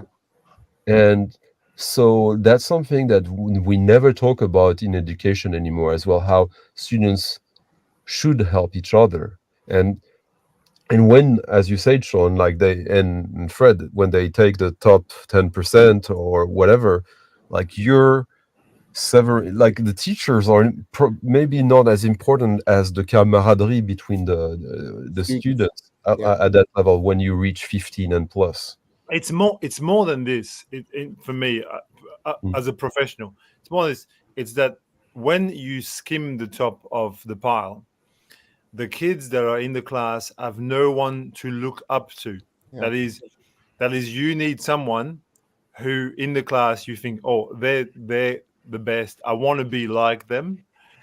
When the best of the best is gone, it brings the average of the class lower, and then you don't have anyone to refer to and go, oh, that kid there, I'd like to be as good as they are. That's what I find in classes often. They still have Taylor Swift though. Yeah, that's correct. And she loves it's a real problem. I'd say, and there are some good folks. There are some nonprofits and I believe nonprofits are a great thing. But the problem with nonprofits is that what we've done is we've taken this problem and now we've made it a private sector problem. So the government's not going to do anything to help. You got to depend on these nonprofits of individuals who just care, who are going to dedicate money and resources and value back into the system. So you're teaching people over and over again, don't depend on the government to do anything to help, not even in education. You're screwed. Maybe this nonprofit will help you if you're lucky. In France, we subsidized, like for homeless people, like we have les enfoirés in France. Like it's basically popular people, like actors, artists, like they sell a show to a private TV channel to ask people. Like, it's basically a telethon. Fundraiser. Yeah. It's a fundraiser for les Restos du Cœur. For the yeah. And that's basically us accepting that, okay, so it's not the duty of the state, of the government anymore. Right. And after like 3 generations, it becomes like normal. Right. Yeah. And that's exactly, you've nailed it. And then you've also given, by doing it that way, you've also given the wealthiest segments of society all the power. So now they get to decide what problems get money and what problems don't get money. And the problems that get money are the ones that are entertaining, because the way you fundraise is by creating privately funded entertainment. And it's so we changed the whole definition of government. People don't even depend on the government to do anything other than military. That's the segment of the government is they're responsible to start the next war wherever they It's funny in the US how all these like conservatives, Trumpers, and like they're like, oh, we don't want, like, now that they think they have the same politics as the Democrats, like, oh, we don't want to wage these wars, blah blah blah. Like, the military is the biggest employer in the US. If the military cease to exist, the US is toast. Like in people don't even realize that basically the American economy right now is a war economy. We have a war economy. It's the biggest employer of people, just like you said. By far. Well, we spend $1.5 trillion a year on military. $1.5 trillion a year, every year after year after year, on the military, and that goes into every state and every congressional district. So that if you're a congressman and you want to vote against military funding, well, then you're going to have to face that plant that manufactures bombs. You're going to have to face those workers when you run for re-election. Yeah, but it's true, but it's not just the war. It's also that because there's no public service, like the states are relying on the state. What is it called? Like the militaries that don't go abroad. The in-state Homeland Security. No. Like Tim Walz, he was in that. Oh, the reserve, National Guard. National Guards. Yeah, National Guards are basically they're the military, but they're doing the job that like the cities should be doing, like the city employers. That there's no budget for them. So I think the vast majority of the military doesn't even work with the war. It's just. No, you're right. Yeah. It's just the way they moved the capital to fund employment, because they have created that system where like private enterprise is maxed out. Yeah. So they're not going to hire anyone that they can't make like a times 5 profit from. So you still need the country to function. So no one can pay this job. So let's make the militaries do that. There's some great testimony. You have to find it's on YouTube. I've watched it before. There's a Senate committee hearing, and they're talking about that the enrollment in the military is down, and these senators are all talking, and they've got members of the military and their lobbyists with them.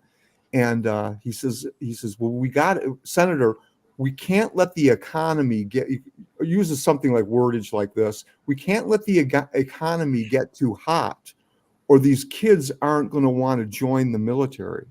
In other words, what he's saying is we don't want things to get too good, because if they get too good, then these working class kids are not going to want to join the military. You know, it's so it's all kind of tied in together. Yeah. You know, it's a mess, because it's not well crafted. It's just like the biggest ball of knots. Yeah, there's a lot of think tanks. I don't know if you're familiar with like the Heritage Foundation or the Cato Institute. And these kind of plans to structure the American economy this way, there's definitely I didn't mean to sound like a conspiracy, but Heritage Society, yeah, sure. Well, the American Heritage Society, that's the oldest political think tank in the United States. On that level, you know which profession is the most has the highest rate of unionized in France? What is it? Bosses. What is it? The bosses. The company owners. They are 100% union. Like everyone is in the union, le MEDEF in France.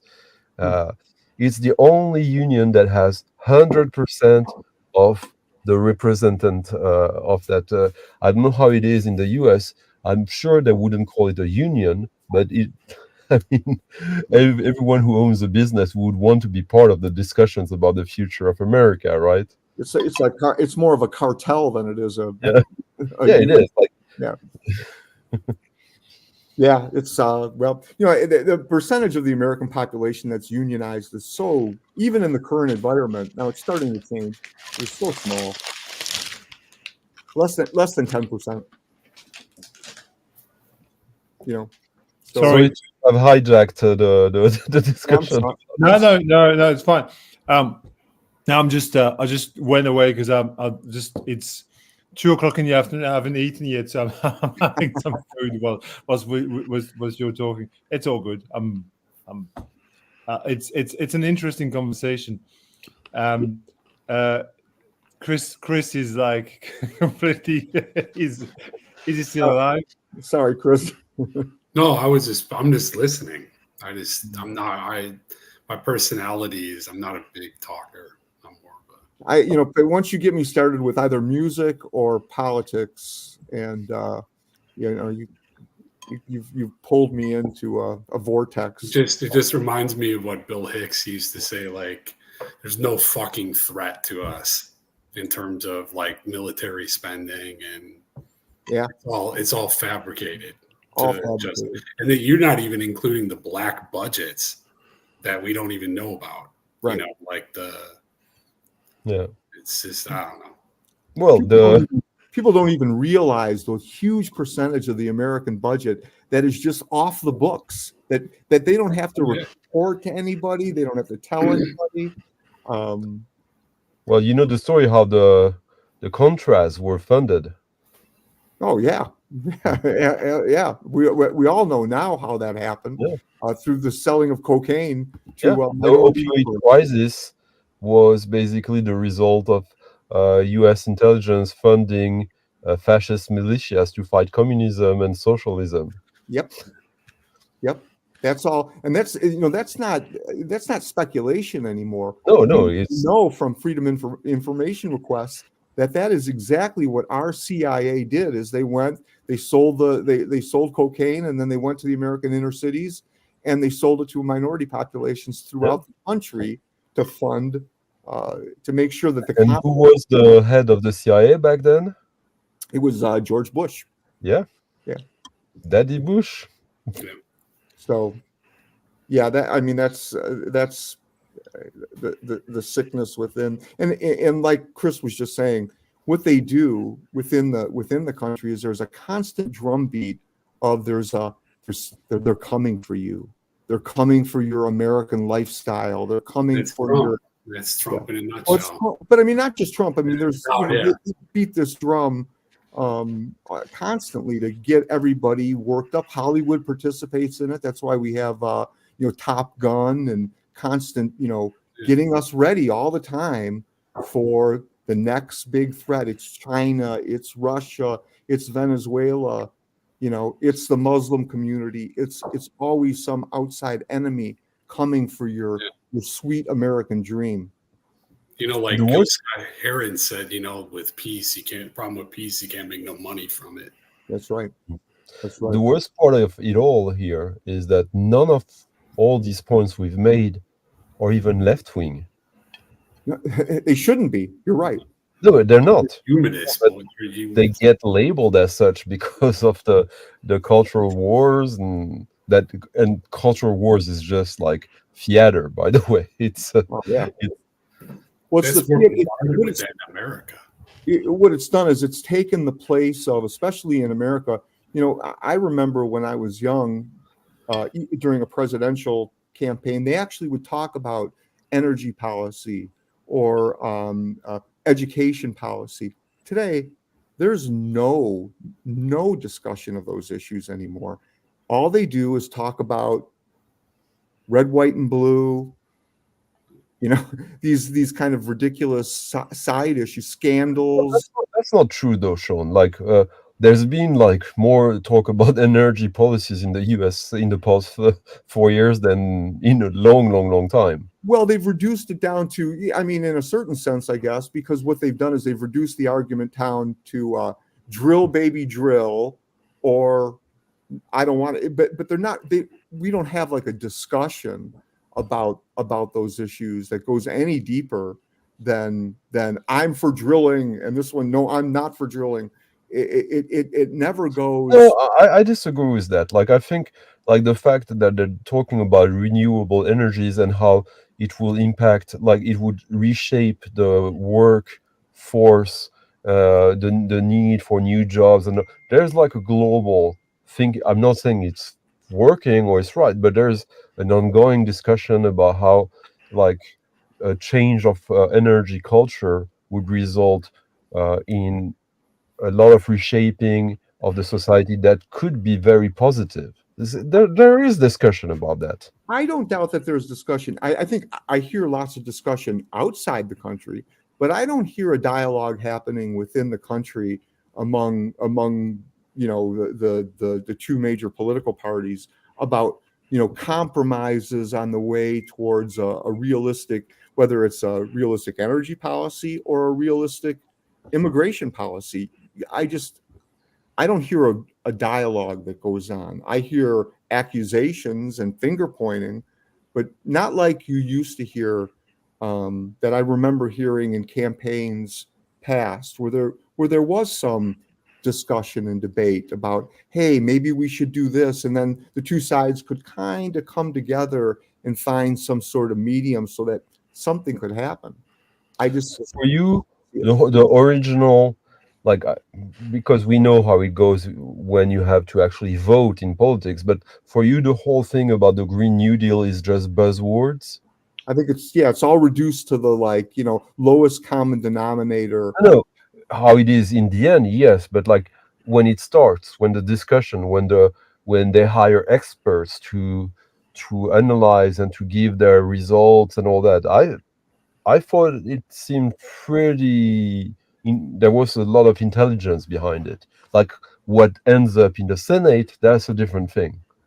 Yeah, I guess I just mean, like, in a public dialogue, I don't hear people, ever discussing the nuances of energy policy. I wish to God that was true.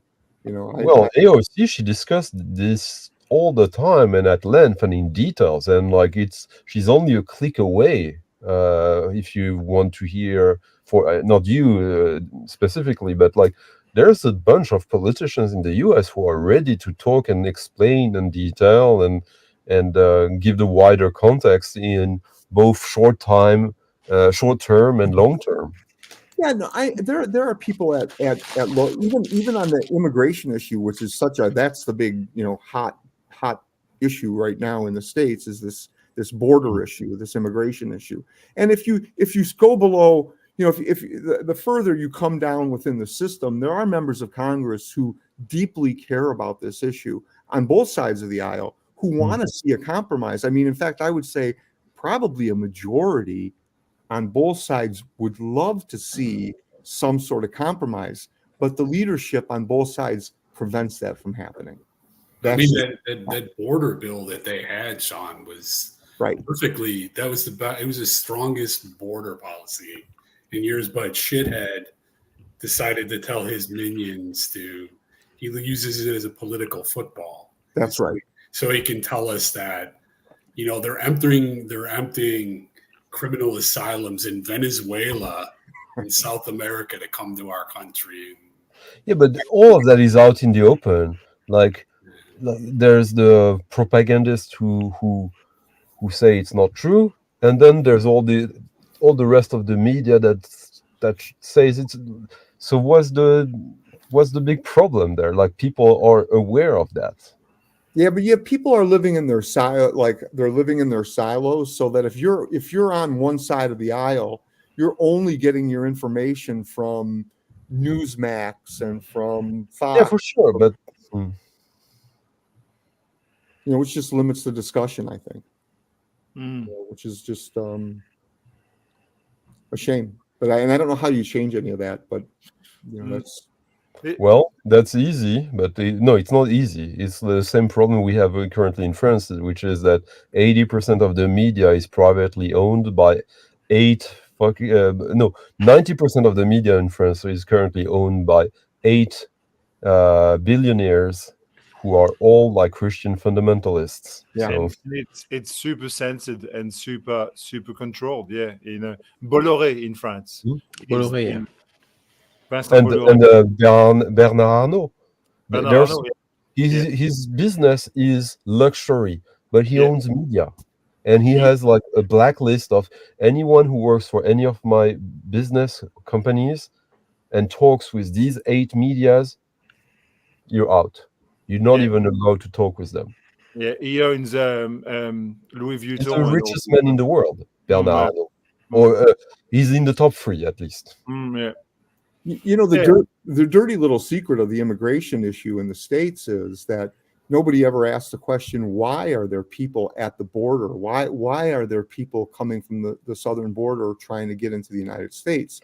And a big part of that reason is because of U.S. foreign policy in Central and South America, where what we're doing, our military and is eliminating a lot of the private farms in the southern hemisphere and cutting these small farmers out so that big American corporate farms can come in and buy up this portion of territory. And it leaves these farmers with nothing. And the only thing that they can do is try to make their way to the United States to see if they can have a better life. So we are in fact creating the problem that we're so much complaining about. We've created the problem in our foreign policy and now when it appears at our border, that was my point earlier. You say like that's the thing that no one talks about. I think a lot of people are aware of that. I think a lot of people talk about it. And when you say that one side only gets the propaganda, I don't even think that's true. I think a lot of the people that are there, or they know these facts. They've heard it. They decide to have their own hierarchy of priorities, and then how they talk about it, they present it in a very black and white and crass way. But in reality, I think a lot of these people are not as dumb as they sound. They just are. Yeah, I mean that's a good point. That's that a lot of this is kind of playing a little bit. Like, yeah, I would concede that that's probably a lot more of it than we want to believe that the people, they just don't know. Well, they do know, but they believe in what's happening. They believe in it, and they're going to support it. But the system in itself, someone's phone is going every time. It's Tanti. Yeah, it's Jose. It's fucking Jose who's. Tell him to shut the. But the root of the problem, as we know, is capitalism. It's the follow the money trail. You know, the way the U.S. elections are run alone should suffice to understand how people think and what people value. Like, money. You know, to be a candidate in the election in America, you have to just about be a multimillionaire. How does it get you close to the people that you are supposed to represent down below? 0%. You look at someone like Trump. How does he embody the American spirit in any way, shape, or form? He doesn't. He's just got a ton of money, and he's a criminal, and he's going to get reelected probably, which is mind-blowing when you think about it, because he's got everything going against him. But he's got the money, and he's got enough money to support himself through another campaign, which if you don't have those resources behind you, you can't campaign. This is the irony of America. Effectively, the moment you're not loaded with cash, you can't represent the people, and it's a complete aberration. Yeah. Like, I mean, I guess it's the same in France, or it's the same in other countries, but to a lesser extent. Like, I think you can come from grassroots politics in France and maybe get up in America. And you know, one of the reasons for that is that when the political system in the US was founded, like this amount of congressmen and senators, how many people were living in the US back then? Yeah, not very many. Not that many. And now it's the same amount of number that is supposed to represent like 10 times, 20 times more people. How can you do that? It's impossible that you can, not just there's the money thing that you just said, Fred, that is totally true, but there's also even if you are there, how can you represent the concerns of of that many people? Yeah. You can't. You know, the money is an interesting. When I got out of school and I first became involved in politics, it was said that a congressional seat to run for Congress cost anywhere from about $100,000 to $150,000 to effectively run for that seat. Today, the average amount of money spent in any congressional district anywhere is like 12 million. Well, no, it's more like 2, 3, 4 million. But nevertheless, it shows you've got to have the resources to be able to raise $4 million to be able to run for Congress. And the amount of lobbying that's happening in America is also unreasonable. The lobbying is off the charts. Like, you can't. I mean, you know, how can you have anyone with principles anyway?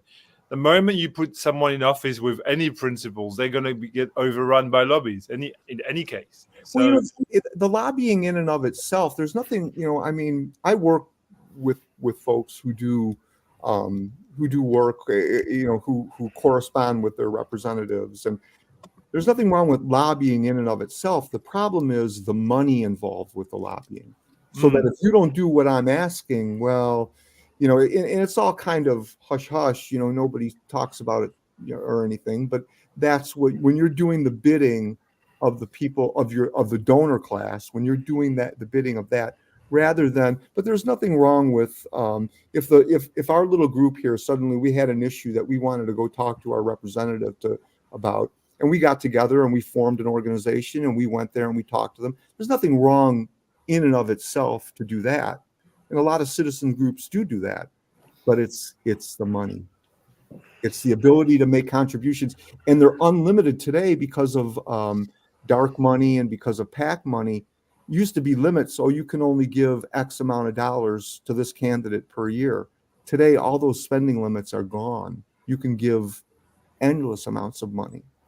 On that note, before I address Jose's fucking trolling of me, which is like he's looking for records for me, and he found one, and I told him, no, let them simmer. The price is not right, and he told me, no, they're never gonna move, and now he just texted me, they moved. But so the so you said now there's no limit to the spendings. Yeah. In France, for the presidential election, how much do you think Kamala Harris and Trump are going to spend in this election cycle? It's about $1 billion. It's about $1 billion on each side. Okay, so in France, 70 million people. The US, 335. So it's like 5 times. The limit, the legal limit, the ceiling is $17 million for the presidential election. If you spend $1 more, you could go to jail. Of course, there's corruption, but like Sarkozy, the former French president, the legal issues he has right now, that he's a felon. He's been condemned to jail. He's just appealing, exhausting all the potential appeals. But he is, because he spent like 18 or 19 millions instead of $17 million. Yeah, and there used to be more of a constraint. The bill that changed everything. There was a bill in the 90s called the McCain-Feingold campaign finance law, and supposedly what this law was going to do is limit the amount of money that was going to spend. But what it really did is it allowed for these. You could open up an organization that you could give money to, endless amounts of money to, and that organization could then spend that money in a political race without any spending limits whatsoever. And so that's why we're now spending $1 billion on a presidential candidate today. See the American imperialism here with Alex Diamond Marimba. See, he's American, so he have dibs on all Mexican records above me, according to him. Hey, dibs on all Mexican. Oh. Well, I'm sorry. I didn't mean to steer our conversation so much into a political way. And now we have Jose, so he's going to go even further into politics, right? How about the lobby in the VC? What? Yeah. Oh, you want to talk about Mazzy now? Okay. What he said, Stinty? No. I didn't know I was interrupting you while I was like trying to send you a message to what I thought it was like 4 a.m. your place, right? Isn't it like 4 a.m. over there? No, it's like 7 a.m. for me. All right, it's legal now to reply to me. I'm soon gonna go take a shower to go to a record fair. Take a bus to take me to a record fair. What time does the record fair start?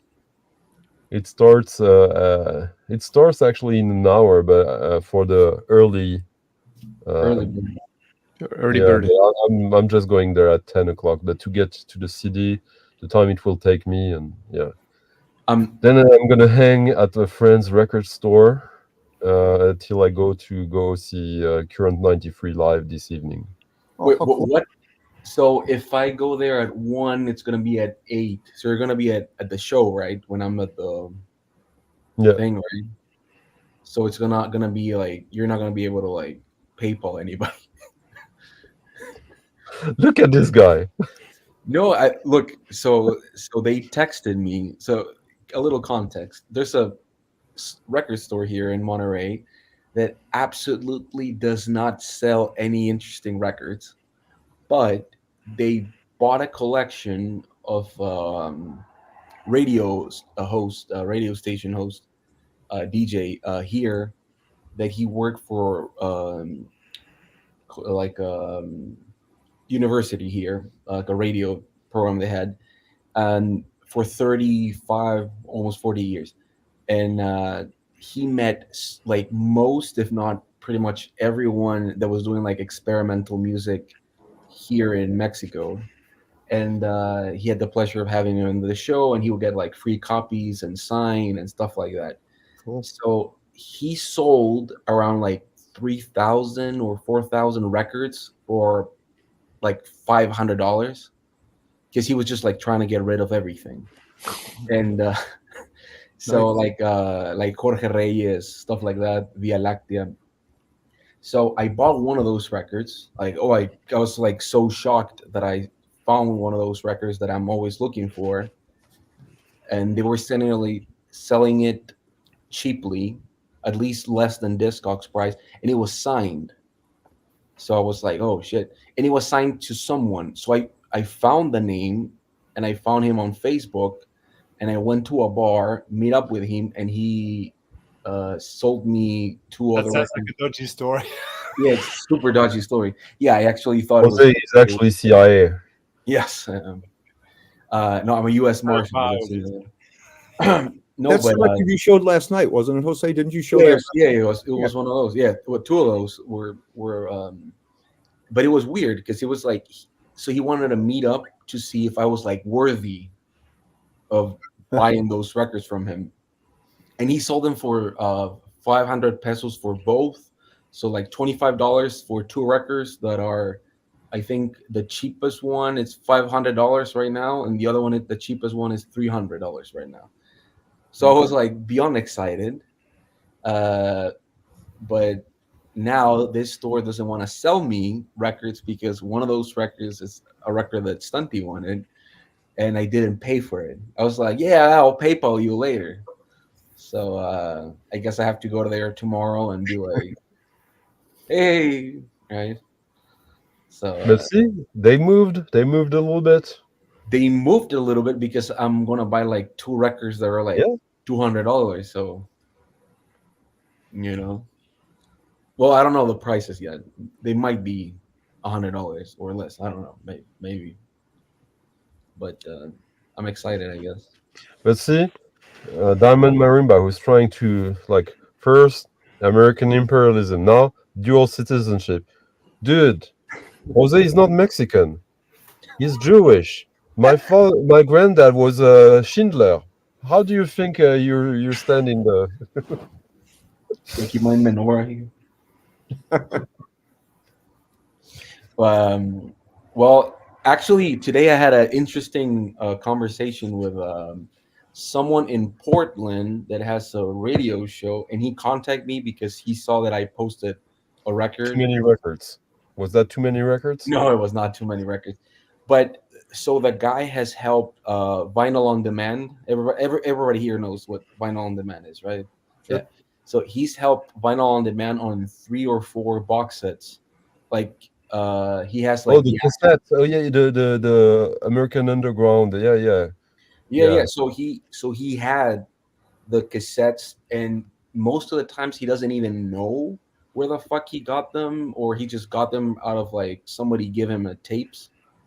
So most of those Vinyl on Demand records he put out, no one had even the covers or the artwork, or even when the artist was still alive, he didn't even knew like if he had master tapes.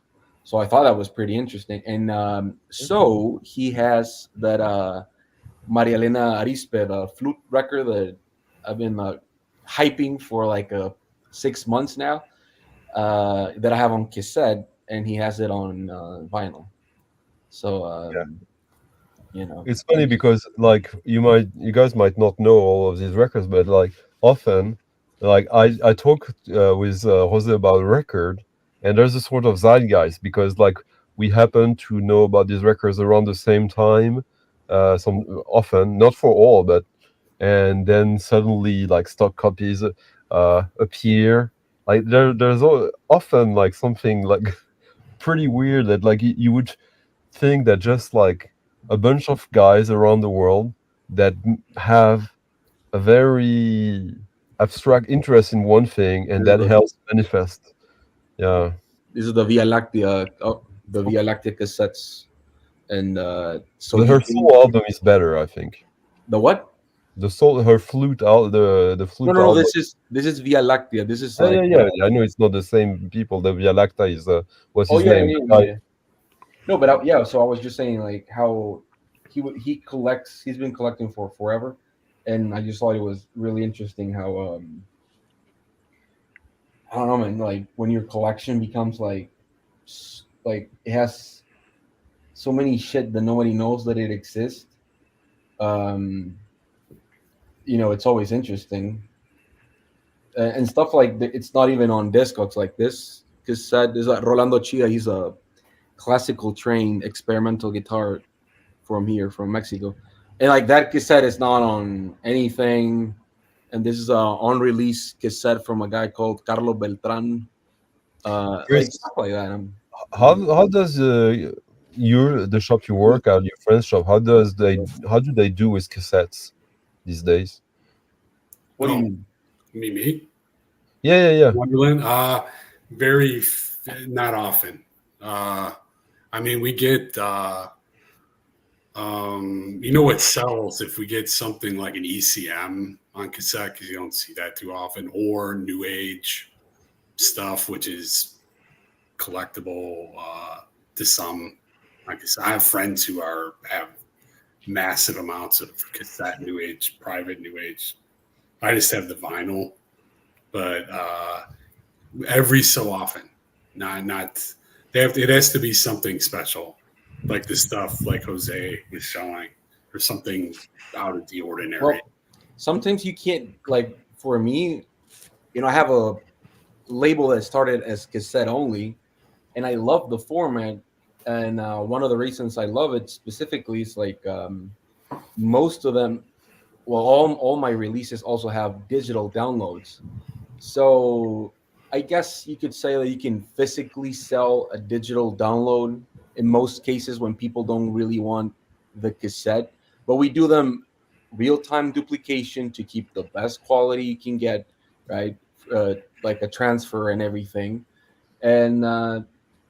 And most, like for example with Merzbow, most of those titles were never released anything but CD. So seeing them like a new format or doing again like cassette specific titles from him, I think people enjoy it because it's like the amount of people that own those titles is basically but you're doing new cassettes. I was wondering with Chris, because like here in Stockholm there's a shop, a pretty large shop, and they started to have like in the past year like cassettes, like collectibles, like industrial, like small grails, and these cassettes, they are in a like glass, like they're behind, like you can't access them. That they're like, because obviously probably a cassette would be so easy to steal or something, but they're under glass, and they're showing them almost as museum pieces. And like Jose was talking about this VOD, vinyl on demand, like the underground American minimal, and like you were talking about the new age stuff.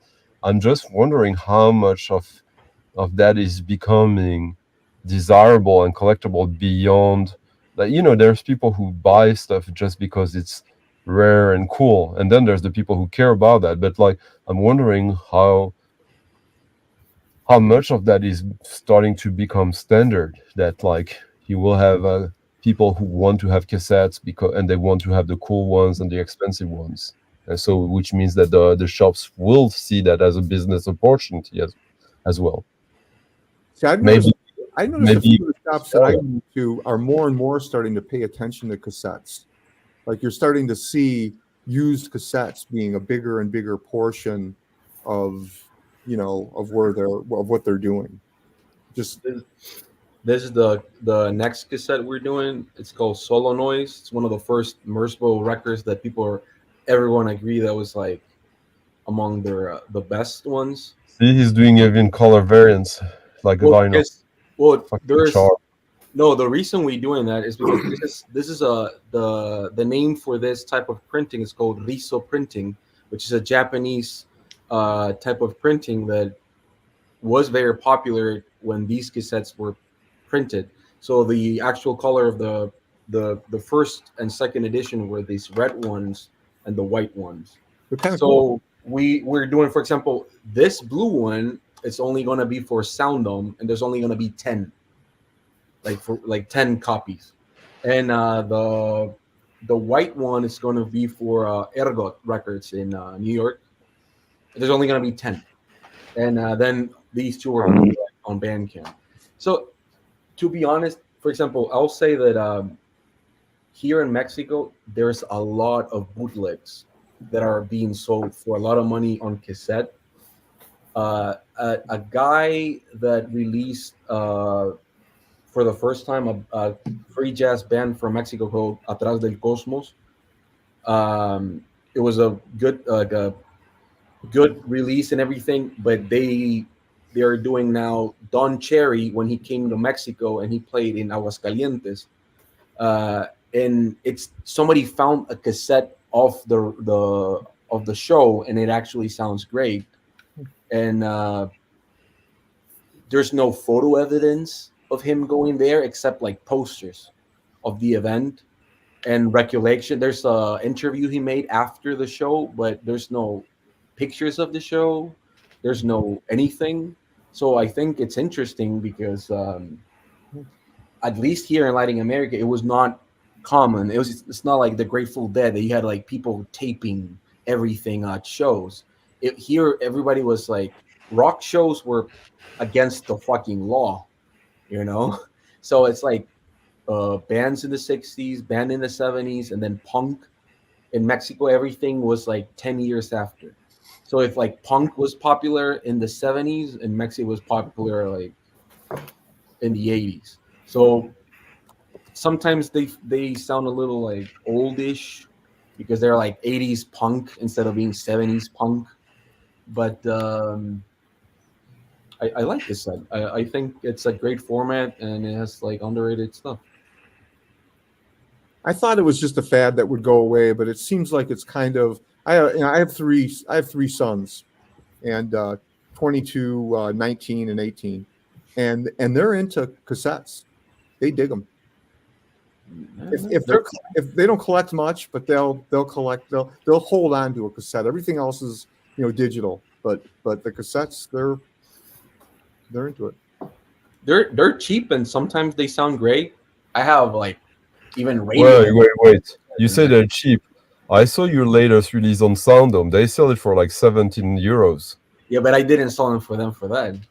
Yeah, but like retail price is 17 euros. Man, that's not cheap. But I've talked to you about that. Like sometimes it's weird because I give them like a good price on like dollars, and then they sell it for whatever the fuck they want on euros. I can't do that. I don't have anything to do with it, Well, you sold that to them to your inflated price so that they have to sell it for that price to survive, huh? Well, it's not inflated price. When you're making 100 cassettes... I'm joking, Jose. I'm joking.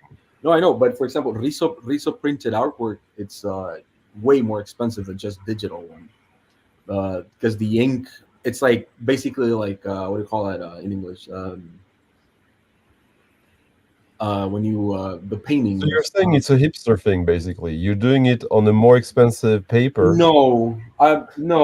Well, a friend of mine that works 5 blocks away from me, she does them, and I support her business as much as mine when we do these things.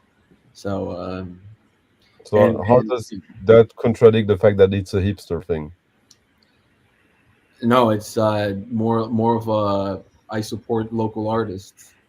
Yeah, how does and it can both things can coexist actually, also. You need to sleep some more. That's what you do. That is true. That is truer words have never been uttered. Yeah. I think you were awake like 3 hours ago. I think I talked to you like 3 hours ago. That's why I messaged you, because I thought you were going to be asleep. It's 11 See p.m. that fucking asshole? He knows I don't put my phone on silent, so I thought you were gonna be asleep. You're So like- that's why I bombed you with You messages. could put your- to be fair, it's not hard. There's a button on the side. No, because You're I like don't my think that- mom. You're like, that shit is like pinging all the fucking time. Yeah, well, I was wondering because it was pinging like a motherfucker. Ding, ding, ding, ding, ding, ding. Yeah. It cannot I be remember standard. Didn't know hear it was you. like on The live rest of us TV. don't have enough friends for that. You know. I think if you're doing a thing on the internet, the first ping, you're like, oh, sorry. Yeah, yeah, This but guy, he's like, oh, most How people are you? here have girlfriends. I have a He's so- Jose. He's so nonplussed about it. Yeah, so- you can mute me on WhatsApp as well. Yeah, you you know. say that, but then you'd be like crying to me, like making guilt tripping me for a week or so. Yeah, because I think He admitted it even. of course, because you have that thing that when I try to call you, sometimes it just automatically says I'm taking a shit or whatever. So I never know what you're doing. I never know what you're doing. So I call twice, and then like, oh, maybe this guy wants to call me. You know, Yeah. I never know. We have You know different- what? I think it was 5 years ago. I managed to live without a phone for 10 months. Wow. I think I'm turning into a conservative right now. The 4G. You're against the 5G or whatever. The technology is bad. No, but I would agree that. I mean, I don't know. You know, I spend way too much time in front of a screen. I would happily go without a screen. It's just, you know, I don't know how you feel, but I feel very much, you know, trapped by the constant need to be Yeah, I looking at agree. my screen. I agree. I It's completely agree. It's horrible, really. It's not, and it's not even being reactionary or whatever Stunty was saying before. No, It's- It's It's about regaining your independent your free will. In fact, I mean, because they're made to keep you addicted. That's what they're designed for. I mean, you know, in the end, Well, look at us now. I think. Well, I was going to go to the bathroom and then sleep, but all of a sudden this happened. So Yeah, exactly. but now I we will want to say see some records, Jose. Come on. We want to see No, records. I was so this store, they again, they bought this shit and they don't even know. So sometimes they price the records properly according to Discogs, and then they sometimes they just don't give a fuck and they just like, here, have the record. So every Friday at night they've been putting up like 200 records or something like that. For a small shop, I think that's a lot. That's a lot. That's a lot. Yeah, that's a lot, right? But I would say like 75% of the records, I don't give a fuck. It's just like regional norteño banda music that most people here would be like. Yeah, you don't care for that because you're a hipster, a Rizzo paper hipster. They don't have that, yeah. You say that, but you have a toilet that shits out a poop made out of plastic, so he's gonna go get it. Right? I've seen that. I've actually seen that. Yeah, everybody's seen it. There he has it like. Oh my god. He has it next to the fucking bed. That's how you know it's good. But you know, sometimes. And what do you do with that? Everyone needs one of those. I mean, I've got so many questions. Like, I don't even know where to start. Why do you have that thing? Why? Well, how do you expect to partake in a live with Michael Pilmer if you don't have stuff like that? Well, it was used as an instrument. Yeah. Yeah, exactly. So many questions. Found objects. It's from the found objects Stunty Swedish. No, I mean, when you see that is marketed as a toy for kids, like, I mean, like, I gotta. You need to save the proofs of the downfall of civilization at one point. You need to document that. Yeah, I've seen that on like at Walmart. But my question, yeah, it's like, when did that threshold? Because I think like poop jokes and pee pee jokes and shit like that, it's always been like popular when you're like kid and you're like your brain works different. But when did they decided that they had to make that toy? You know? Yeah, like, exactly. That's And by the way, a proof of the downfall of civilization. Just capture, open TikTok at any point of the day, and just do a capture. That's all you need to do. You know, that's it's there. It's there for see. A friend of mine, like a year and a half ago, he really tried to make me make like a account to put like records up or whatever, right? And I don't know if any of you have a TikTok or whatever, but you just put like vinyl, and it's the same. I'm not even exaggerating. Like the same 10 titles you see. Like, wait, is Mazzy on TikTok? He probably is. He has like a hat channel or whatever. Let's face it, he probably is. He has a hat channel. No, but I found it weird because it was like people talk. I mean, it's okay, right? Like, we live in a bubble and we think everybody knows the bands we know and everybody knows the artists we know. No, we don't. No, we don't. No, we don't. What you're describing right now is the vinyl community at large. Well, yeah, that's what. Yeah, I know you. I don't know. You know that, but yeah, sometimes in the VCA thing, it's weird. It gets weird. Like, people do.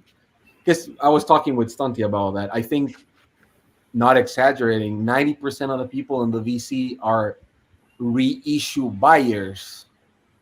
Yeah. Not collectors, right? Yeah. They're like, oh, did you see that Mingus double 45 bastard that nobody needs? And we made that point in a stream the other day about how people don't make the distinction between a record label and a record company anymore. Enough in the VC, where like that should be the place where you should, like, the fact that Frank Zappa was on the label he was on is bizarre, almost kind of a fluke. Why would you be on Warner Brothers, Atlantic, and all that? Like, when people say my favorite label is Atlantic because they got all these artists, yeah, but it's just like through decades of people who have nothing to do with each other. It's not the same thing as if you were talking about Motown, Stax, 4AD, Factory. These are labels. It's yeah, but Atlantic was somewhat forward-thinking, though. I mean, it's not. Well, yeah, but it's not the worst example. They're not the worst example of all. I think. I think they had quite an. Okay, but how do you connect an Atlantic release from the 60s to the latest Brandy album? Yeah, of course, but yeah, okay. Yeah, I think that most people are very impressionable and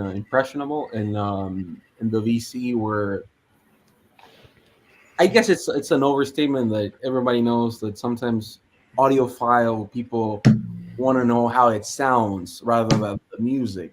Yeah, but that's why I zoom out, like zone out sometimes from the VC, because I want to hear how fucking good the music is, and basically the recording could be absolute garbage, and I don't care about that. I want a little bit about the backstory, who did it, who played it, who produced it, whatever.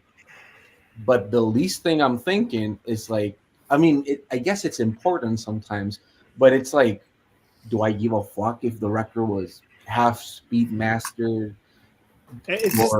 People are just gullible, man. Like, that. You know, you've got people out there who are putting the good word for folks like Chad Kassem or Kevin Gray or I mean, who would have known in this day and age that engineers would become these superstars, quote unquote? I can't understand the logic of this. It's a strange thing. I when agree. you put the musician at the forefront of the thing, at least the person who produced the record, but no, now it's the mastering engineer who's become and people on big YouTube channel, like you talk. I'm not going to name names because I don't want to, but who are pushing this for free. This is basically being pushed by YouTube channels, endorsed, and then you've got all these people who watch. You look at the audiophile channels; they've all got zillions of subscribers, and they are people. I'm sorry, but they're people who can't think for themselves. They're people who need to be told, "Oh, you have to buy this new Mingus reissue, or you have to buy because it sounds the best." And you think to yourself, like, I agree with you, Jose. Like, it's not even that it sounds the best, Fred. It's because it was engineered or blah blah blah by this guy. It sounds mathematically the best. Like I can prove it to you just by the fact. Yeah. It's and who would have predicted that we've come to 2024 and now Kevin Gray is the name that we look at on the record as opposed to Miles Davis or whoever made the record. That's what the irony in that, Fred, is that the people, the culture, the community that put people like him on the pedestal are the ones who understand the least Discogs. It should be Discogs people who care about this kind of shit. And the people who put these people up there, they don't even understand how to use Discogs properly. Yeah, and even when they buy off Discogs, it's just like buying from one seller when they have like probably like 6 titles he won, like rookie mistakes that. Yeah, but they're also like the complaints, the unrealistic complaints, people who don't understand the gold mine standard or who want to force their own thing on that. Like for you, Chris, like when Discogs appeared, when they like in 2006 when they started to have a marketplace. Before that, you had eBay. I mean, us people, like you're in the US, and even if you're on the budget, I mean, I'm sure you took advantage of these opportunities at one point, right? Yeah. Sure. And then you grow an almost instinctive knowledge of these tools because we help shape them by using them. So it's interesting to see people who use these almost as an app, like the difference in culture and approach compared to people who were part of the shaping of this. We didn't even think we were helping doing that. It's just like open database. So of course we contributed to that. Plus the forums, like the input, the trial by error and all of that.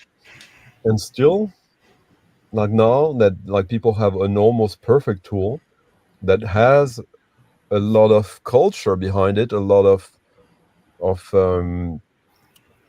its own cultural bias. For example, like when I tried to enter a record where the country of origin was Palestine, and I almost like I started a war there. But they were taking it down, right? No.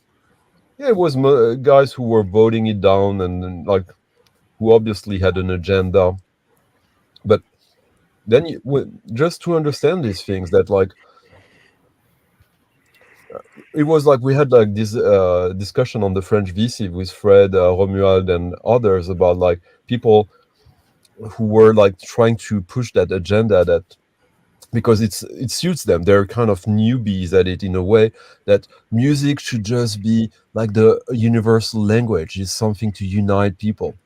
Dude, like, do you think the Marseillaise was really a song to unite people? Yeah, maybe unite French people against the Prussians and etc. But like, music was leisure and entertainment and something positive and peaceful only in a small fraction of human history.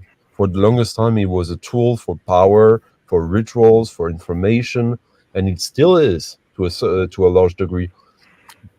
So music is political, but also the tools to distribute music are political, and Discogs is such a thing.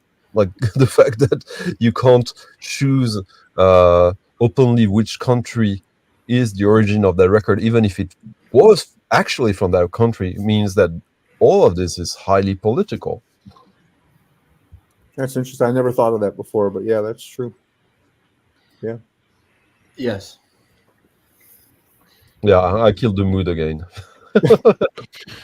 Do you think, would you chuck this if you were here with me? Was there? Put it next to Please. my menorah. So you're, Is that your ranch cola? Is that what that was again? Yes. I remember you showing that on something. Yeah, I'll put it next to my menorah. You're being Jason Rojas now. Like, No, it's just 11:24. You know, it should Yeah, be asleep. But yeah, I mean, I enjoy this type of conversations way more than, again, watching a review most of the time, because I don't get anything from sometimes watching reviews on the VC. Because I'll show you, like, I don't know, like, whatever, right? Like, this came out. Nobody's gonna give a fuck about this record here, but this Ween record, right? I bought it. I saw like 2 or 3 reviews from this record. Nobody mentioned jack shit about the music. The lyrics are like 4-year-olds wrote it, and I love that. But it's just like, even the silliest of music, people were only talking about the fact that Bernie Grundman did the mastering for this. Yeah, or the freaking cardboard it's made of. Like that's yes, and that it was sold out. The Rhino put it out, and I was just like, yeah, or not anything, not even like Hugh Hefner said this was the sexiest cover of all time. Nothing. It was just a bunch of like the record sounds amazing. Poor Chris, who has managed for so long to avoid even partaking in like either side of that conversation. Yeah, he's lost for words. But you're right, Jose. It's like most reviews you see now, they just don't address the. I mean, unless you watch professional reviewers like, say, Anthony Fantano, for example, who talks about the music. Yeah, he does. Yeah, he will talk about the record, the music that's on and he's, he's got opinions. But most people, like, you watch most VC videos, right? Mm-hmm. And they just read the lineup of the band. Yeah. This band has Charles Mingus, Miles Davis. Yeah. There's nothing there. Like just the lineup. Like, okay, thanks. Your Chia record. A record that he just said he wanted, but now he said the Ween sucks. So no, but you know what? It is true, because, for example, and something I also don't like about the VC is that every time you say you don't like a record that's popular, people are like, "Oh, you're just trying to be hipster," blah blah blah. Like I always say, I fucking hate Dark Side of the Moon. I don't give a fuck what people want to throw that record down my throat.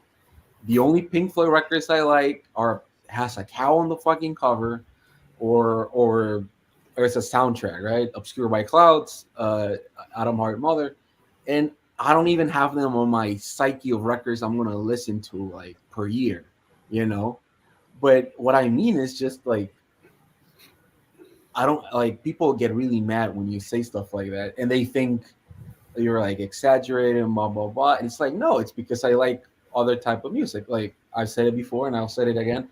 I was talking with Stunty, and he made me realize that I fucking hate prog music. I only like Canterbury prog, or very specific like Argentinian prog, which I do like. By the way, I must say, Jose, that I've realized recently you've been lying to me for 2 years now. I met a Mexican guy who doesn't use the word fuck or fucking every other sentence. But I'm not Mexican. Yeah, but so, like, he told me that like you're not all like that. Like you try to justify yourself. What the fuck? I didn't say that. I'm from El Salvador. People from El Salvador do speak like that. Yeah, but mierda hijo de puta. Yeah, I mean we have to. It's a part of our DNA. But I think that's a very, very good point. I've noticed the same thing, that people take this when if you I kind of sometimes just say something to be funny, or to just say, oh, Led Zeppelin again, oh no, and people take it so personally, like personal. You're attacking their integrity as a human being. They're so closely tied to this band that they really feel put off by you saying, I don't like Led Zeppelin 2, or whatever it might be. Very odd. When it's just an opinion, and everyone's entitled to their opinion, and you can say whatever you want, it's your opinion. It's not, it doesn't reflect what the person like. I mean, Romu, for example, he loves Led Zeppelin, and I will say in front of him, this is my least favorite band in the world. It's not an attack against him. No, no. It's a preference. It's a preference. It's all it is. There's nothing else. Yeah, but we like rubbing it in his face, though. No, but it's just an example. There's nothing wrong with liking Led Zeppelin as much as there is. You can like what you want, as long as your favorite thing in the world is not something that's illegal or morally reprehensible. Like David Allen Co. What? Like David Allen Co. No, I was thinking more of if you're into, I don't know, Nazi band or something, or things. But what about Roger Waters in 2024? Yeah. What about exactly? What about? What about? Oh, see, a connection to Atlantic. Brandy, what about us? What about us? What about us? That song, isn't that like? I have that on 12-inch. I can prove it. Okay, you can play it on Sunday on the Sunday stream. Oh, look, it's a record. Yeah. Is it okay to like Death in June, for example? Oof. Question. Look, I'm Jewish. I fucking love Death in June. Yeah, but you shouldn't. That makes no sense. Know why? You know what? It's got the SS logo. No, but wait. Before you say anything, Jose, Fred, Jose has way too many Adam Sandler soundtracks. Yeah. So I mean, it kind of evens out. Pottenkopf, yes. But you know what? I'll say this. First of all, there was a weird fascination with like Nazi memorabilia, like in the 70s, 80s. Yeah. The Stooges used to play with a fucking swastika here. The Sex Pistols, the Ramones. Joey Ramone for Keith Moon used to do that. No, but this guy, I just think, well, he used to say just Death in June, right? But he's a gay, dark folk artist. I don't think he's really like trying to put anything. Well, yeah, but he's also a Holocaust denier. Like. Well, he said. Well, Jose's Fred. Jose is still alive, so yeah. I rest my case. But what I'm going to say is, luckily you've got this. Luckily you've got the candlestick behind you, because we'd probably get bad on this after showing that. Luckily you've got, it's kind of like an even out. That's the end of French channel. Yeah. No, I think like he went to he played a show. He was so worried about like people thinking he was like he hated Jewish people. He went to Jerusalem and he recorded the whole video. It's on YouTube. I think the military attire, it's a little shitty, but I just enjoy the music. Like my favorite Swans record, it's also like in that vein of music or current. You also have all these Charles Manson records. I mean, you're still 16, Jose. We understand. I'm not 16, but I do have Adam Sandler records. But again, how old are you, by the way, Jose? I'm 29. I'm not. Oh, you're younger. You're younger than me. Oh. I mean, yeah, but it's like, I don't know. Anybody here knows King Dude? That's like the type of no. You know King Dude. I know you fucking hated that shit. But it sort of had started there, and then it went through like other stuff for me. but I just enjoy the music. It's I don't take it. Yeah, well, the problem with Death in June is the first album he's trying to do Joy Division, but he doesn't have the talent. The second album he's trying to be no, he took him like 25 years to do something that was kind of his own, and then even that he had featuring of John Balance and production of Steven Stapleton. So this is the Joy Division one, but it's pretty good. Nah, it's crap. No, don't say that shit. You like Daft? I think I've never talked about Daft with you. Daft is freaking amazing. Yeah. One of the guys, he was from Spain, right? He's from Spain. No, he's German, but he has a Spanish. Yeah, Spanish family or whatever. Because when I went to Barcelona, everybody was like obsessed. They had like Daft every fucking record. Gabi Delgado. Yeah, well, I put him in the same vein. This. No, this is the opposite. Yeah, I guess, but it's like you would enjoy them if you put him. Did you hear, Fred? He's trying to put Daft and Death in June in the same political category. No, I didn't say political. I said this. Well, musically, it has nothing to do. No, I'm saying like if you put this and then you put Daft after, it's a nice evening. It's a nice evening. It's probably because they sound a bit the same. Death in June. maybe. That's. I'm going to. I'm sorry, but I've been going for 5 hours and 34 minutes, and I think I'm gonna end this shit. have to stop it at one point because Fred's I have to go to record fair in it's been a long 20 minutes. I have to get to the bathroom. I never got. Yeah. It was great to have you all here on my first stream. First try a stream. Yeah. I hope I don't get bad for the stuff that we were just talking about. One way or another. Oh, don't worry. My Jewish seal of approval. Oh yeah. I thought, Fred, but I thought you did streams during the COVID. But I never did streams that were open streams. I did streams by myself. Yeah. No, it's cool. No, some of my favorite people as well, which is great. There's not much VC that I actually watch that I get a kick out of, and there's a few people here that I either talk to on a daily basis or that I like as people in the scheme of the vinyl community. So thank you for being here. Thank you. Thank you. Thanks for to having me. Robert for assisting me at the start. It's been a pleasure. Yeah.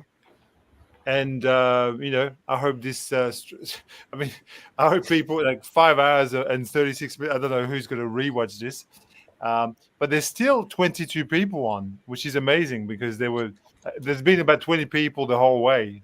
So it's kind of well. There's 5 of the 20 that are on screen right now. So yeah, but I reached 3,000 subs today. That was the. It's funny. It's just the day. Congrats. Today you reached 3,000? Wow, congratulations. 3,000, but just to say, 3,000, 23 is not that many. So I don't want people who watch me. I think it's time differences as well. Yeah. No, but there's also the fact that, like, to add prejudice to injury, you also started your VC channel 32 years ago. So yeah, I know. Putain, I know, I did 32 years ago exactly. Yeah. Come on, like in the French VC, he's always bragging that like he was one of the 10 first VC channels. Like he got interviewed in 2012 or something. And we even found the guy who interviewed him. Like he's one of the people watching. Don't laugh, Jose. It's true. It's true. Don't laugh. It was so funny because I probably around 2012, a guy in a French magazine wrote an article about the vinyl community on YouTube, and he spotlighted 3 or 4 people, and I was one of them. And I was talking about this on this French live stream. And this guy's in the comments. He's going, "Yeah, it was me who wrote the article." It was so bizarre. It was so weird. And he was, I think he's thinking of maybe writing a new, like updating it or something. It's possible. But That's the French invented everything, says Alex.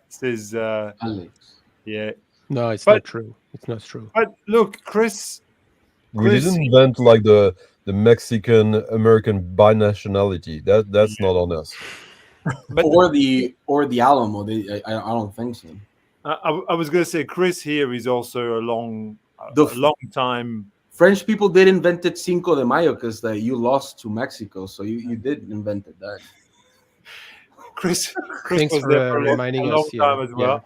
But you know, what I'm enjoying, I was going to say as a final note is, even though, as Stunty said, I've been here for 33 years or whatever, I've still been able to form new connection with newcomers. Like most of you here are newcomers to my world of the VC and Chris's world of the VC, and we've still been able to actually form new connections, which means that, you know, it's all right after all. What do you think, Chris? Yeah, nobody watches my videos. I watch your channel because Fred told me about your channel. Yeah, that's the only reason anyone really watches my He channel. put a gun in his head. Yeah, you That's show not great true. records, though, Chris. No, I show too much fusion for people, and they equate it with suicide and other things like that in the comments. Oh, no, we don't. No, there was a comment that said that, actually. Like, someone who listens to that kind of music is like, you know, Stunty knows who I'm referring to. I'm not going to name the person, but Stunty knows who I'm referring to. But I'm used to that individual shitting on people anyways, but He's talking about me, by the way. No. You just know who the individual is. But Yeah, I know. no, I think if I made videos more No, consistent, my shitting on fusion is a little more Sophisticated. Yeah, Sophisticated. yeah. Hey, somebody's got to represent it. So Yeah, you know, but what I was saying, Chris, was more than we've been doing this for a long time, but we're still keeping up and forming new bonds with newer people, like newcomers. That's what I find is really gratifying about this whole thing, because I wouldn't do it otherwise. I would have stopped years ago otherwise. But it's the ability to be, you know, constantly, you know, have new people who are interesting and diverse, and you know, the Stunties and Jose's and Sean and Romuald of the world, you know, that come in and make it just a bit more joyful. That's what I feel. I still have experiences like Stunty where more on like Instagram, but like I'll post something and all of a sudden all the Discogs copies are gone just because I said it was good or it's something that's interesting, and happens to Stunty all the time. But have you ever tried to troll people and recommend a horrible record? I've done that. You've done that? Yeah. Mm-hmm. That's nice. Yeah, I think I a lot you told of me to buy this record, but you know. Yeah. I love the car. I love the car in that movie, the Lotus Elise. By the way, what was this? Is that the car? Oh, that's a French car. That's a Renault. That's a Renault 5. I love your takeaway, Romuald. I don't even know why I own this. Right? I know. Why? Why do I own it?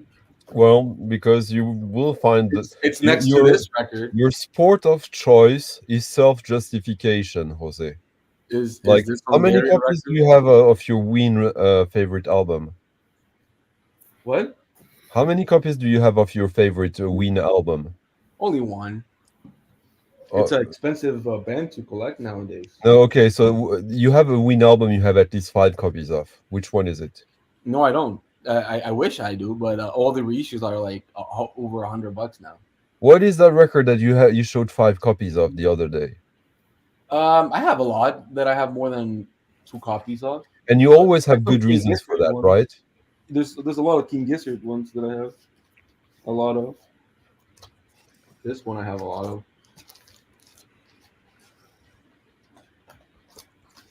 That looked like a Trivial Pursuit record. Too. Yeah.